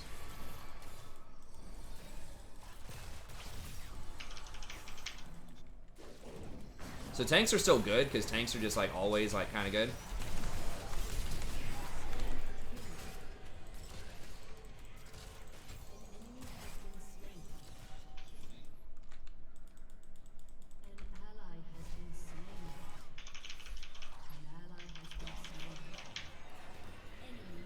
Whiffrent.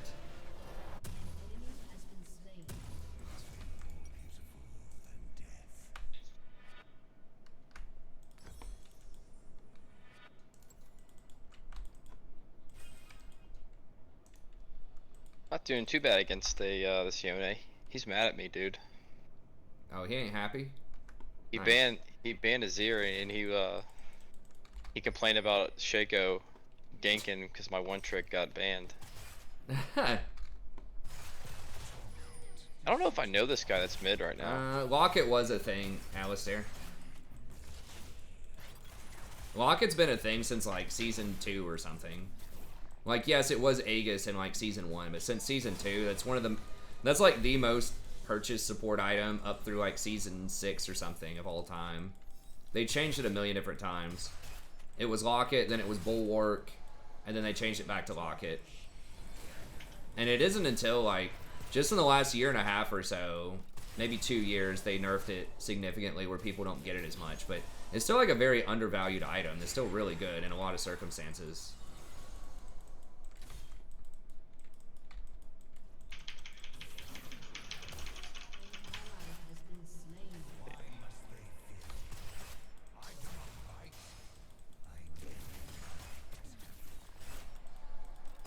These poke champs are like really obnoxious for Thresh to deal with in lane, but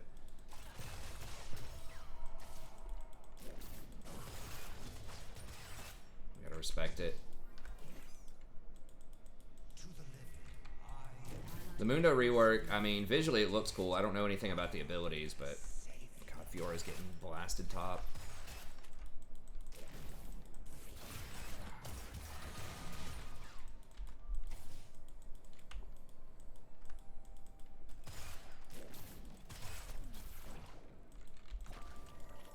Can you ult down here if I get on him? I can. Okay, Yeah, I don't have absolutely. flash for 20, but maybe I can get a hook. I'm coming.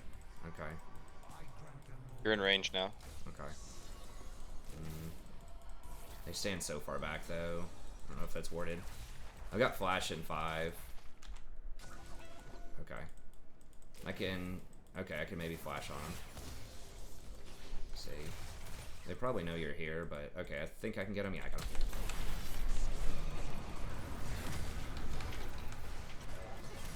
Where the fuck? Okay.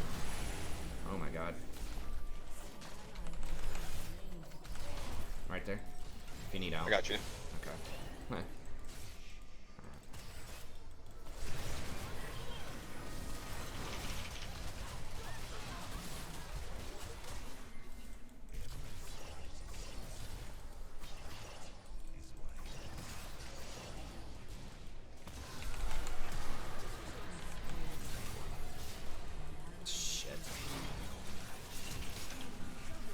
going too far, God. Okay.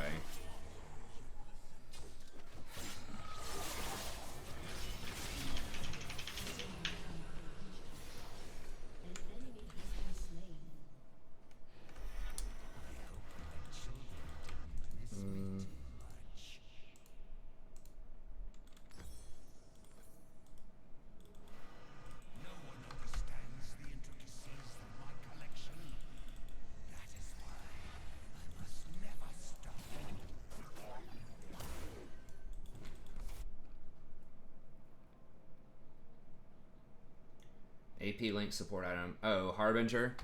Yeah, I don't remember everything about that. What, didn't it give somebody like 100% crit or like 50% crit or something temporarily? It was a very bizarre item.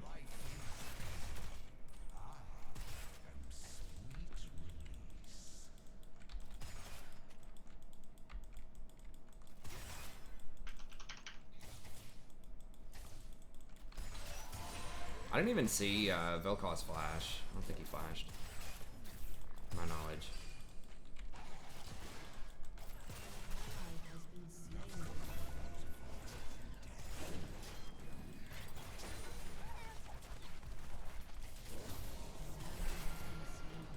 Jeez.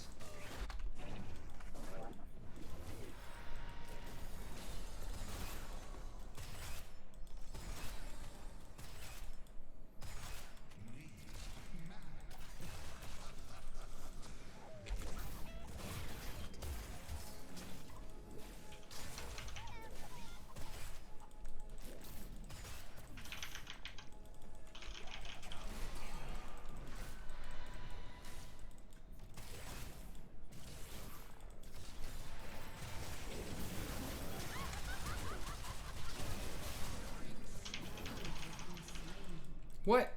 Did she flash? I think she flashed. I don't think there's any way she gets out of that without flashing.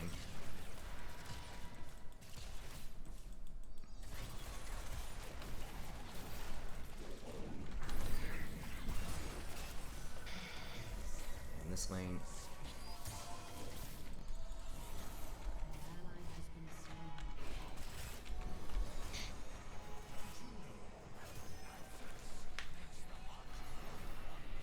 Yeah, they should just be ganking this a lot. I don't know why he's trying to gank for that. That Fiora is such a lost cause.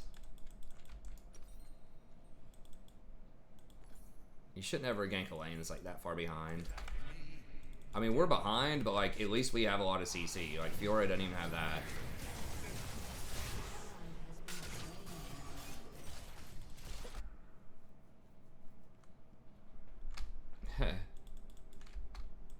Yeah, this Lucian is super passive, but I mean it's a really obnoxious lane. It's like so much poke, and they have so much like AOE. Coming down. I wish I was like Rakan so I could get up there with the Shaco.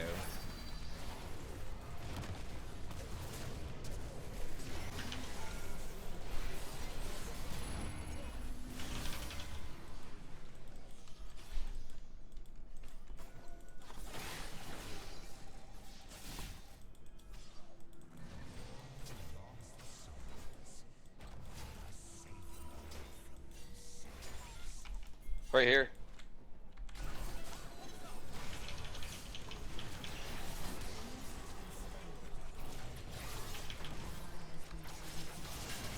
Oh my god. Oh well, he was gonna snap back anyways.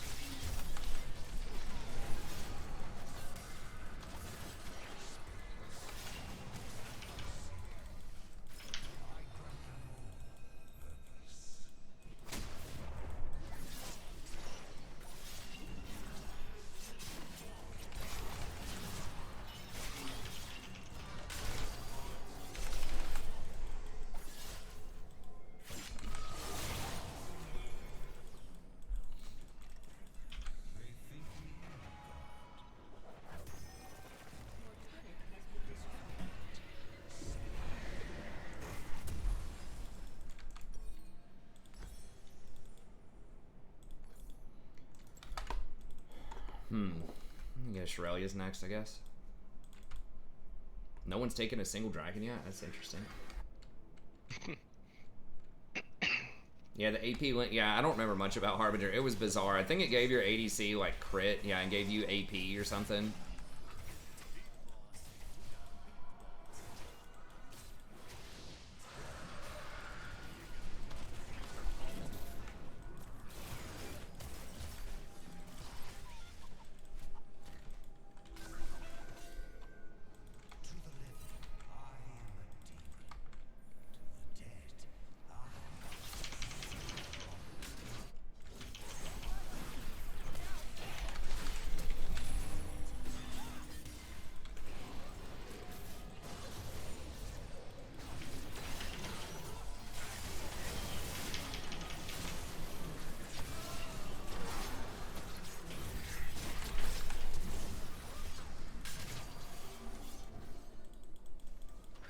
So close. Pick the lantern. Oh, I taunted. Then we.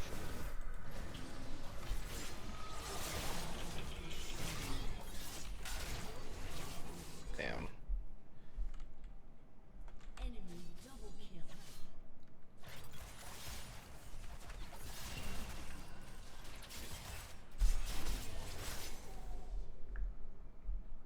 Oh no, why is Shaco do an hourglass, man? You can't do those beta kind of builds on an assassin. You got it, like...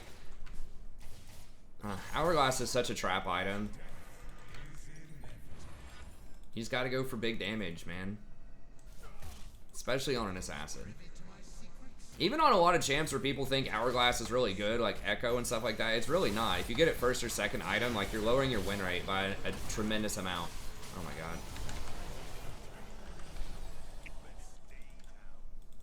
Because you're giving up so much damage.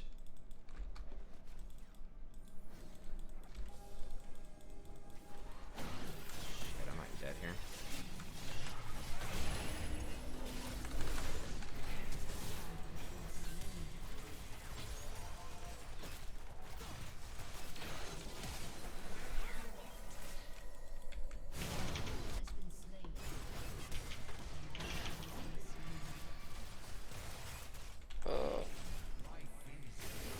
Whoa, what was that lag? I didn't even see that Vel'Koz ult. Hey, what's up, Juan? Fiddle needs what? Oh, Hourglass? Well, yeah, Fiddle's a special case. I'm talking, like, champions that don't have super obvious, like, massive synergies. People who can get other things. I think even on Fiddle, though, out of the jungle, it still was not a great second item. I mean, I can go back and look. But Fiddle is one that was, like, a lot closer. But, like, on Diana, Echo, stuff like that. Even Katarina, like, it wasn't... Like, the win rate was significantly lower than, like, 2 or 3 other alternate items. Good to see you again, by the way, Juan. I think I was on, like, a Fiddlesticks kick probably about a month ago or something. I was like, oh man, where's Juan when you need him?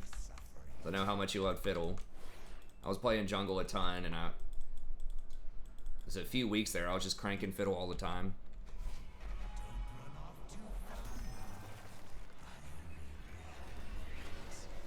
I gotta get more wards.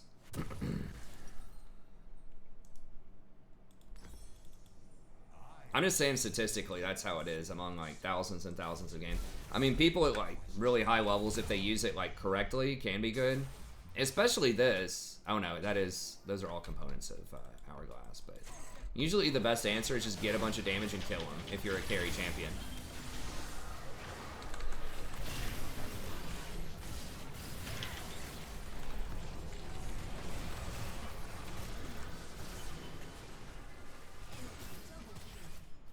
Jeez. Damn. For me to be a Shen main, probably just like playing top lane. I'm probably not gonna play Shen support. I mean, it can work, but if they make way better energy items, especially for tanks in the preseason, which they've said they're gonna do different energy items, then maybe. Like when Shen was actually like meta for a little bit, as a support, it was because Banner of Command was really good. And that was like a non-mana, really strong tank item. I timed that wrong on his little snapback.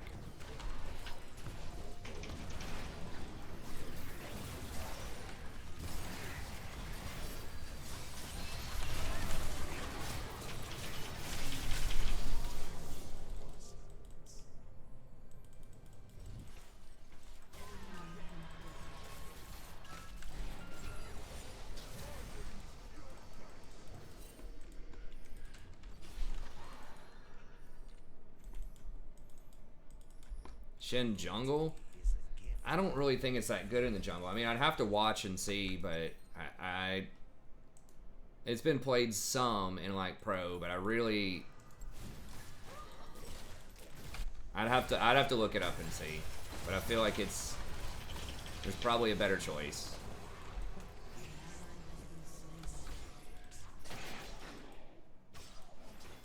I just feel like his clear would be really slow, and like his ganks are basically walk at them, you know? Like part of what makes him so good top lane is that he can actually duel like pretty well early on.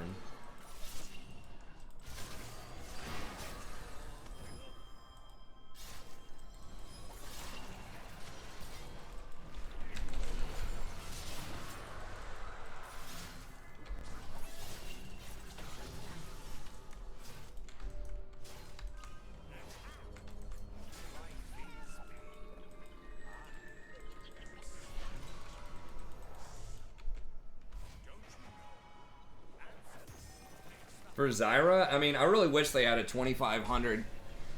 Like, I wish they made Leandre's a 2,500 gold item. Like, you just need cheaper items for supports, but I just don't know if they're ever going to be able to do that for AP supports, because then mid laners will abuse it. Like, the only reason enchanters get nice stuff, as I always say, is because no other roles really get enchanter items, except for Ivern, and they just nerf the hell out of him. Or, like, mid lane Karma, or, like, Lulu, and they just nerf them, so...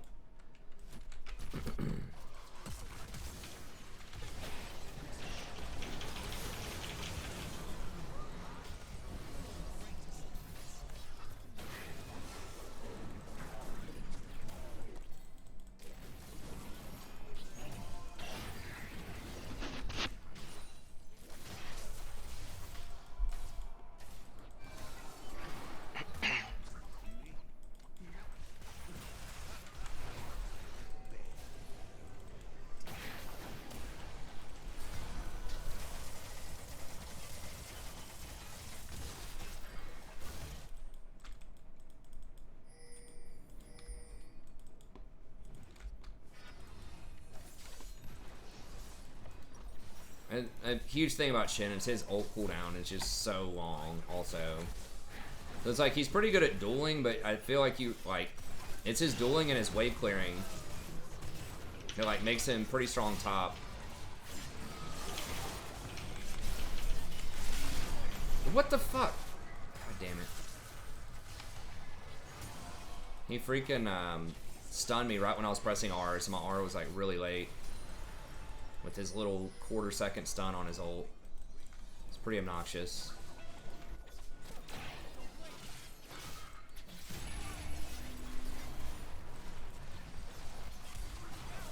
Oh, really?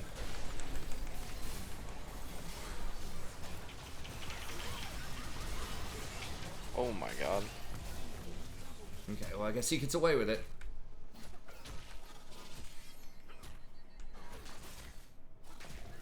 There's no way he's able to jump over this into our own base and get me. He's like, yeah, he does.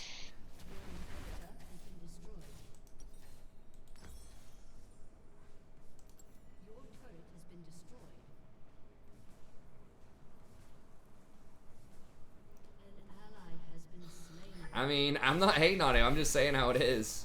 I like him. I like the concept of him.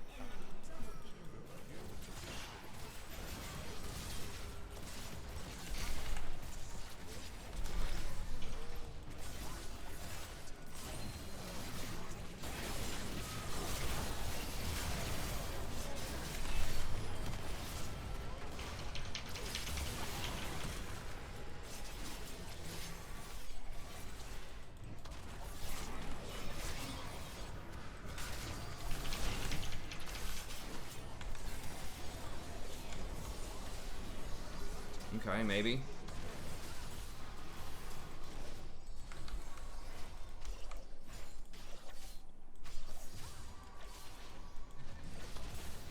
I don't think Shin's... Who's the worst ninja? I'm trying to think of everyone who's classified as a ninja. Most of the energy champs are pretty good. Win rate wise, it's probably a Kali, but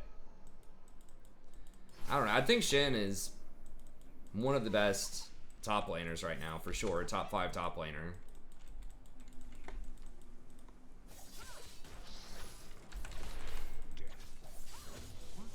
Depends on the elo bracket. I think the higher the elo bracket goes, the better he is. Probably. Kennen is the best ninja. Kennen was going to be on my short list for maybe one of the most challenged ninjas right now, but...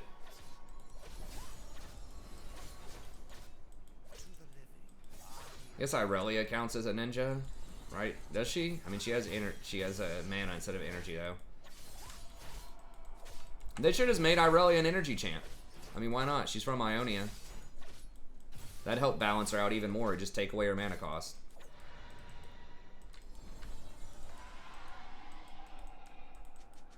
Oh, being an actual ninja. Oh, because Shin, like, yells a lot and shows up and stuff.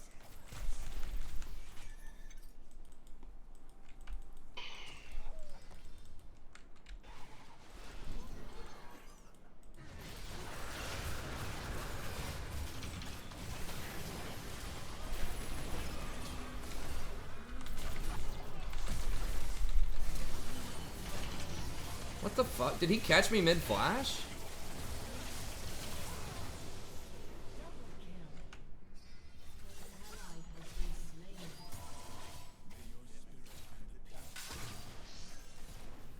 My flash went on cooldown, but it sure as hell looked like I didn't go anywhere.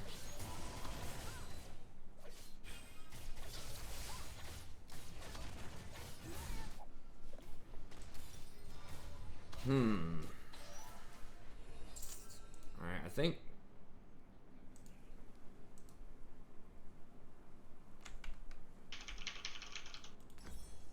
we'll have to get a gargoyle next.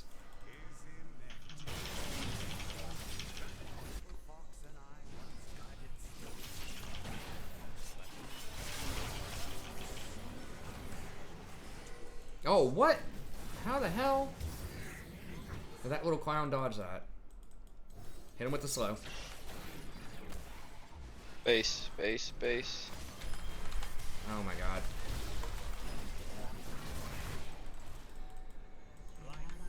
I'm gonna die. Dude, I cannot believe she got away.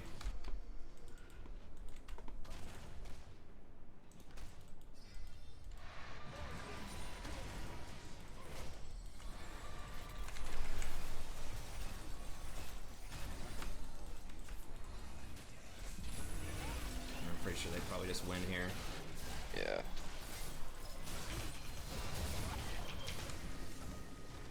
Give Rakan energy, that'd be nice.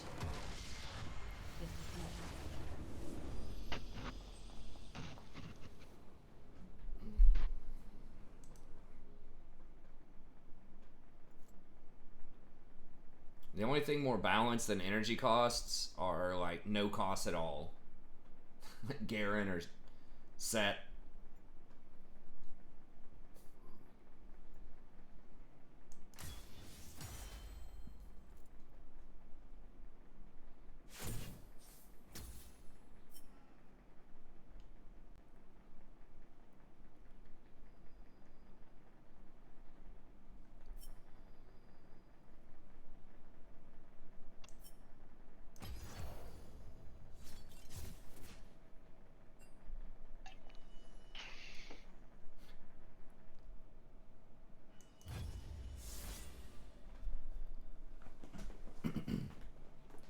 We need more robot champs like Rumble, man, that have the heat bar. I always thought that. I thought Rumble's resource system was actually kind of cool.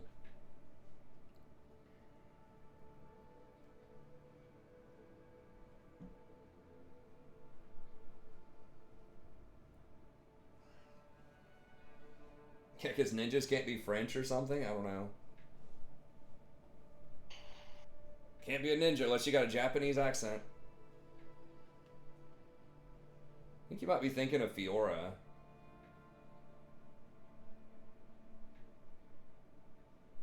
Yeah, Rumble's heat system, where you can like cast your spells, but then if you overheat, like it has, you know, trade-offs, like some bad stuff happens to you, like you get empowered auto attacks, but then you're silenced for 6 seconds. Yeah, I mean, sort of, man, but that's like, I don't know that necessarily has to be the case.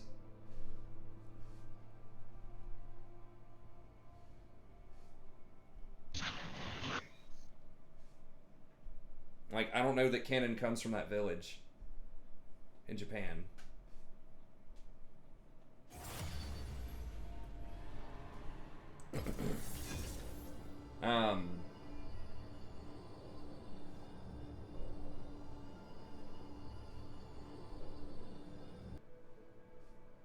But anyways, yeah, but they don't, I don't know.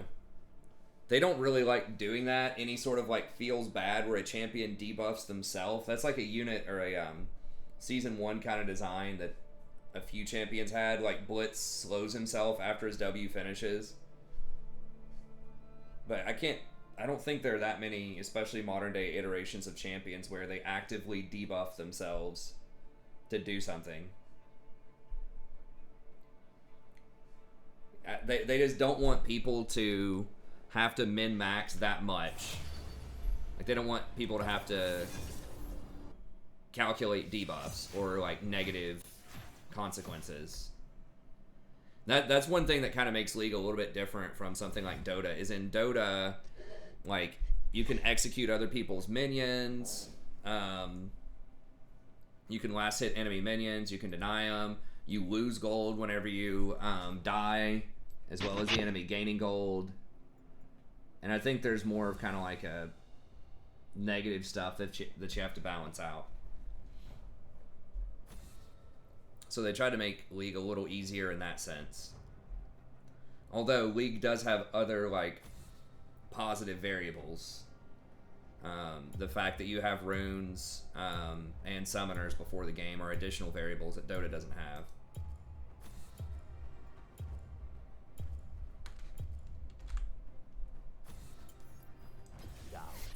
Is the greatest enemy. You misspelled Poppy as best Yordle. Oh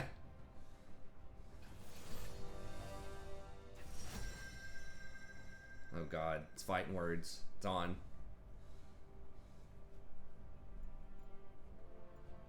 Teemo best Yordle.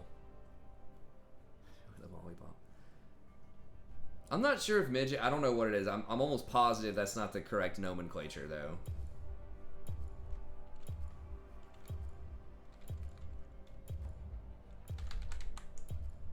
I think little person is, even though that sounds like worse, I'm pretty sure that's the...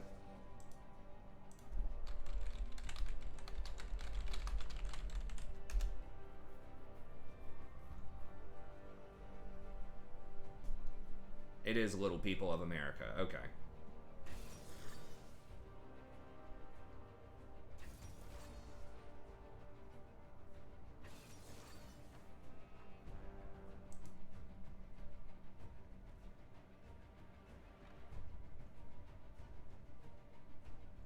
Yeah, a lot of things are saying that midget is highly offensive. Some are even calling it the M word.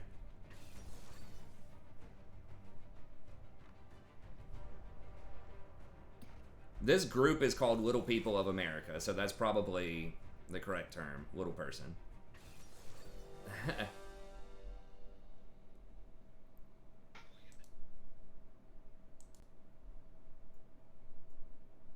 Oh god, really? They're hitting us with the Morgana Rammus?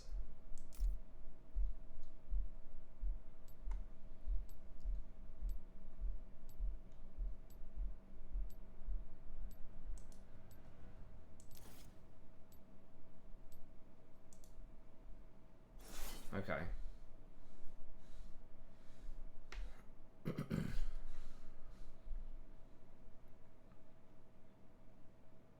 Definitely gonna have to go for a McHale's this game. Twitch plus Morgana is pretty obnoxious. Morgana is just really annoying in general to pretty much every champion that I play.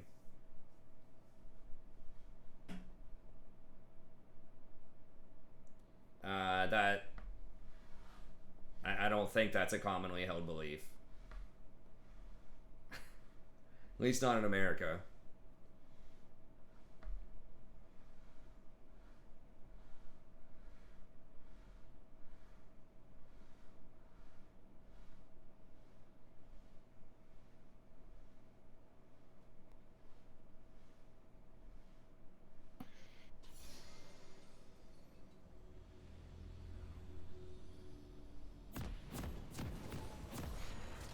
Anti-fun champs.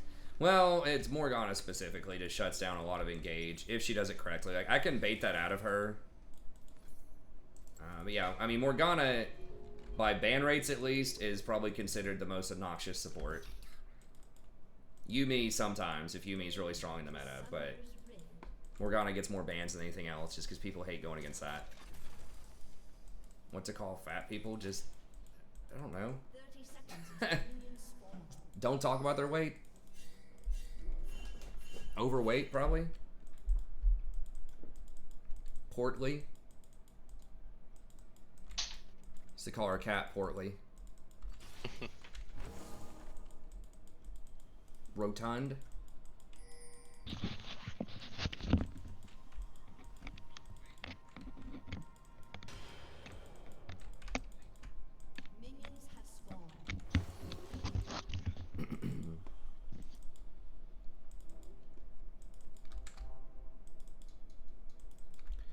Yeah, we did pretty well last game, I think. I can't remember all the details. There's stuff everyone could have done better, but yeah, they just Yeah. they just got really fed. Yeah, we didn't do too bad.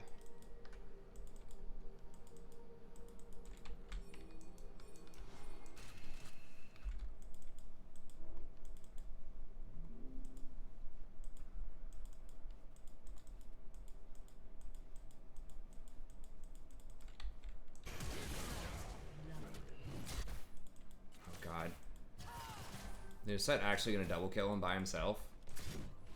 I think he is. Oh my god.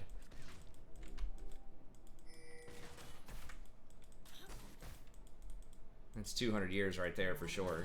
Like, literal 1v2, no assists.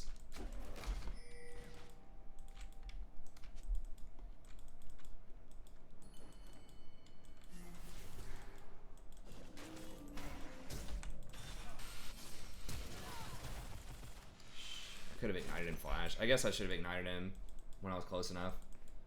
Yeah, me too.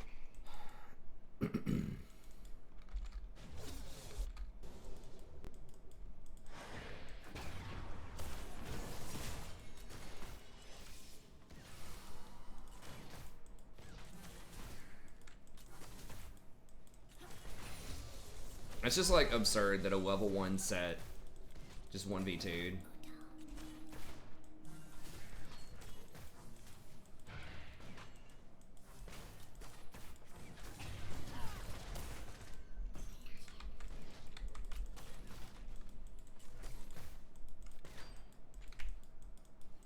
I mean, how does he ever touch Graves? Phase rush Graves, like, how?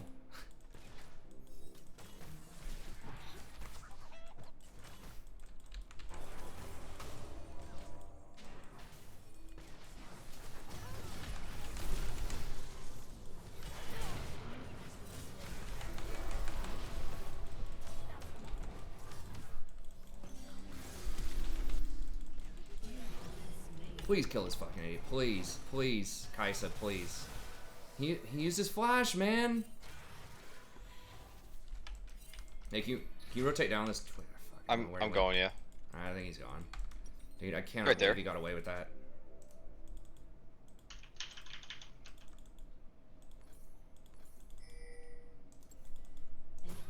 Okay, thank God.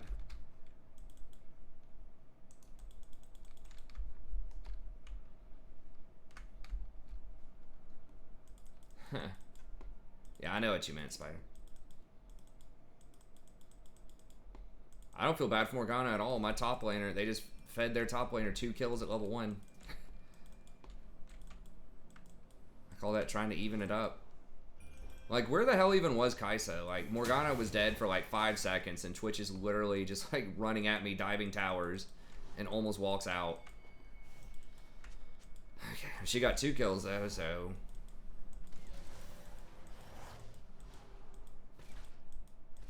Did she like run the other way when he turned invisible, thinking that... Is she trying to cut him off so he couldn't run away or something? Is that what it was? She's like, no, he's not going to turn around and try to go for the low bard. He's going to try to run away. It's like, no, he's not. This is gold. Of course he's going to try to int to kill me.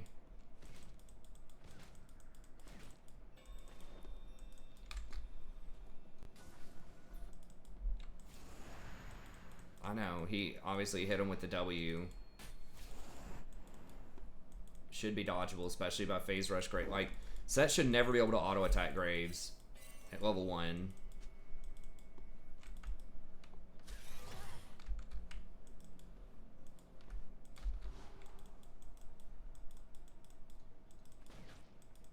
No, of course he used his W, like his damage thing, but he shouldn't. I mean, I don't know. Maybe I don't understand that matchup, but phase rush Graves seems to me like he should be able to kite a Set that doesn't have his movement speed yet.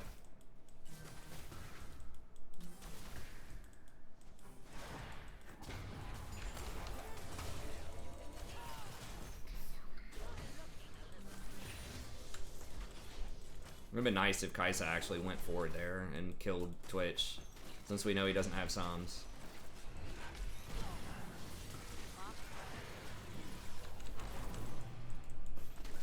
That stunned him, right? Rotate down here. I'm coming down as well. Well.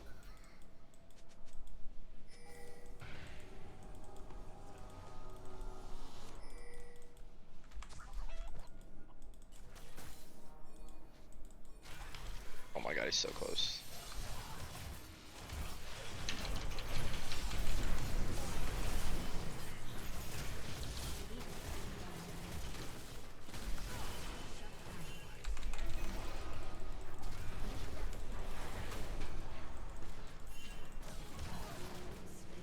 Graves, please, fucking turn around and auto!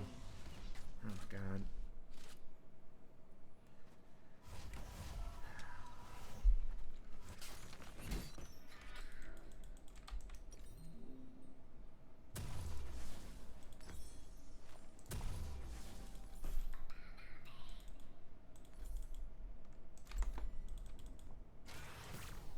That's rough. Yeah, Blather and King is the standard build on Set. Because he auto attacks a lot. Probably Trinity after that.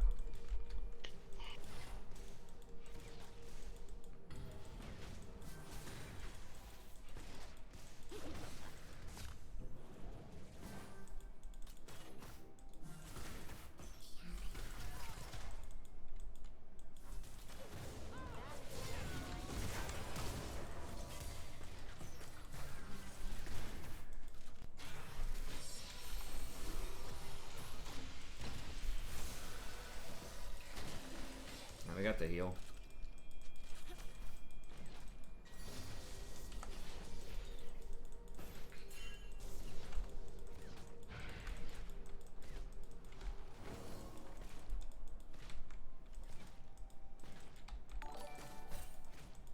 No, I'm pretty sure the Blather and King's been the standard for quite a while. It was either Blather and King or Trinity for top Set. Maybe jungle Set, we'll get like Cinder Hulk or something, but...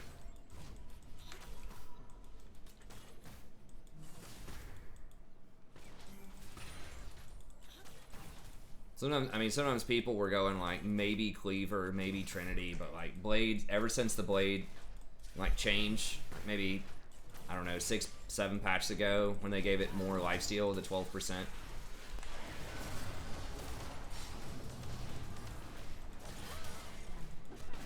Should have taken the tunnel.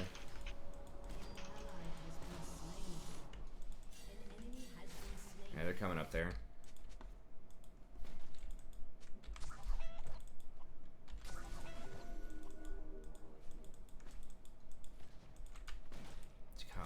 Twitch. How does Twitch have 3 kills and he's up 30 CS? What the fuck's going on?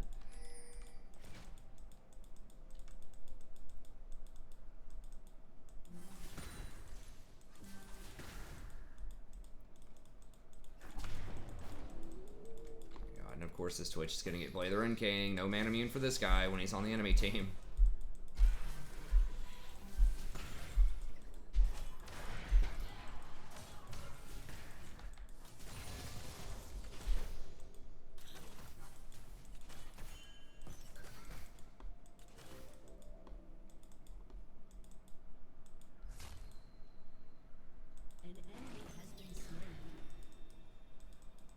Nice.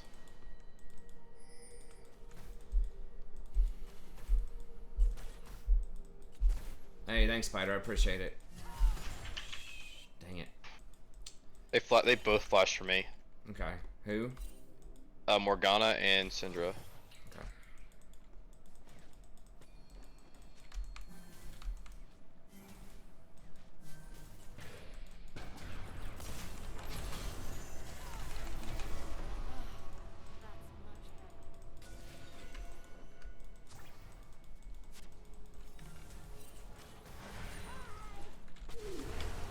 Syndra's coming. Careful. Really? God, fucking stopwatch.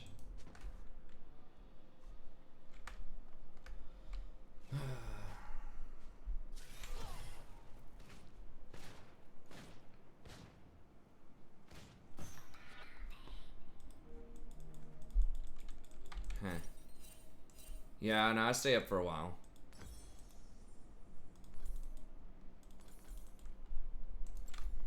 We usually stream for like 4 or 5 hours.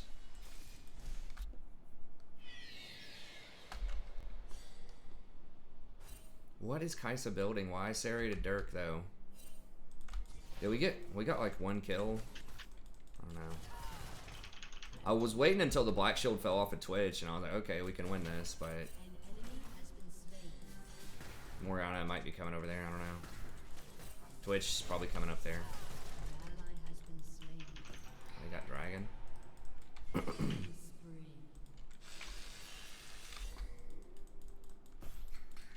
Really?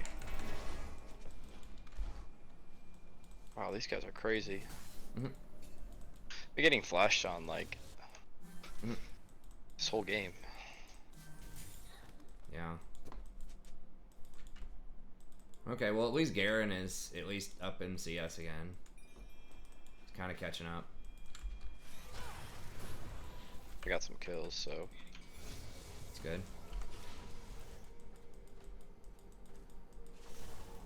Oh, don't answer for me, Alistair. He's asking me, man.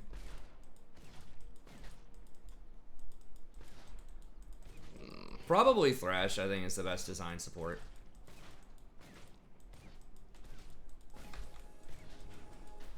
And I do think Rakan and Bard are pretty good, but I think Thresh is probably the best design support.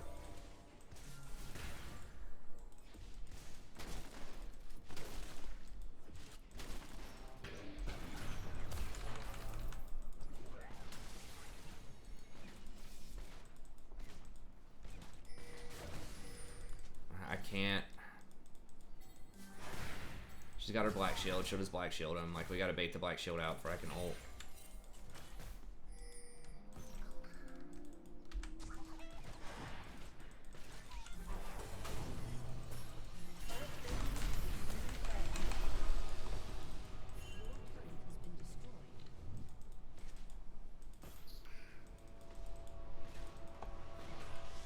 Yeah, as far as supports go, that's it. If you're talking about every champion in the league, I'm not really sure. I'd have to think about that a bit more.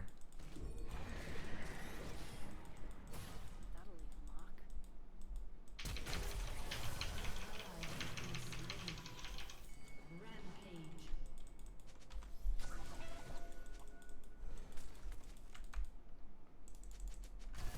really?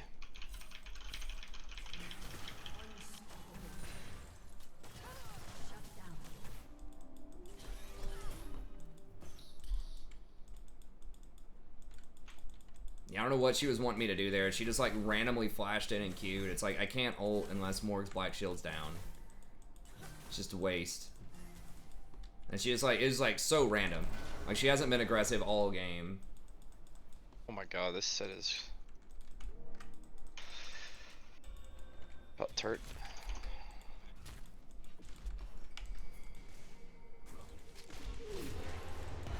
Oh yeah, 100% dead. Nice.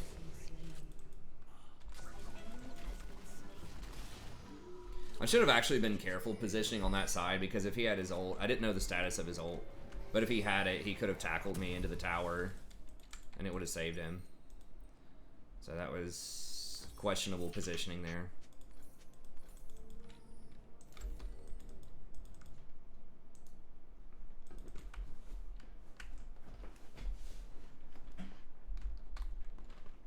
Ari's okay, but she's just not relevant.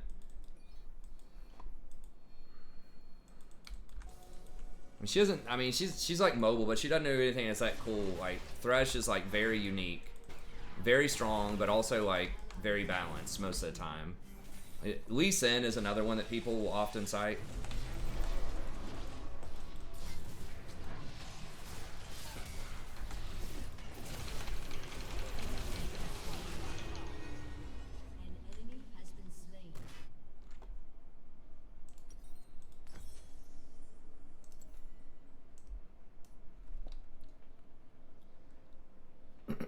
So like probably like the best balanced champs in League, the most interesting champs in my mind, probably Thresh, Lee Sin.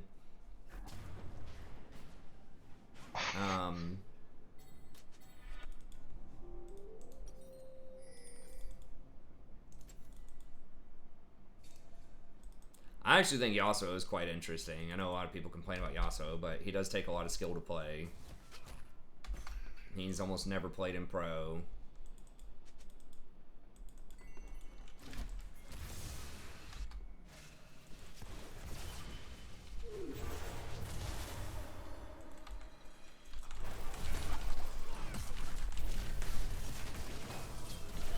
Holy shit, the fuck is wrong with that champion?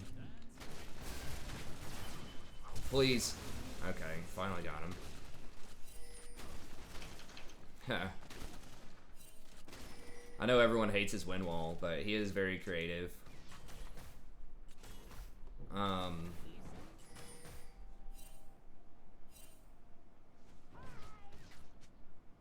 Yeah, Rakan and Bard are both pretty interesting. I think we're gonna have to go for, when you get a Mikhail's early, you kind of have to get redemption. You just get so much value off of it.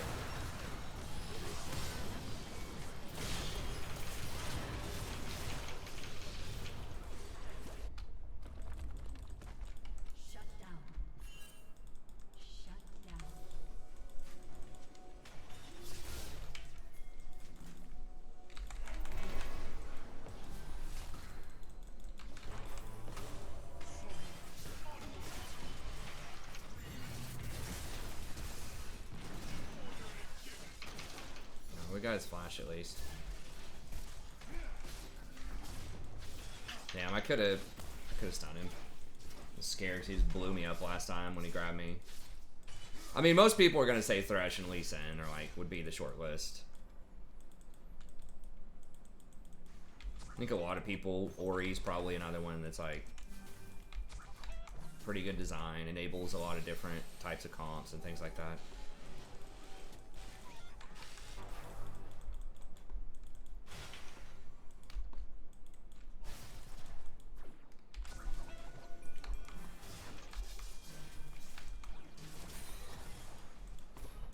Maybe Jarvan.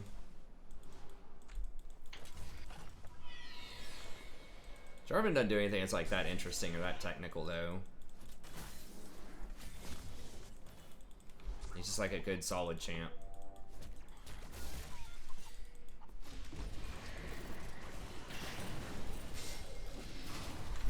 I am not there.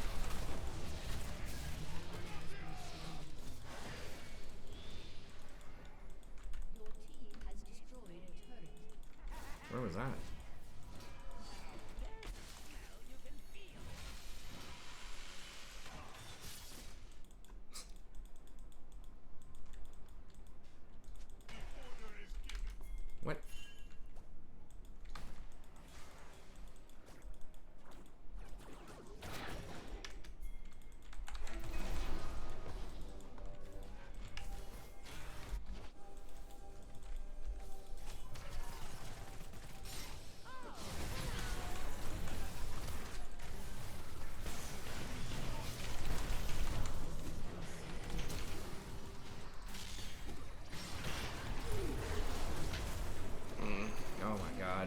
How did all of them get over there? They were all just middle. So much fucking CC.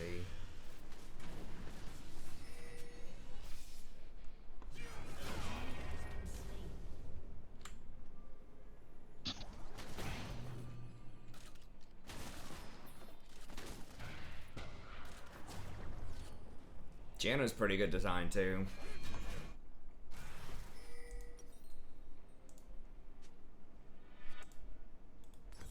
Damn, I'm dying a fucking ton here.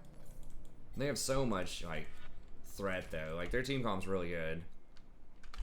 It's hard to avoid them. It's like Set just has his tackle.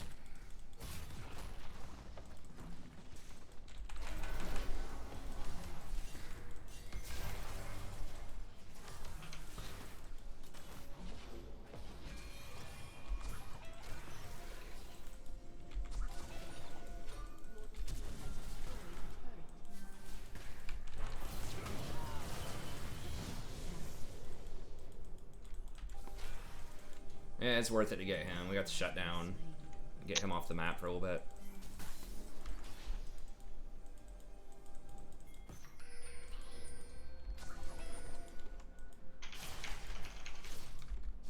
Coming, I got Mikhail's. God, it's an instant blow up.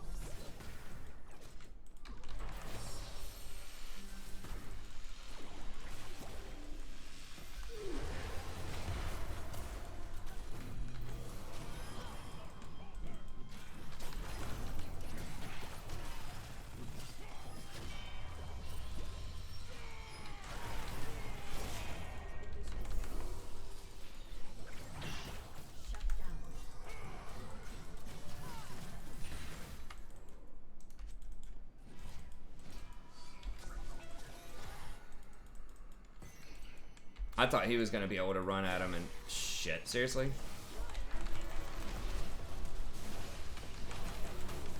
Why the fuck is he just randomly sitting there? Kaisa, dude. Trying.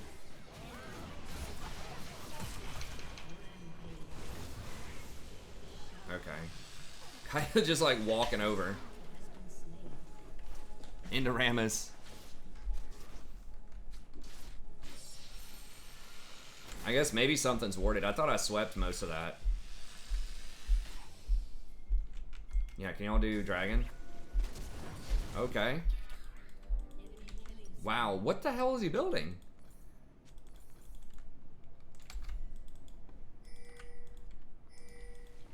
We can't now. Graves is dead.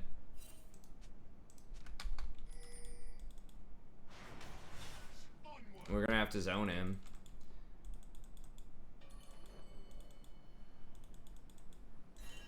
What champ is underbalanced? So which champs are like bad? Historically are like really difficult to balance and are almost always like not played. Probably like Mundo. I mean, they're fixing him. But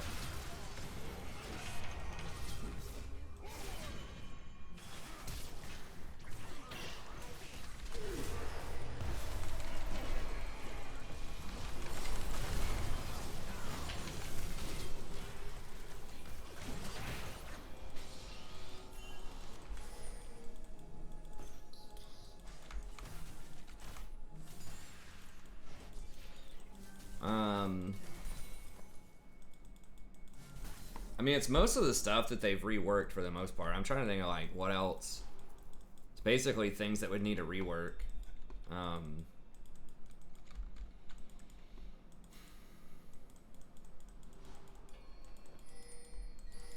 Maybe something like, I don't know, Aurelion Sol is a tricky case. He's like one of the most underplayed champions of all time, but he is actually really good if you're good on him in some cases.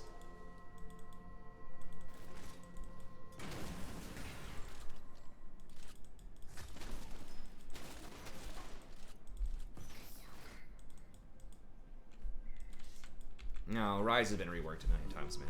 And he's potentially pretty strong. I think Morgana should be, like, tweaked.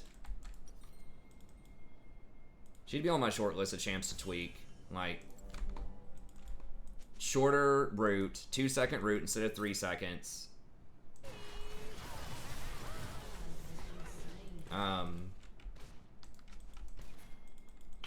He's gonna rotate over there. Twitch is coming up. I'm gonna be here too, but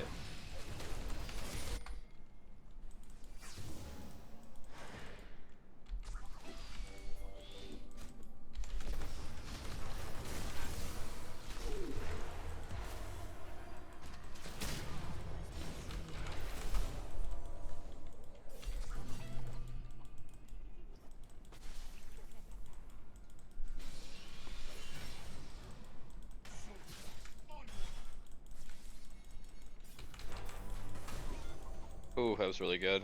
Damn. yeah, we're just not able to do anything with it.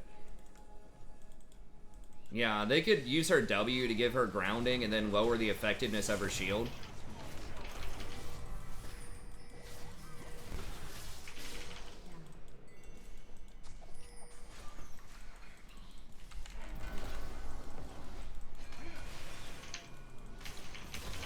Huh.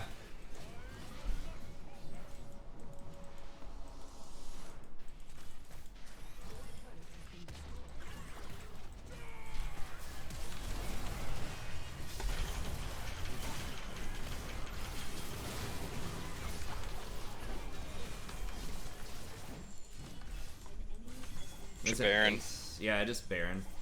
Garen can get 1 tower and then we Baron.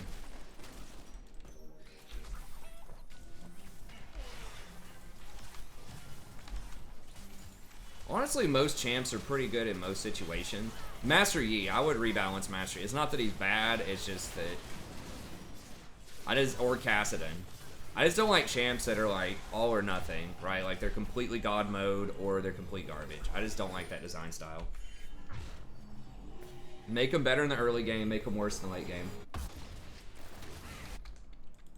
god. An enemy has been slain. An ally has been slain. I don't remember this one. I think this one might be a 26-inch monitor.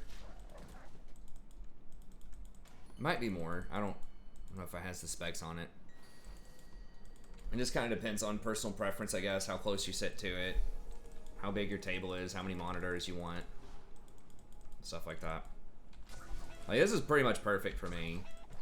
Just big enough, and I can have 2 monitors pretty comfortably on this desk that I use. I don't know if she's gonna be alone or not. Probably not.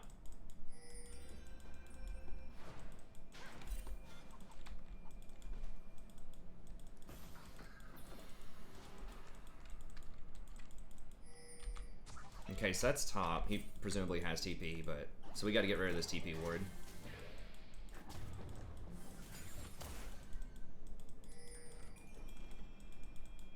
Yeah, I need to probably push up middle. Damn it, we don't have mid prio.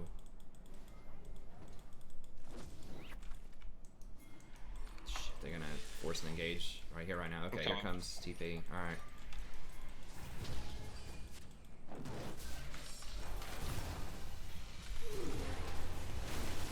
Damn it.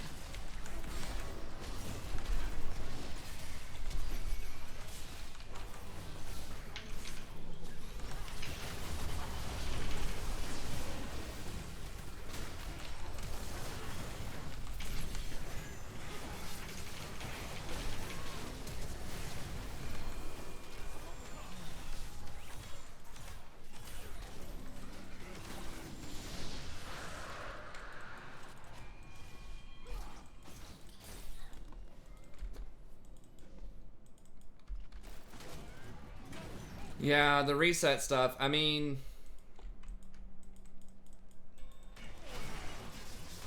I don't even think that's the biggest issue. Like, I don't mind like resets and stuff. Like, that's interesting. It's the true damage is a huge thing. I think Kat's actually like, she's hard to balance, but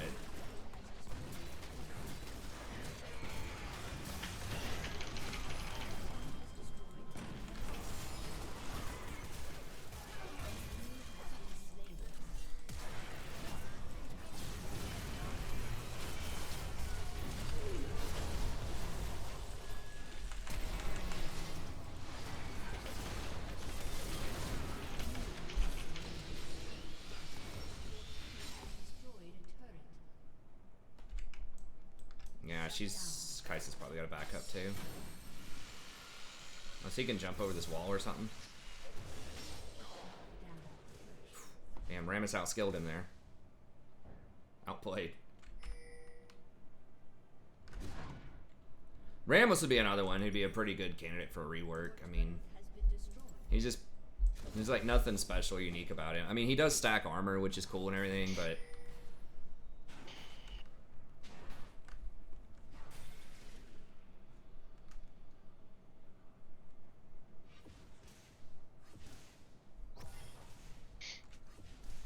I think E just remove true damage, give him more like AD scaling, and get rid of the true damage. He can have the resets and stuff. I would start just by making, just getting rid of the true damage and making it like bonus AD, and just give him more physical damage, but just allow people to actually itemize against him.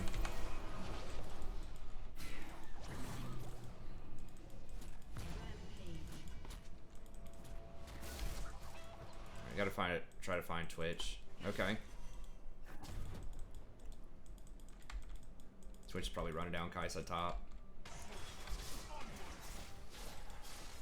Where can we go? I mean, maybe we can go over here.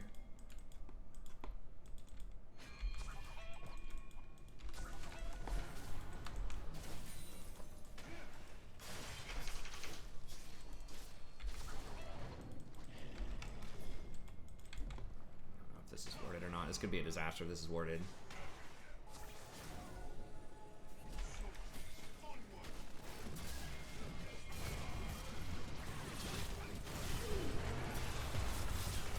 Shit, he came from the other way.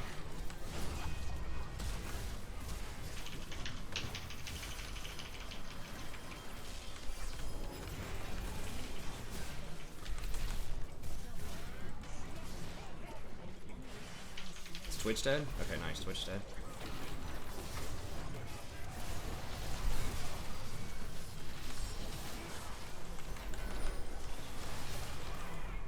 Just end?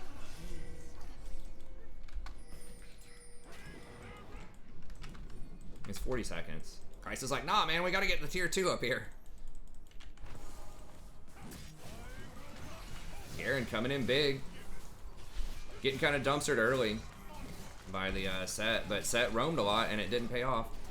God, please tell me we're able to get this. Okay, yeah, we got it, I think.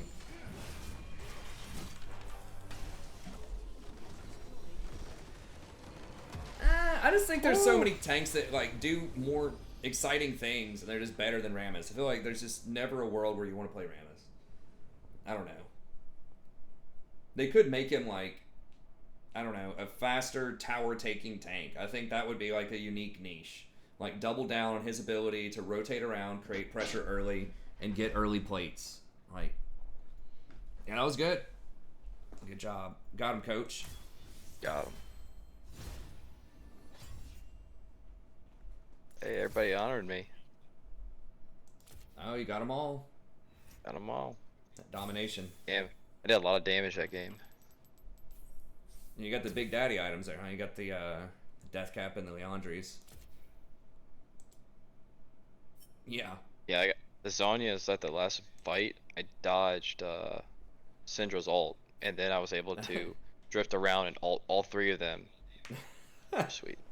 That was pretty, yeah, that was a sweet game. Yeah, Zhonya's is good, like, for people on stream, like, in that situation, right, where it's like 4th or 5th item, and you're already doing a hell of a lot of damage, and you just want to protect your lead.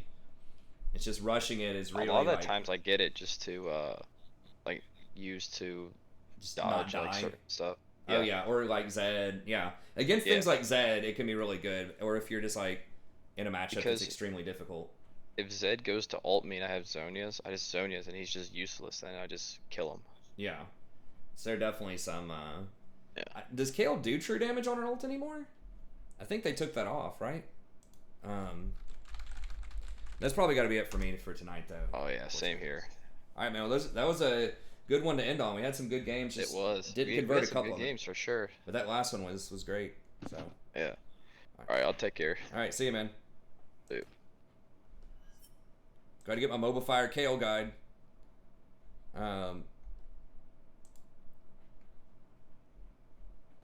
Yeah, towers were a lot weaker. I thought they took that off of her ult. Or her tier 3.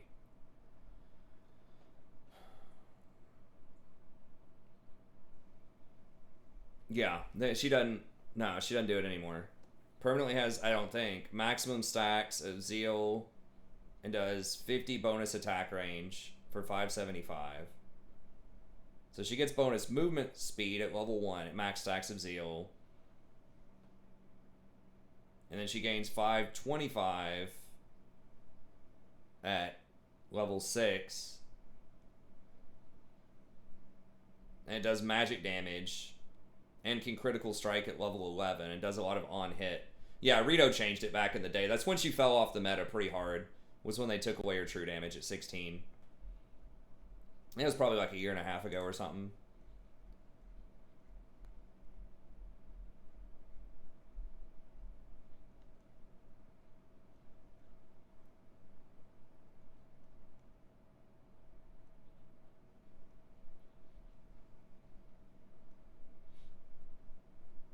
Okay, yes, this one. When was this?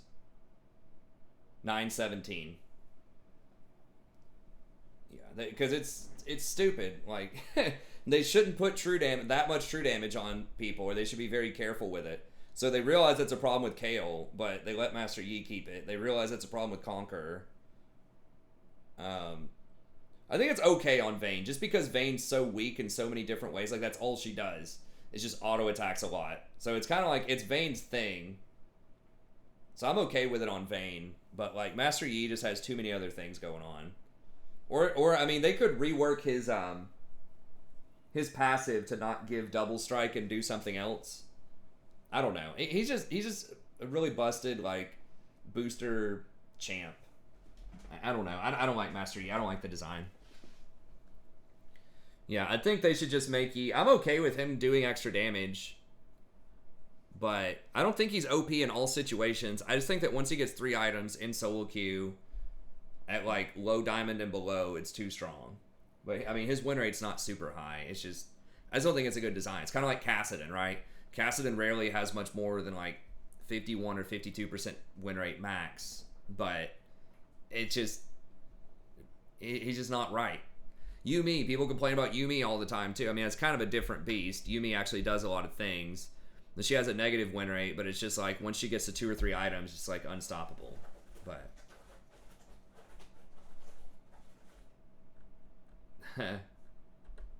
I mean, I think Vayne is, yeah, I think Vayne's fine because like so much of her power budget is she pays a lot for having that, right? Like she's so terrible early game. She doesn't have any AoE. Has terrible wave clear, very short range, you know, really vulnerable, can't get a lot of defensive items if she wants to do damage. That's the big problem with Master Yi and his build right now, is that he can go Wit's End as his 3rd item instead of Gunblade, which gives him more healing when he's under 50% health and gives him 50% magic resist, which makes him difficult to burst, and he can get Death's Dance as like the final item. So part of the problems are just like the itemization is just too, like there's too many good defensive / offensive items, and he abuses them very well. He was already really good with Bork, but now he's got Wit's End, which makes it even better. But anyways, I got to get out of here. Thank y'all very much for tuning in. As always, I really appreciate it. We'll be back tomorrow around midnight, and we'll see everyone then. Have a good day.